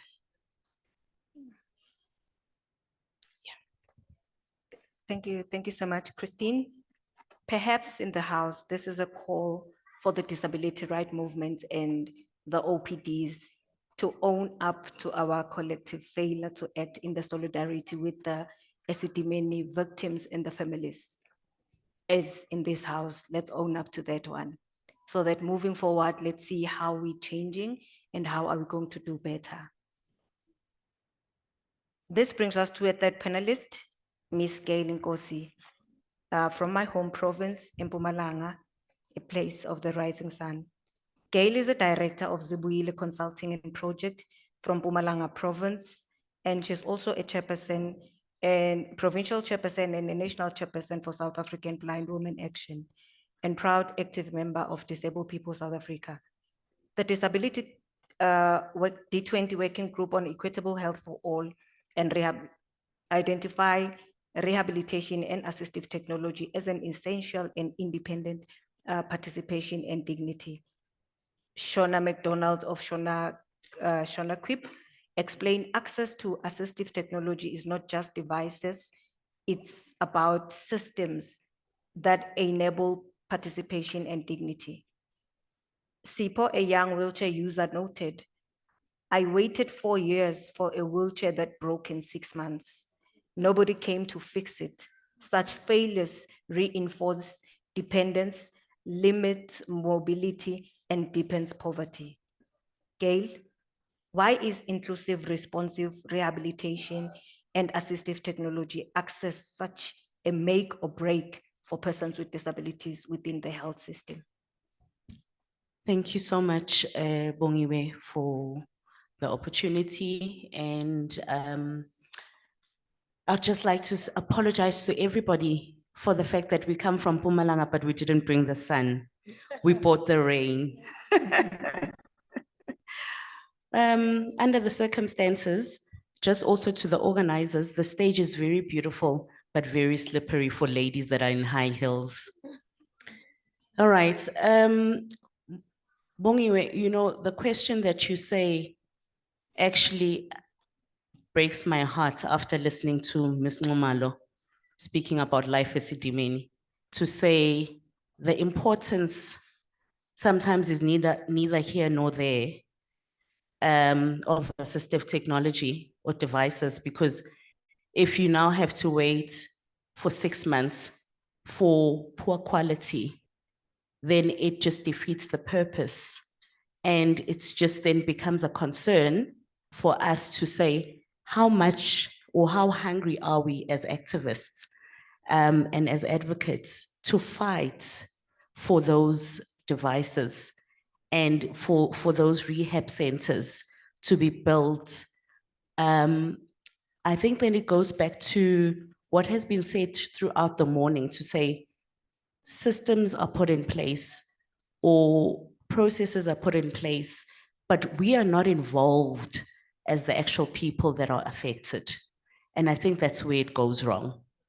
So people make the state-of-the-art rehab center, which they think is capable. However, only to find that it's not equipped to accommodate us, and then it defeats the purpose and then it just doesn't become important anymore. If a facility, for example, like Life Esidimeni, was equipped and accessible enough, why were those patients moved or those people moved to unequipped rehab centers? So I'm actually baffled or a bit startled on how I should actually answer the question. It's a two-edged sword question, where we all know the importance, because then it allows me to live or lead a normal life. But then what happens in the quality that is put in that device, or the time frame or the time period that I have to then wait for an assistive device? How then does it assist me as a person that has a disability? We all know the importance of it, because then it allows for the early detection. It might help with early detection of certain illnesses that might lead to a person being disabled. And you always joke and say we don't want new members, but at the rate that we are going, it looks like we are getting new members on a regular basis. And you did make mention that health is not only important to us as persons that have a disability, but it's important for everybody, because once you are detected early, I mean, we do have wellness programs that happen in the workplace or that happen in our communities. However, do people take it seriously?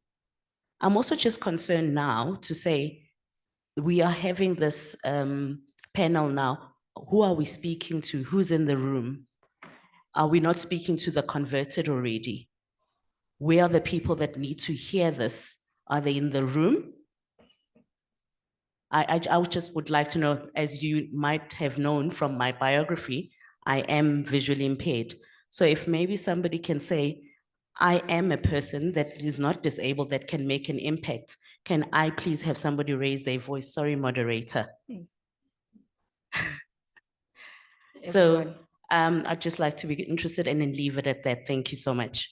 Thank you so much, Gail. I'm pressed with time right now, but I'd like to open for the house quickly for some question and also to check on the online quickly so that we can be able to wrap up. 1, 2, 3.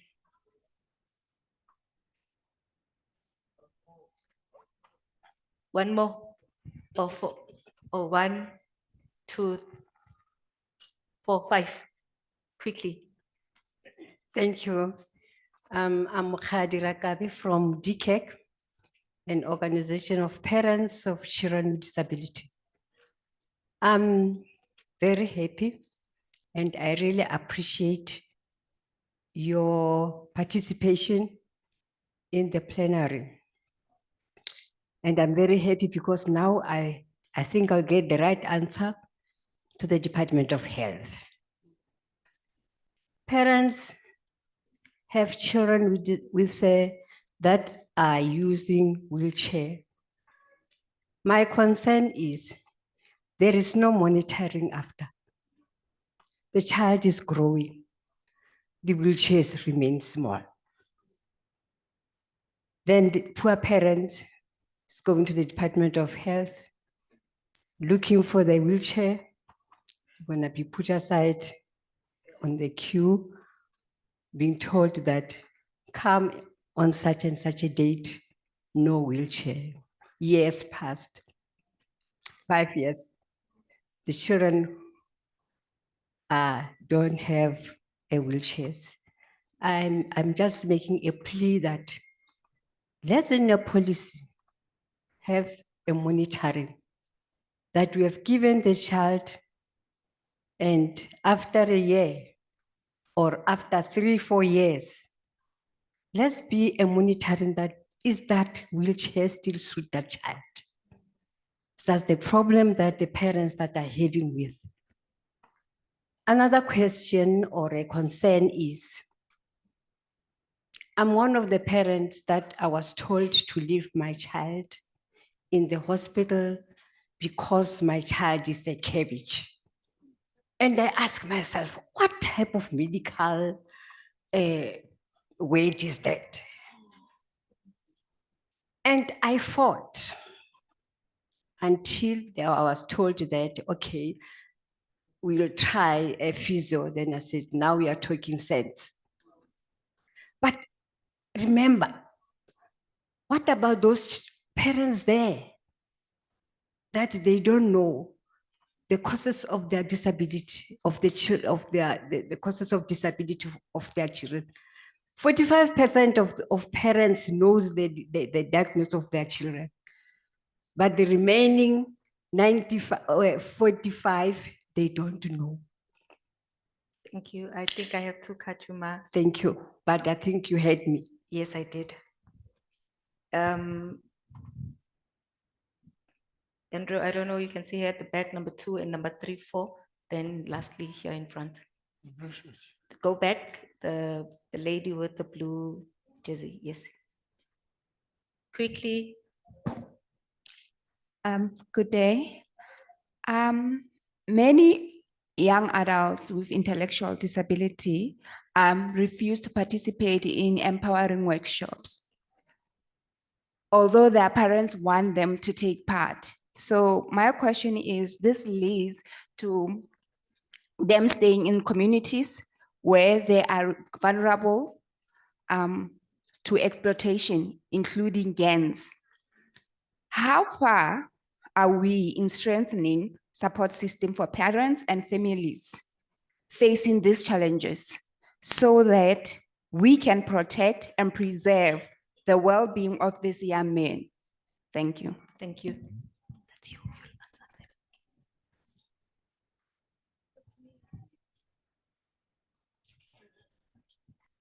I'm Juliet Carter from Autism South Africa.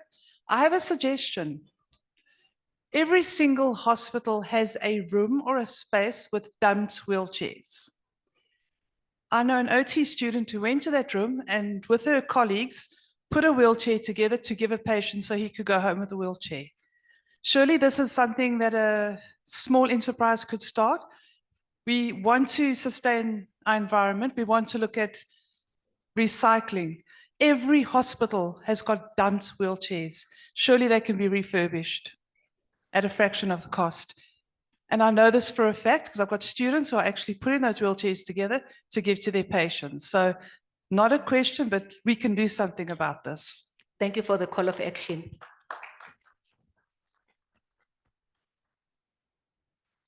I am Lydia from the Stroke Foundation, the Survivors Stroke Foundation. In what ways can primary healthcare facilities be strengthened to provide more inclusive mental health services, especially in rural areas?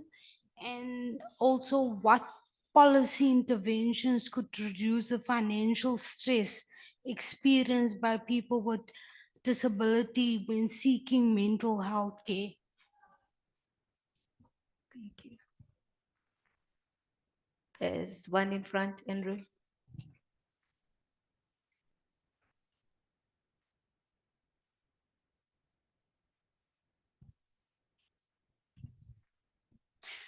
First of all, I have to say I'm so sorry for what you went through with your family member.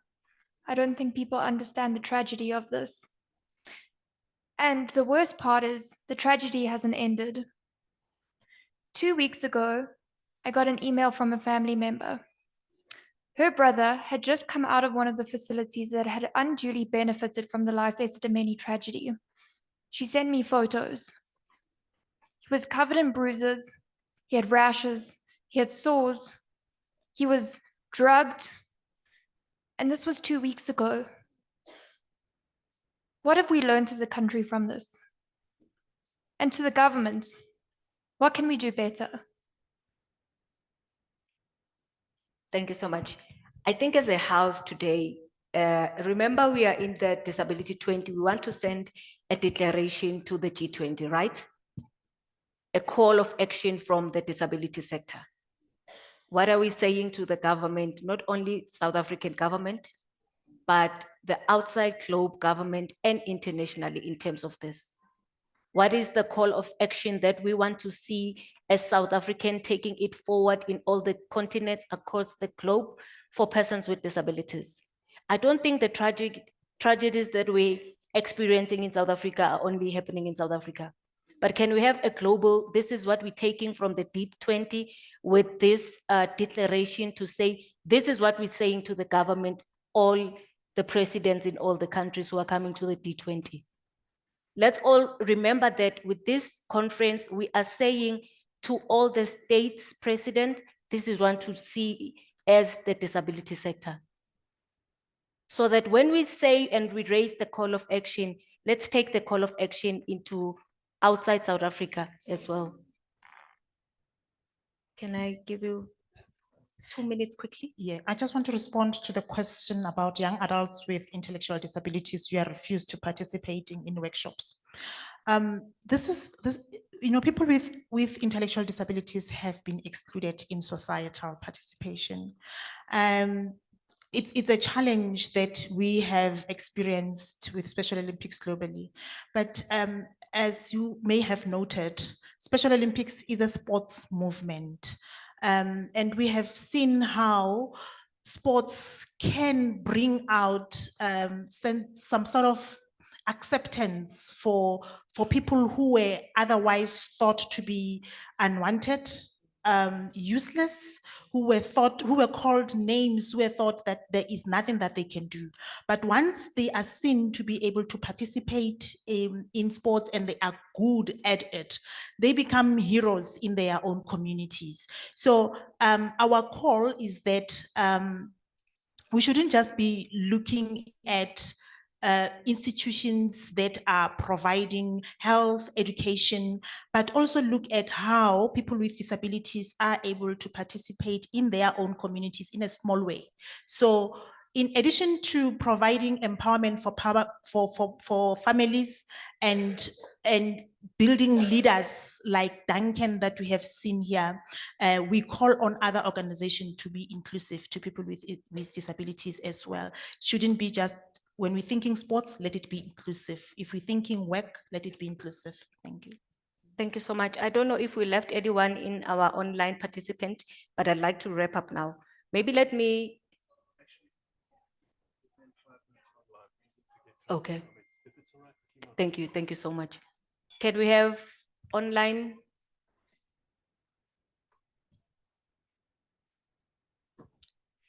Thank you.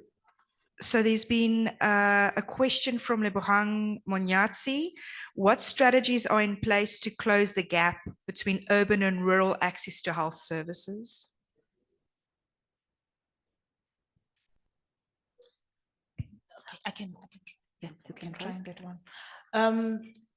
This is an ongoing challenge that has been experienced. As a healthcare provider myself, I know that government has been trying to, create, activities like creating certificate of need so that there could be distribution of practitioners from urban areas into rural areas as well. But there can also be other ways, innovations that we can put in place, things like introducing telehealth, so that specialists who are in urban areas can still be able to give or assess or give input in the assessment of people who are in rural areas, as well as mobile health services. I know that with the development of rural areas in some countries, as Bongi said, we're not just talking about South Africa. There are a number of innovative ways that we can use to make sure that healthcare providers and health services in the rural areas are as good as those who are in the urban areas, and monitoring of those services is important. So yeah, for those with disabilities, it's even worse. I think cross collaboration is important, and let us not just look at one way of doing things, but have use technology and we make use of other avenues that are in place. Thank you. Thank you so much. Thank you so much to the panelists. Let's remember one thing. In the working groups for equitable health for all, there's a policy draft that was developed and it has been sent into the policy pack that the civil society 20 We'll be taking that policy pack. Some of the issues that we are not able to answer today, they are part of the policy pack that we're trying to send into the government as well. So when we can get time to just go through the policy pack that has been developed as South Africa as well, disability sector has been involved as a sector today as a D20. Out of the 14 working groups that South Africa has been working with, we managed to work on 12 working groups. That means in those 12 working groups where we actively participated as persons with disabilities, we had made and tried to make an impact for persons with disabilities. Yes, we know that maybe we did not reach out to some of the members who are in the house today, but we have tried. Probably when we hand over to USA, we are going to do better. I don't know if the president wants us in USA, but let's see next year. Thank you so much. I think it's time for me.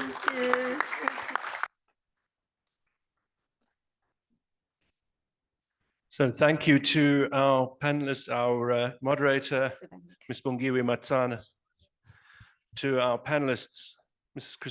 Christine Khumalo, Mrs. Faith Chabedi, and Ms. Gail Nkosi. Thank you very much. Colleagues, we have taken a little unilateral decision on your behalf. We know you love breaks, long, chatty breaks, but we've also decided that you'd like to go home a little earlier today. I hear a murmur of dissension. People want to stay late. We're going to work late tonight, aren't we? So colleagues, the break we're asking you to take is only 5 minutes as we set up for the next panel. This is the fifth and last panel. And of course, I've closed my own window while I was doing that.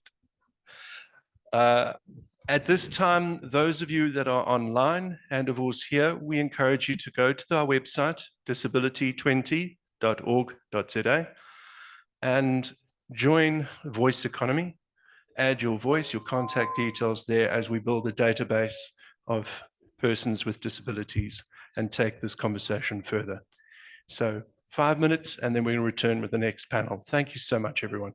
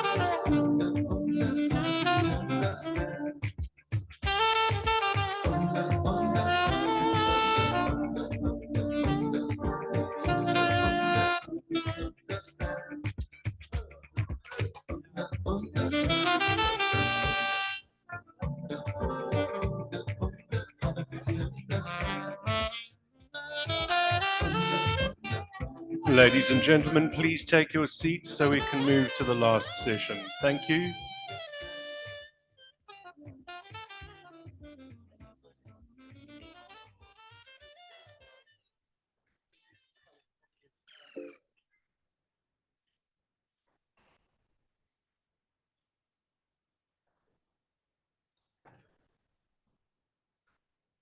Sandra, I have an housekeeping announcement.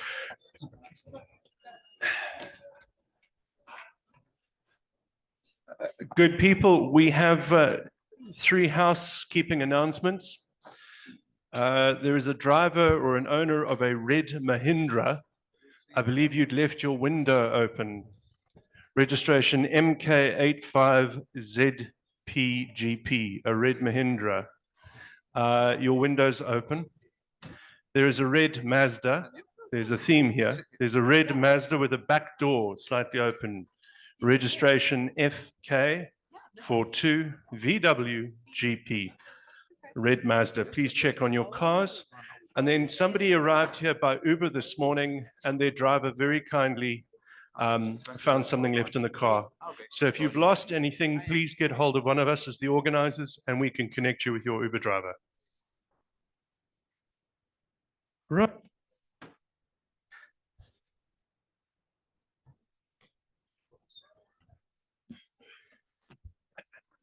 And my panel have slipped into place without me even greeting them. So, colleagues, as you file back into the room, we do need to move on to the next session. Pillar 5, Governance and Justice.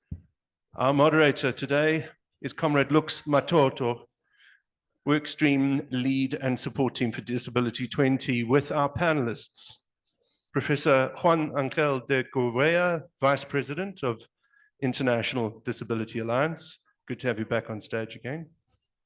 Ms. Alex Ntsichana, NCDB Chairperson and member of the Presidential Working Group. And Mr. Nhlanhla Khumalo, member of Presidential Working Group on Disability Y20 Australia 2014 SA Delegation Leader. Good to have you all here. Comrade, I leave it to you. Thank you.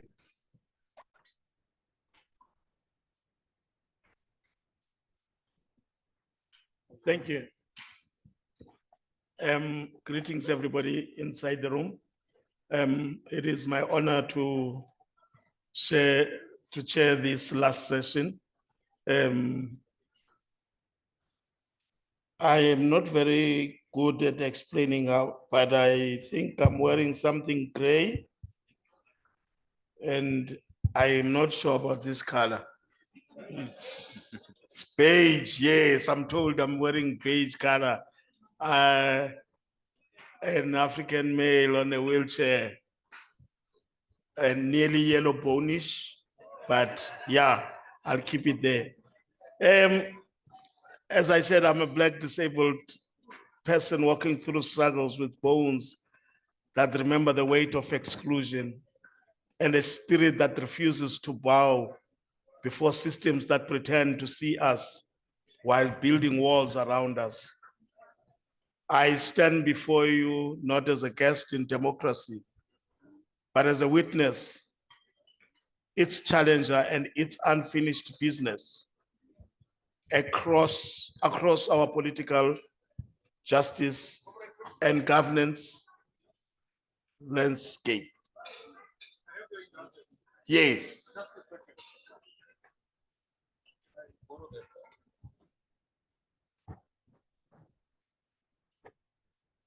Good afternoon. Can we check guys that we were seated with in our tables? We cannot have a situation where this hall is empty. We can't. What are we projecting to the world? And the G20 leaders? Are we saying they should take us serious if we are doing like this? Can we have people that are outside to come in? Maybe let's pause for 2 minutes, please. Thank you. Thank you.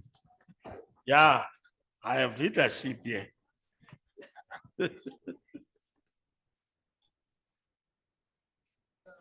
In my defense,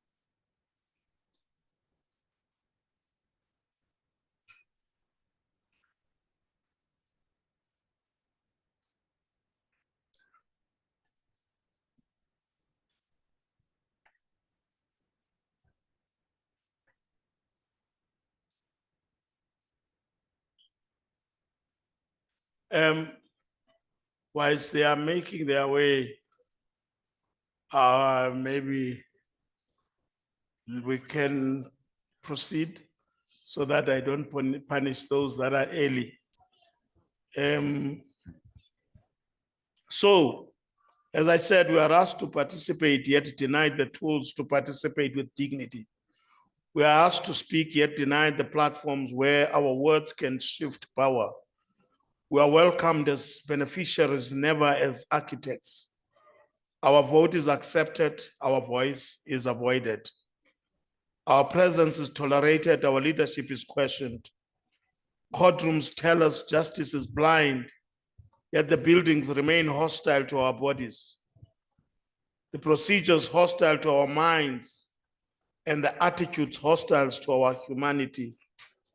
Police station tells us the law protects all, yet we crawl through barriers, physical, procedural, and psychological, created by the very institutions sworn to uphold equality. Our so-called coordination structures speak the gospel of inclusion, yet they carry no authority, no budget, no teeth, only the burden of pretending that inclusion is happening when the ground beneath us says otherwise. And when representation finally appears, too often it is a performance, a photograph, a whisper of symbolism where real power should stand. No transformation, just decoration. The failures are not accidental, they are systemic. They expose a democracy that is still vertical when it should be horizontal, still selective when it should be universal, still uncomfortable when disabled people demand no charity but power. Today we gather to confront this fracture, to name it and disrupt it, and to imagine the democracy we deserve, one where disabled people are not the footnotes of public life, but its authors, its thinkers, its equals. Beautiful people, join me in welcoming my beautiful panel. I would also want to acknowledge Comrade Andrew, who is online, who steered the work stream on democracy, governance, and access to justice. A former member of parliament and a former Secretary General of Disabled People South Africa is online. I'd love to acknowledge him. And I would go straight to my panelists. I come here empowered.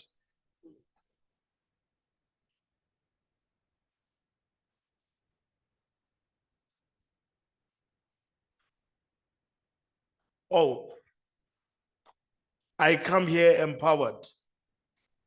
If I fail my empowerment, the prof will.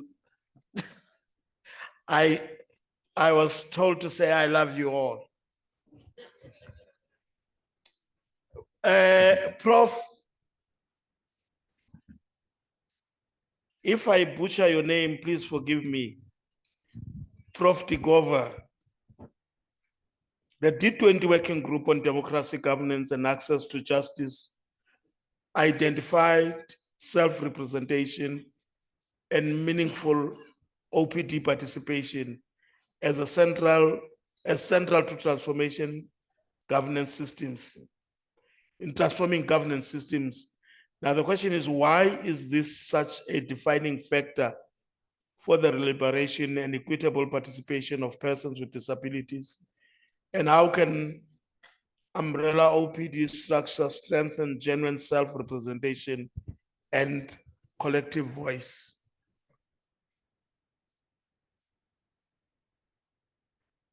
Hi, good afternoon to everyone. Reflect on the definition of OPDs by the Committee on the Rights of Persons with Disabilities under General Comment number 7. OPDs are organizations led, directed, and governed by persons with disabilities, with a clear majority of members being persons with disabilities, and organizational objectives rooting, committed to, and fully respecting the CRPD's principles and standards. By virtue of being majority, persons with disabilities ensure that they design their priorities and collectively organize to advocate for these issues in different spaces. Umbrella OPDs bring together diverse members representing different constituencies. For instance, IDA is a global alliance of 14 regional and global OPDs. We have representation from the deaf community, blind persons, persons with psychological disabilities, persons with intellectual disabilities, women with disabilities, and memberships. This membership allows us to represent diverse voices and address issues from an intersectional perspective.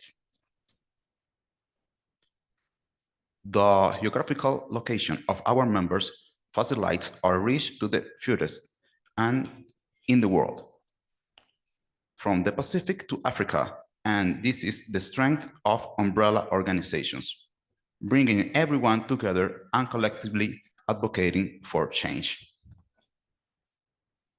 Thank you. It's important to work collaborating.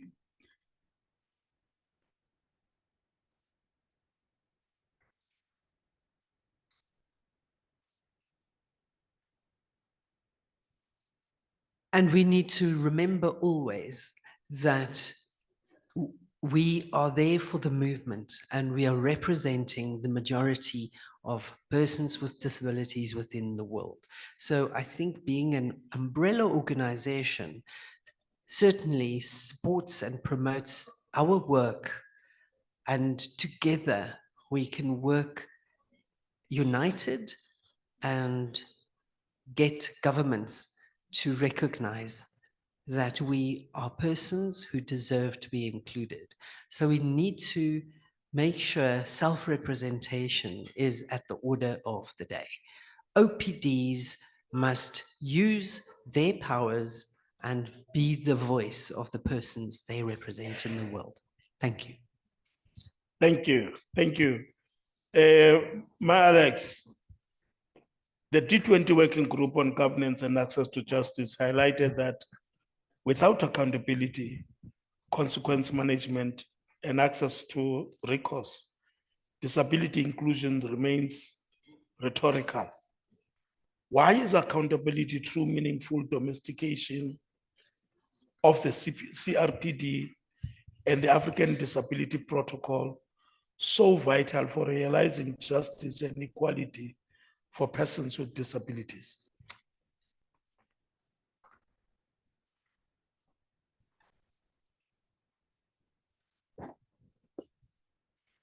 Thank you, Chair. Am I audible enough? Can everyone hear me? Thank you. Thank you, Chair. My name is Alex Msichana, and I'm a Black African woman, very short. I wear glasses and I have salt and pepper curly hair, and I'm wearing a striped, multi-stripes, black and white shirt and black pants. And I'm also a person with post-lingual hearing loss. I'm utilizing lip speakers for access to communication in this conference. And today I have a watery eye, so please excuse me when I keep wiping my eye. My left eye is very watery. Thank you, Chair. We often proclaim across the continent and here at home in South Africa that we are committed to disability inclusion. Our constitutions are progressive, our policies sound promising, and politically we speak the right language. But without accountability and meaning, consequences of all, that remains just rhetoric. And people with disabilities, especially those of us who rely on accessible systems every day, are left carrying the burden.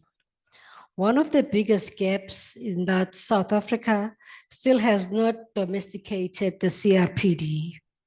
And most African states have not ratified the African Disability Protocol. These instruments give powerful protection, but only once they are anchored in our national legal systems.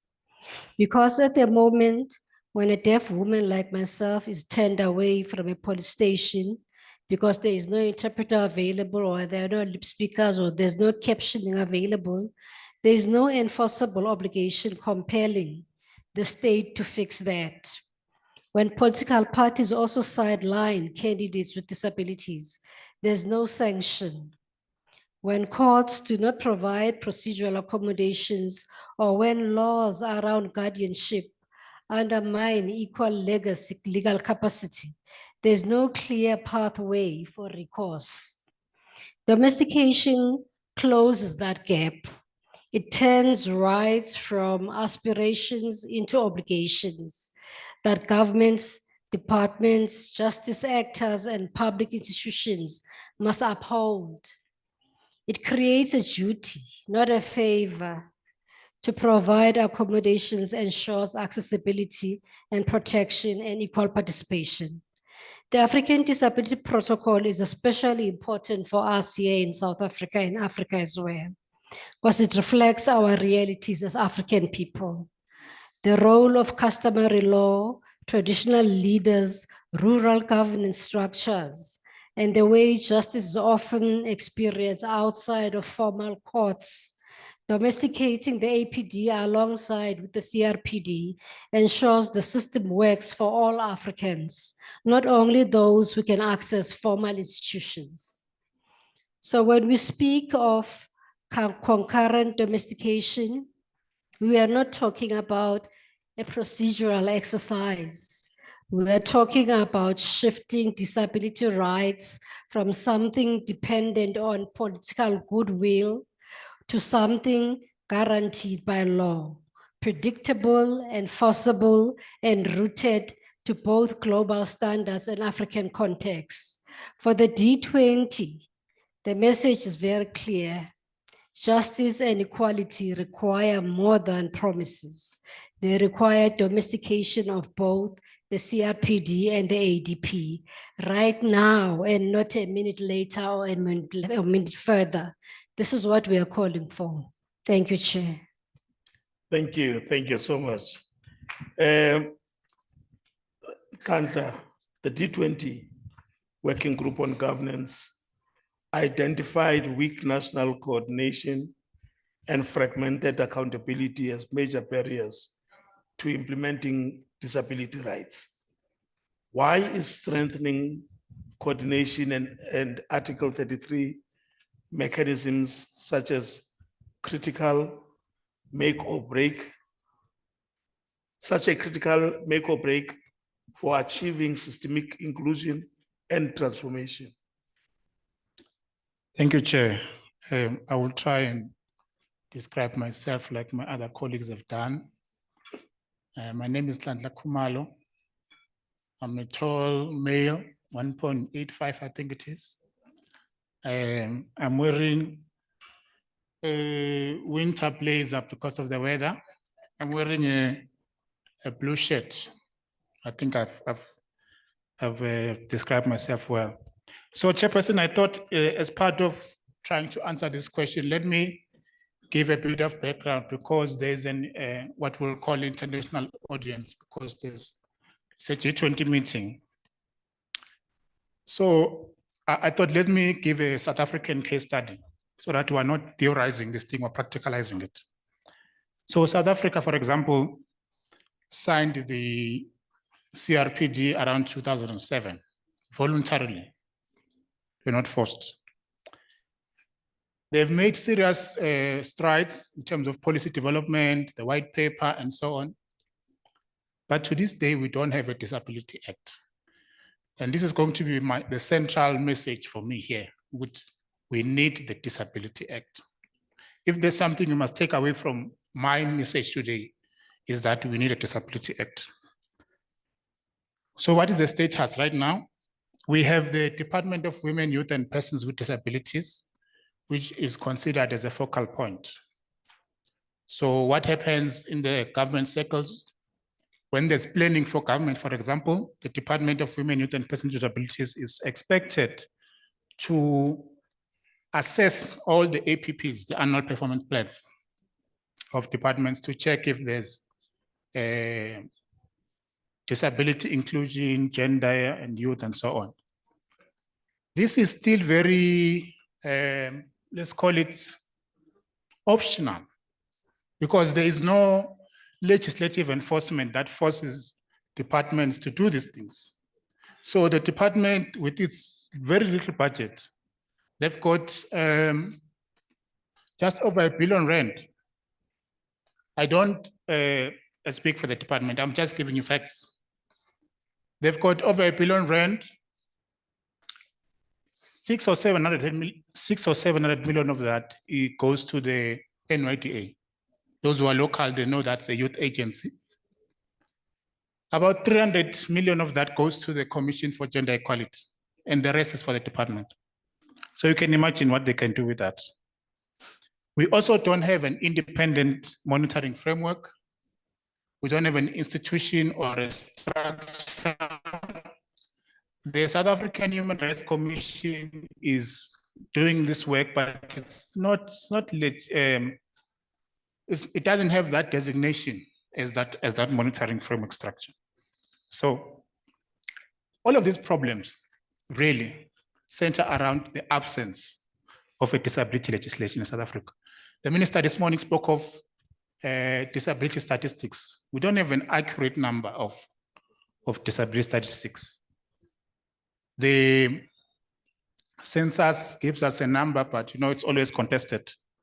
So these are just practical examples of why we are not able to fully enforce Article 33 of the CRPD, because at the center of everything, we don't have a Disability Act. The things we're talking about this morning, quotas, 7% upon 2027, it's just, we are wishful thinking on our part to say this is what we want to achieve.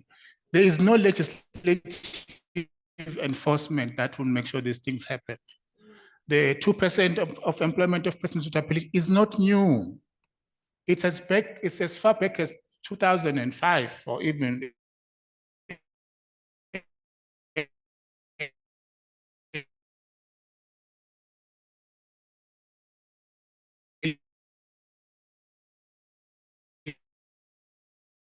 yeah. Departments are still not meeting this target, which other why we don't have it. Thank you, Sean. Thank you, thank you. We have heard, thank you. I thought we were going to at least enhance that clap. We have heard why we need radical change. Let us now shift the conversation to what needs to be done. Prof. Digovo, I am very sorry whether I'm not sure if I'm pronouncing the name well. It makes me uncomfortable when I don't pronounce a word well, but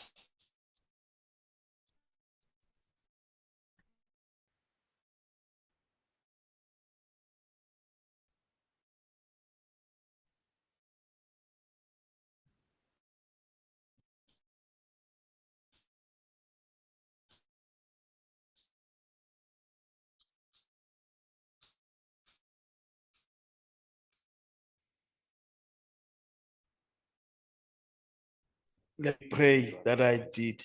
Alliance. What is required at global forums such as the G7 and the G20? Thank you. Thanks. Well, my apologies, because I didn't say how I look like before. I'm a chubby individual, with glasses. I wear glasses. And also I have a jacket.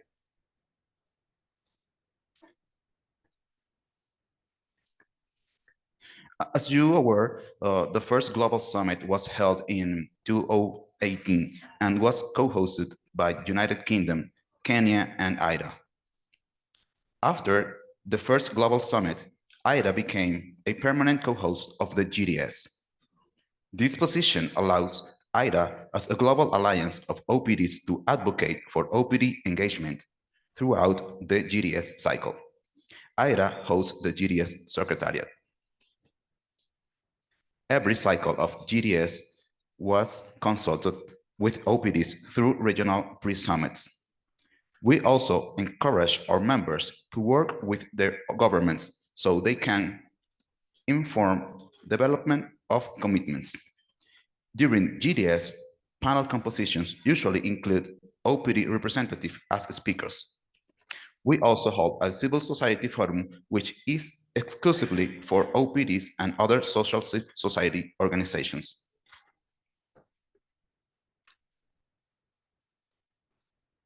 After the GDS, we organize events to disseminate the commitments and continue informing OPDs of the way to continue being engaged with the process.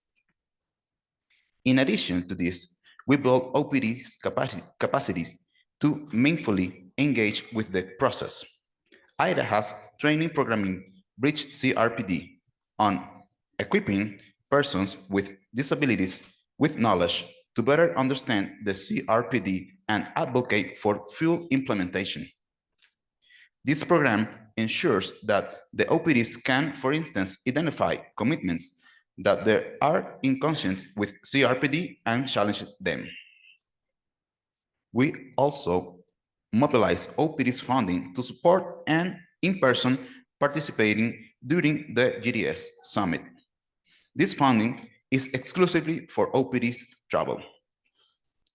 To summarize, meaningful engagement at national, regional, and global level requires structure mechanisms for engagement, resourcing OPDs, building capacities of OPDs, and partnership with key stakeholders.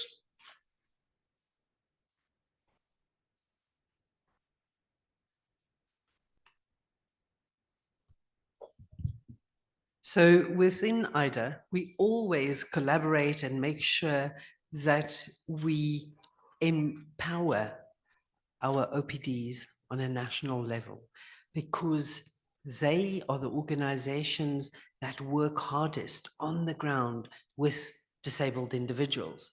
We then get them together on a national level, we prepare them and link that to the regional work as well as the global work. We source funding, and once we have funding available to support the OPDs, it is possible for them to then start participating within their governments. Because if we don't provide them with funding, then they do not include, or governments will not include persons with disabilities according as per the CRPD Article 7.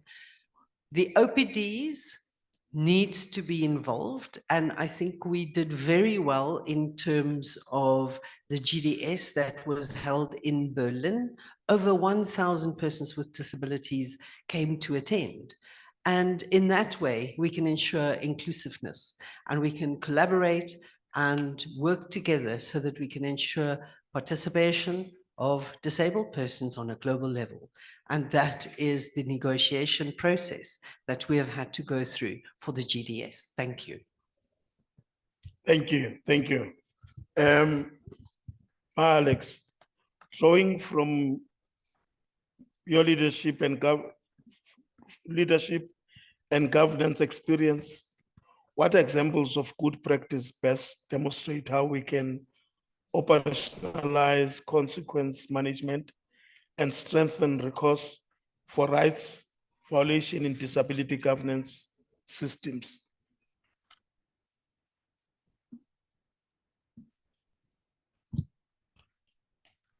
Thank you again, Chair. For me, accountability comes down to two simple questions. Do public institutions have clear binding duties? And what happens when those duties are ignored?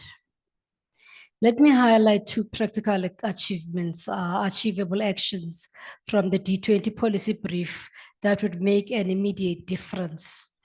Firstly, we need to pass a National Disability Rights Act. Tante has already alluded to this. We need the Disability Rights Act and we need it now, not any time longer. That act must incorporate both the CRPD and African Disability Protocol. We need one piece of legislation that makes disability rights enforceable, accessibility, reasonable accommodations, equal legal recognition, participation in governance, all these clearly spelled out. And importantly, it must spell out consequences. The act without consequences does not impact our rights. This is not new to South Africa. We have legislated consequences in gender equality, in labor law, in corruption prevention. Disability rights should not be the exception. If a police station repeatedly refuses to take down a statement from a deaf woman complainant, that must trigger corrective action. If a department fails to budget for accessibility, it must be flogged through the public service performance system, not ignored or explained away. Rights without consequences simply do not hold. Secondly, establishing a strong independent Article 33 monitoring mechanism with real investigative powers. Our current disability councils are advisory. They cannot compel compliance. They are not adequately resourced. An independent mechanism, whether strengthened within the Human Rights Commission or created as a dedicated Disability Rights Commission, could investigate rights violations, subpoena information, issue compliance notices, guide systematic change, support OPDs, and even pursue strategic litigation where necessary. Both of these reforms only reach their full potential if we also ratify and domesticate the African Disability Protocol. The ADP brings the realities of rural governance, traditional courts, and community justice, areas where people with disabilities experience the greatest exclusion. So the path forward is clear. A Disability Rights Act, an empowered Article 33 mechanism, and full domestication of the CRPD and ADP. This combination moves us from goodwill to governance, where accessibility is not optional, where violations trigger recourse, and where voices of persons with disability shape the very institutions meant to protect them. Thank you, Chair. Thank you, Ma'am.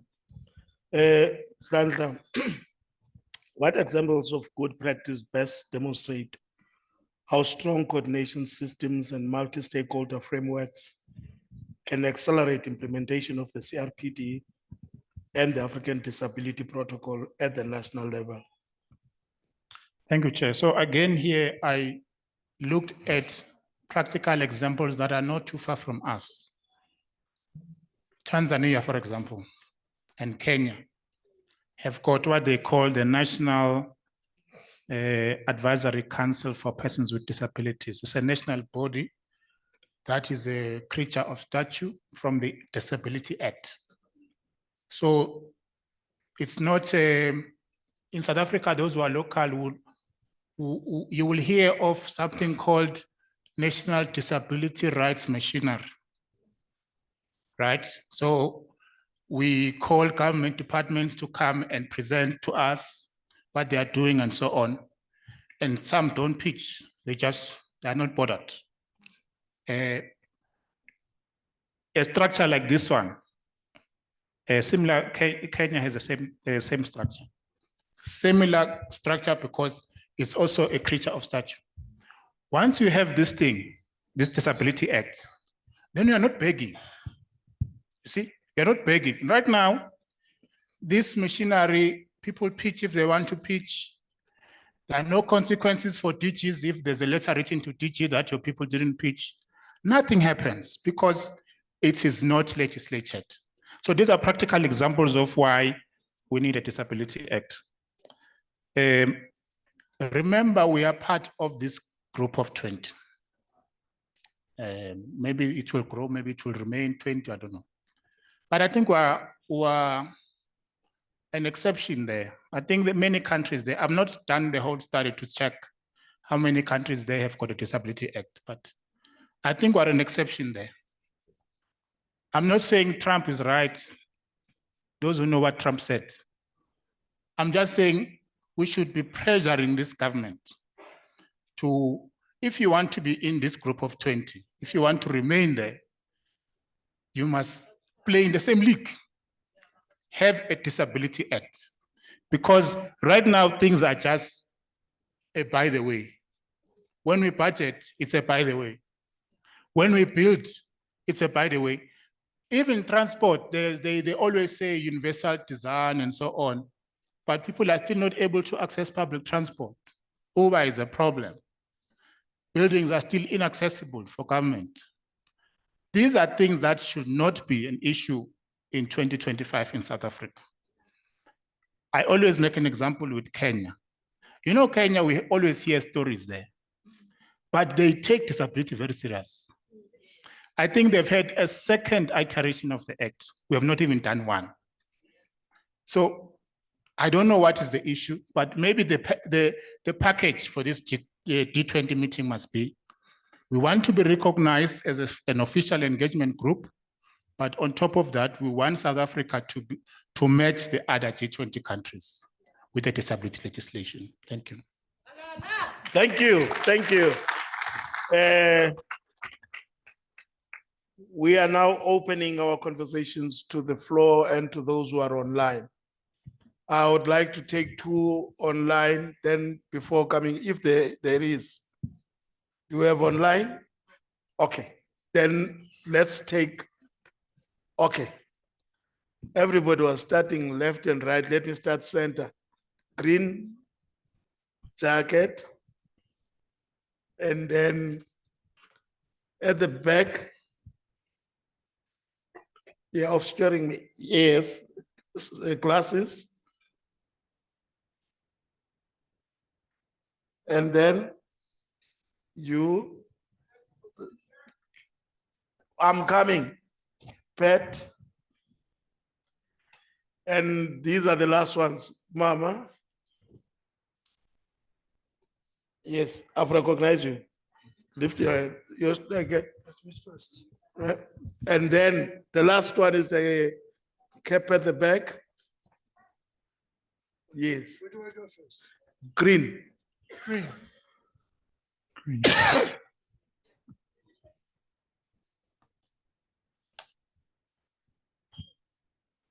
Thank you so much, Chair. Good afternoon, everyone.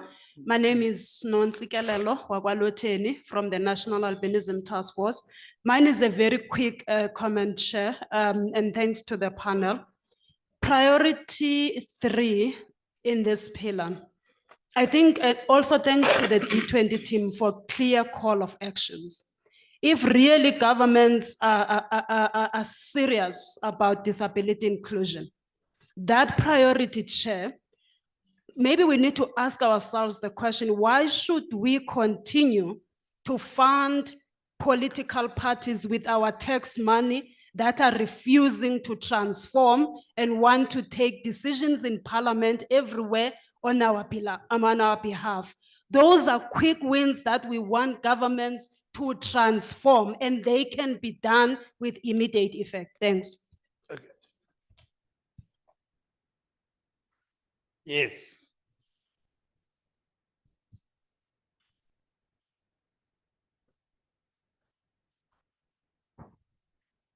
My question, I am Ali from Mauritius, from ADF and ADSN. My question is very simple. How can disability laws work if mindsets and attitude still create barriers for persons with disability? Thank you. Thank you. I'm tempted, all of you are going to speak, but I'm running away from Andrew, running from left and right. Since he's there, finish this side. I'm coming, don't worry, everybody's gonna speak. That has raised their hand.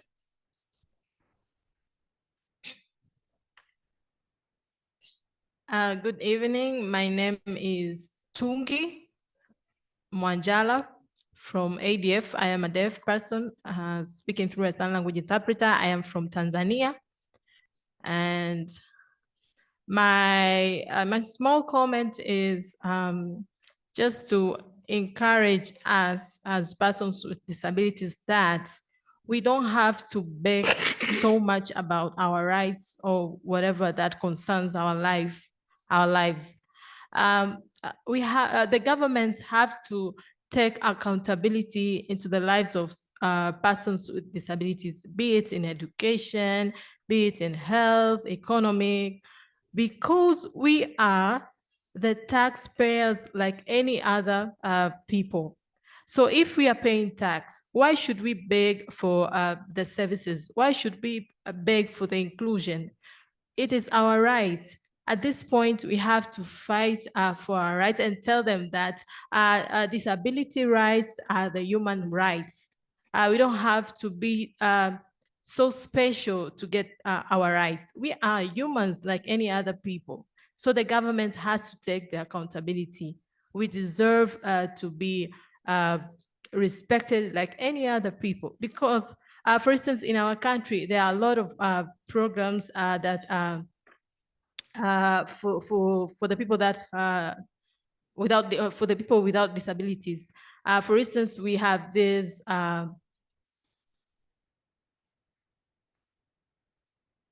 yes, we have the 442.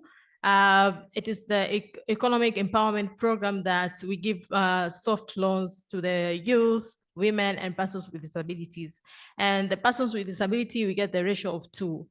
And that ratio, to get even into that ratio, it's a very big problem. There are a lot of persons with disability that they end up giving up to get those loans.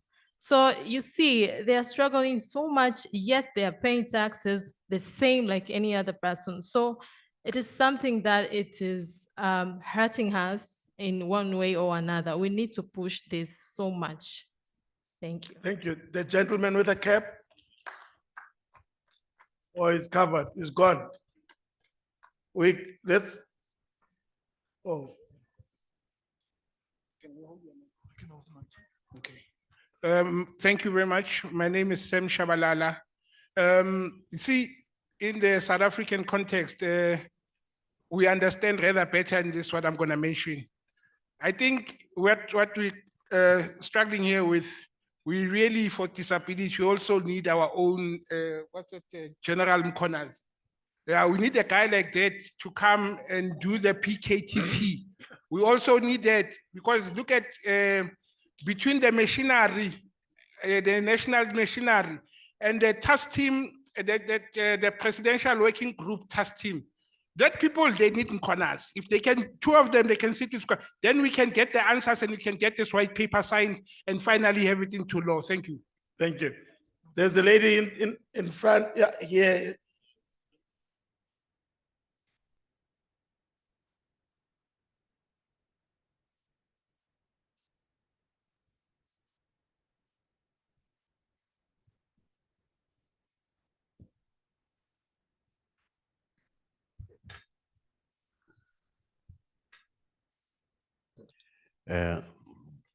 Mine is not a question, it's a comment. So I was saying, why don't we decouple ourselves from this Department of Youth, Women, and Presidency? They have our own minister, have our own MEC, have people who live this experience. Each department have their own minister of department and person who can be able to solve this.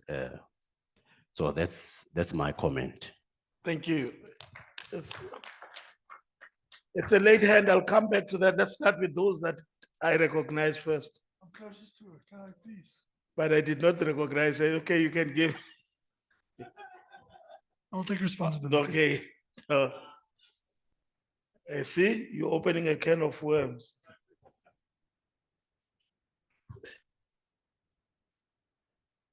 Thank you. Thank you for this opportunity. Good evening, everyone. My name is Lisa. This is my sign name.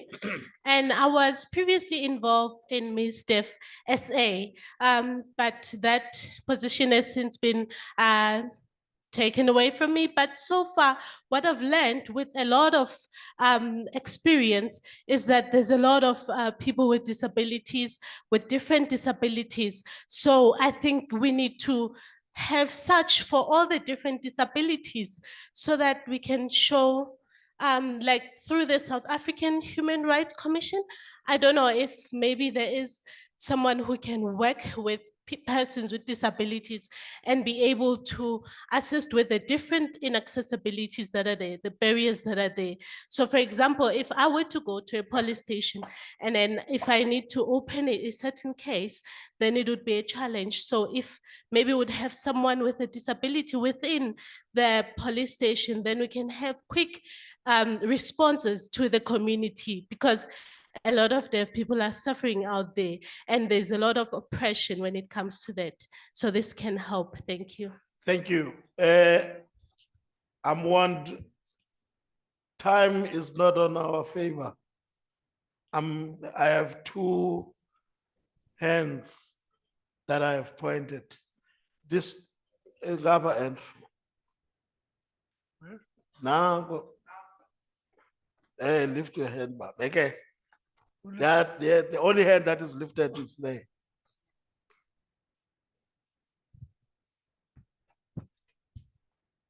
No, thank you very much. My name is Alfred Defense Macheke.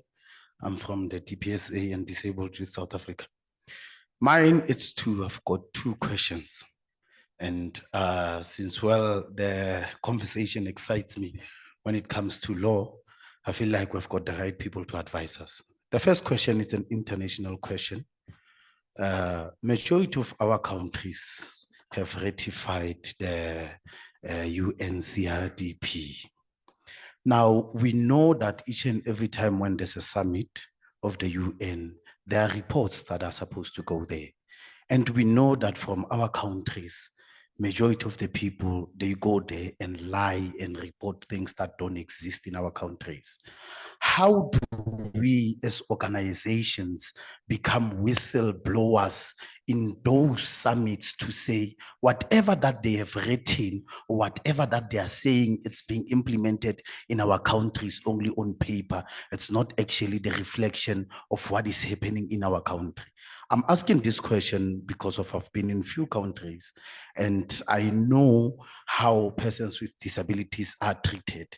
As much as in South Africa, they can say we've got policies and benchmarked and all of those things, but we know that the implementation, it's not working. Thank you. Now, the second question, the last question, it goes directly into my country. I see that there are people who understand the law. How do we use the Equality Code to enforce our government to make sure that they implement some of the policies that are in place? Because if we can check as organizations, we need to understand the purpose of the Equality Code. The Equality Code can be one of the organizations that can end up taking our issues to the Human Rights Commission and also becoming part of the case laws that will be able to go to the Human Rights Court. So how do we use that vehicle right now while we are still waiting for a proper disability policy to make sure that we make noise and we pressure the government to be able to provide us with proper policies? Thank you. Thank you. Patrick.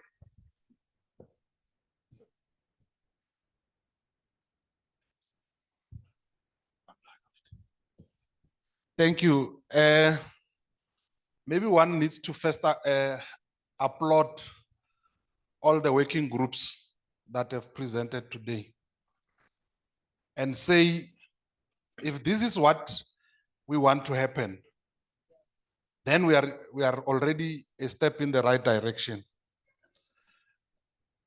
We speak of ratification and domestication of the convention, the African Disability Protocol.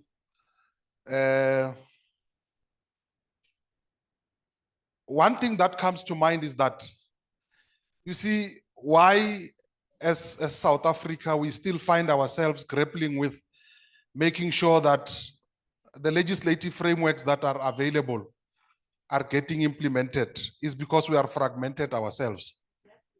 That's the first thing that we should acknowledge. Secondly, is that in a declaration that we are going to submit, we must have a resolution as this conference to say, immediately after submitting the declaration, the same steering committee and working group that was here to do all these, topics, must again convene us through the Department of Women, Youth, and Women, Youth, Persons with Disability, that we are going to re-look into what the other comrades said. One, the presidential working group has never sat in the past 2 years. And the president goes to the public and speaks about disability. Who informs him about that? So we need to review the presidential working group. I know they are currently, they are going to issue calls for nomination, or they have already submitted calls for nomination. We need to review that. Secondly, as South Africa, we should be like the other countries. If you go to most of the countries in Africa, in the Southern Africa, you would find that there is an apex body where these other fragmented organizations below the apex body are affiliated to the actual apex body, so that the apex body becomes a voice, and its role should have 2 sessions annually. That is, the first 6 months, we must sit down and do a program of action for the financial year. And the second 6 months would be to take stock of what we have agreed upon and review what we have resolved and appraise ourselves and go forward. Because as long as we still fragmented, we can't be able to achieve what we have put out here, and even in the declaration that we are going to submit, it's just going to be overlooked. Because we've got political parties that are being funded by, like the lady has indicated. What are they doing towards making sure that they get integration within society? We are individuals that belong to individual political parties. But what are they doing for us? Including unions, because some of us are employed. We don't have desks of disability where they can champion the rights, and we want self-advocacy. Thank you. Thank you. Because of time, I'm told there's only one from online. Thank you. Since we did not get online, let me Thank give you. only that one. There's a question from Susan. What concrete steps will you take to address the historical marginalization, exclusion of people with disabilities from position of power and decision-making, governance and justice institutions? Thank you. I will hand over Prof, then Tanta, then Alex. Just a moment, we're looking for the microphone. Oh.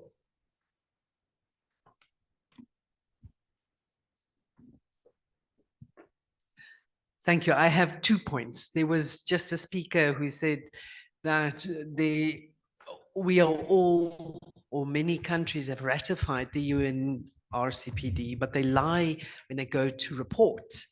And I think what is important, when the government submits their report to the UN CRPD Commission, I think it's important for us as OPDs to send our own report as well, so that they can have a look and see what is happening in reality.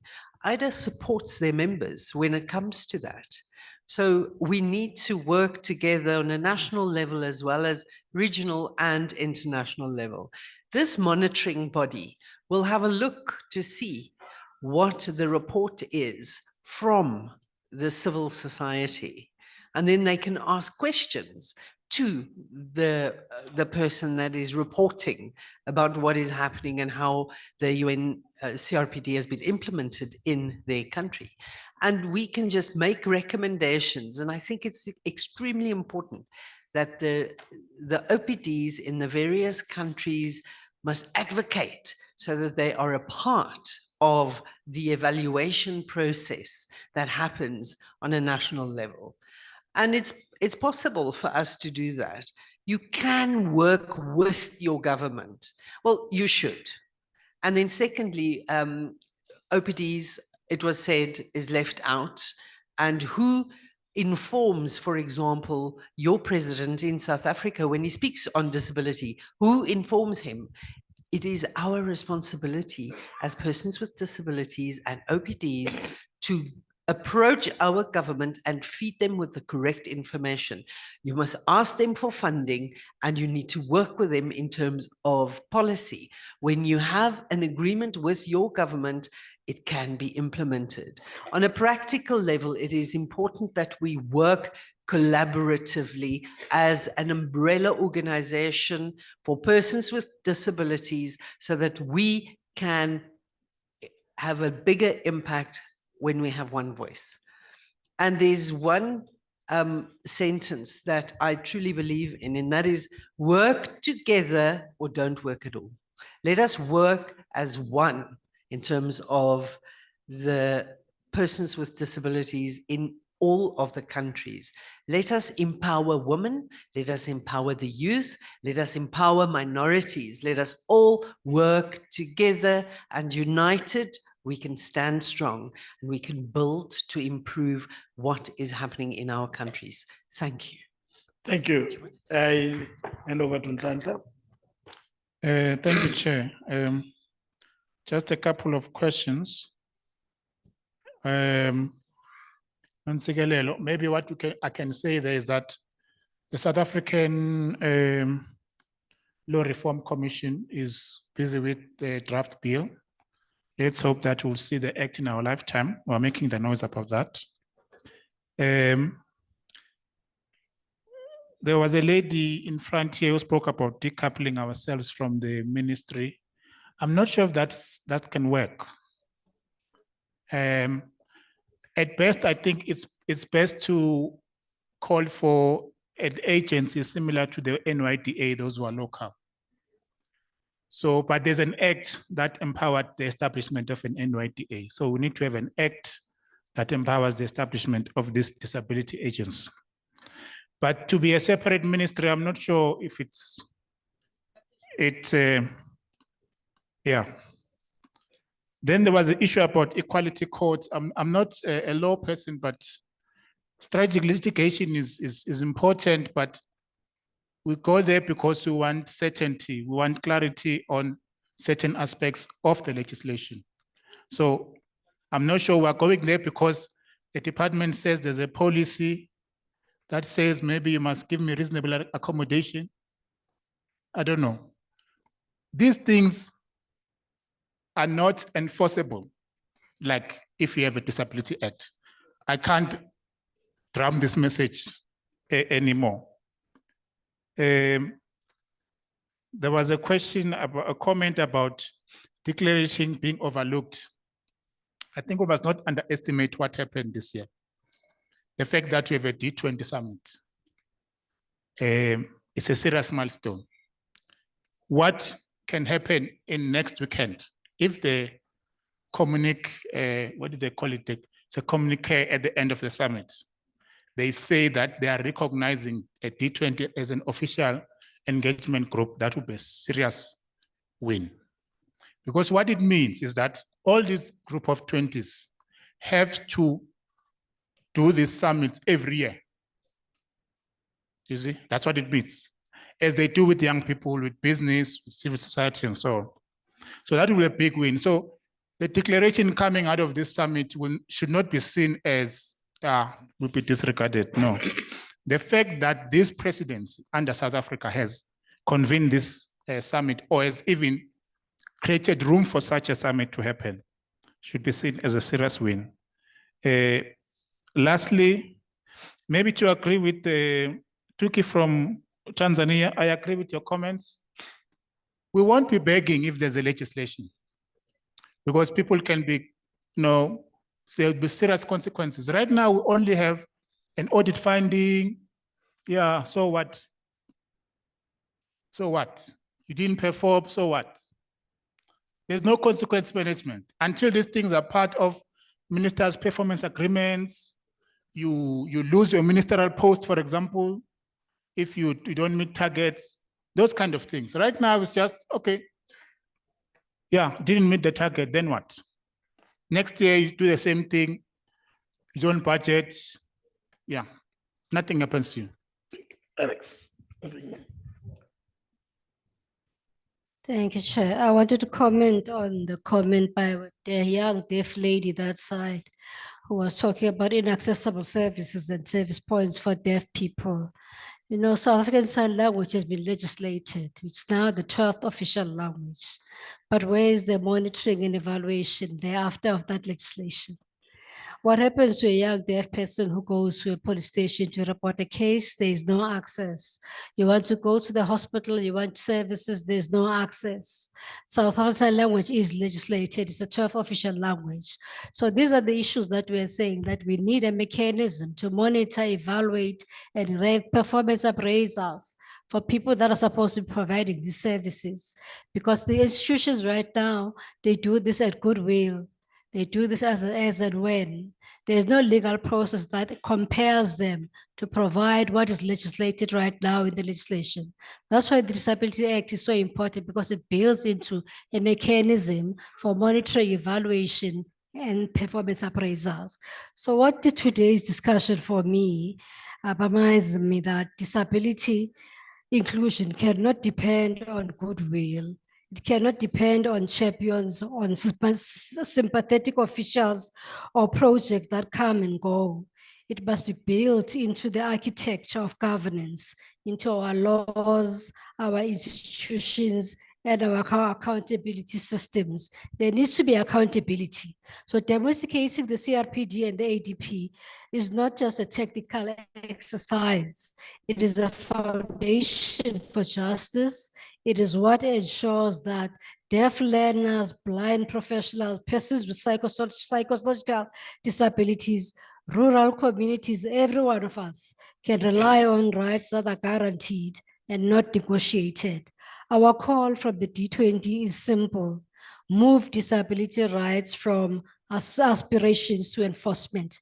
Pass the Disability Act, establish a strong independent monitoring mechanism, ratify and domesticate the ADP, create consequences when rights are ignored, and recognize OPDs as the rightful partners in oversight. If we can do this, we shift the narrative completely. We move from we are trying to we are accountable, from hope to guarantee, from promise to justice. And ultimately, that is what governance is all about.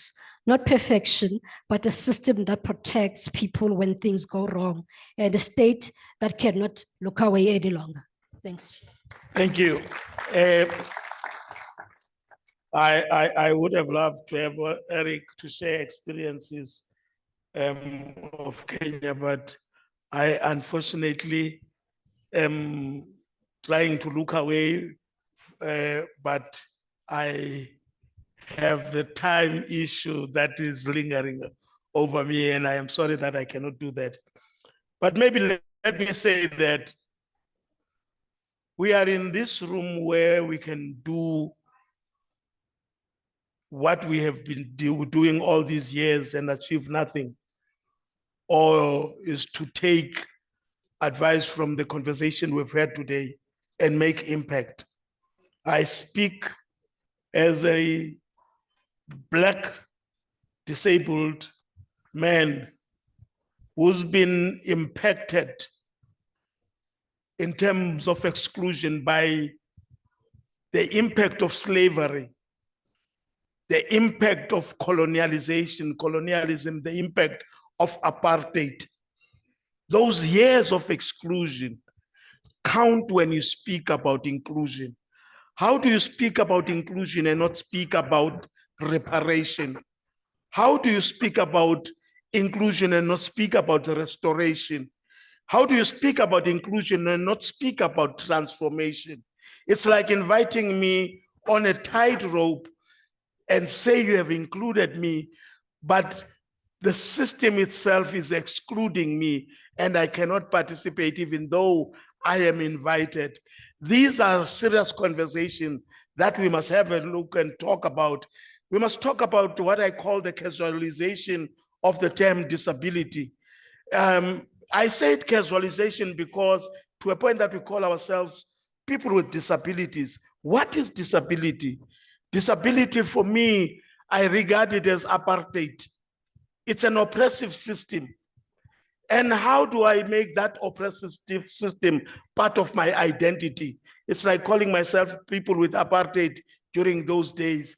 These are serious conversations that we must have as disabled people, because up until we do that, we will understand that we are people facing disability every day. And in what we do, we must be conscious of that. And that, I say, have a wonderful night. Thank you.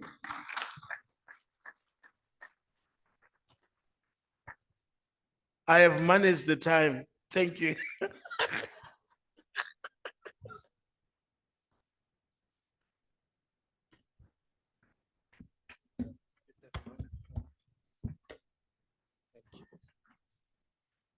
Thank you so much to our panel moderator, Comrade Lux Batoto, to our panelists, Professor Juan Angel de Guevara, Ms. Alex Ntsitrana, and Mr. Nhlanhla Khumalo. Thank you so much.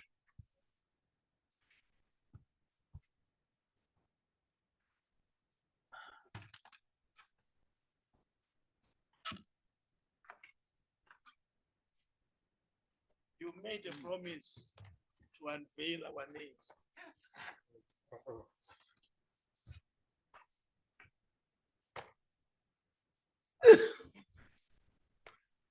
Thank you. Reminded me, Chair, apologies. This morning I was having a conversation and I was introduced to Lux, and then he said, "What is my name sign?" And so I didn't have one for him, but I promised to give him one. So your name sign is this. Have a look. That's you. Yes, that is you. Uh-huh. And then Nhlanhla is tall and busy. Tall and busy. Have a look. See there?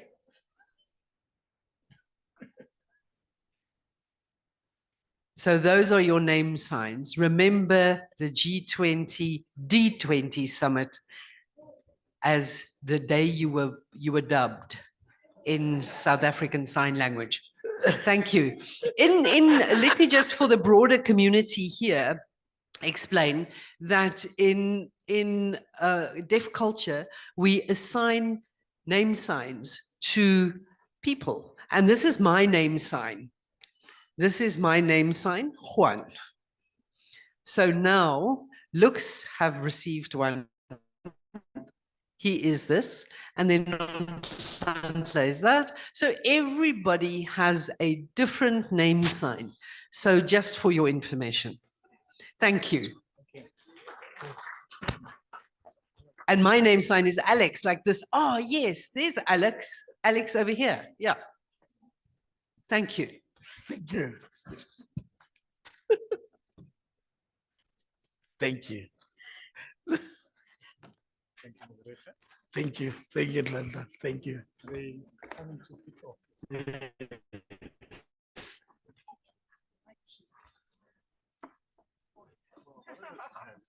standing over there.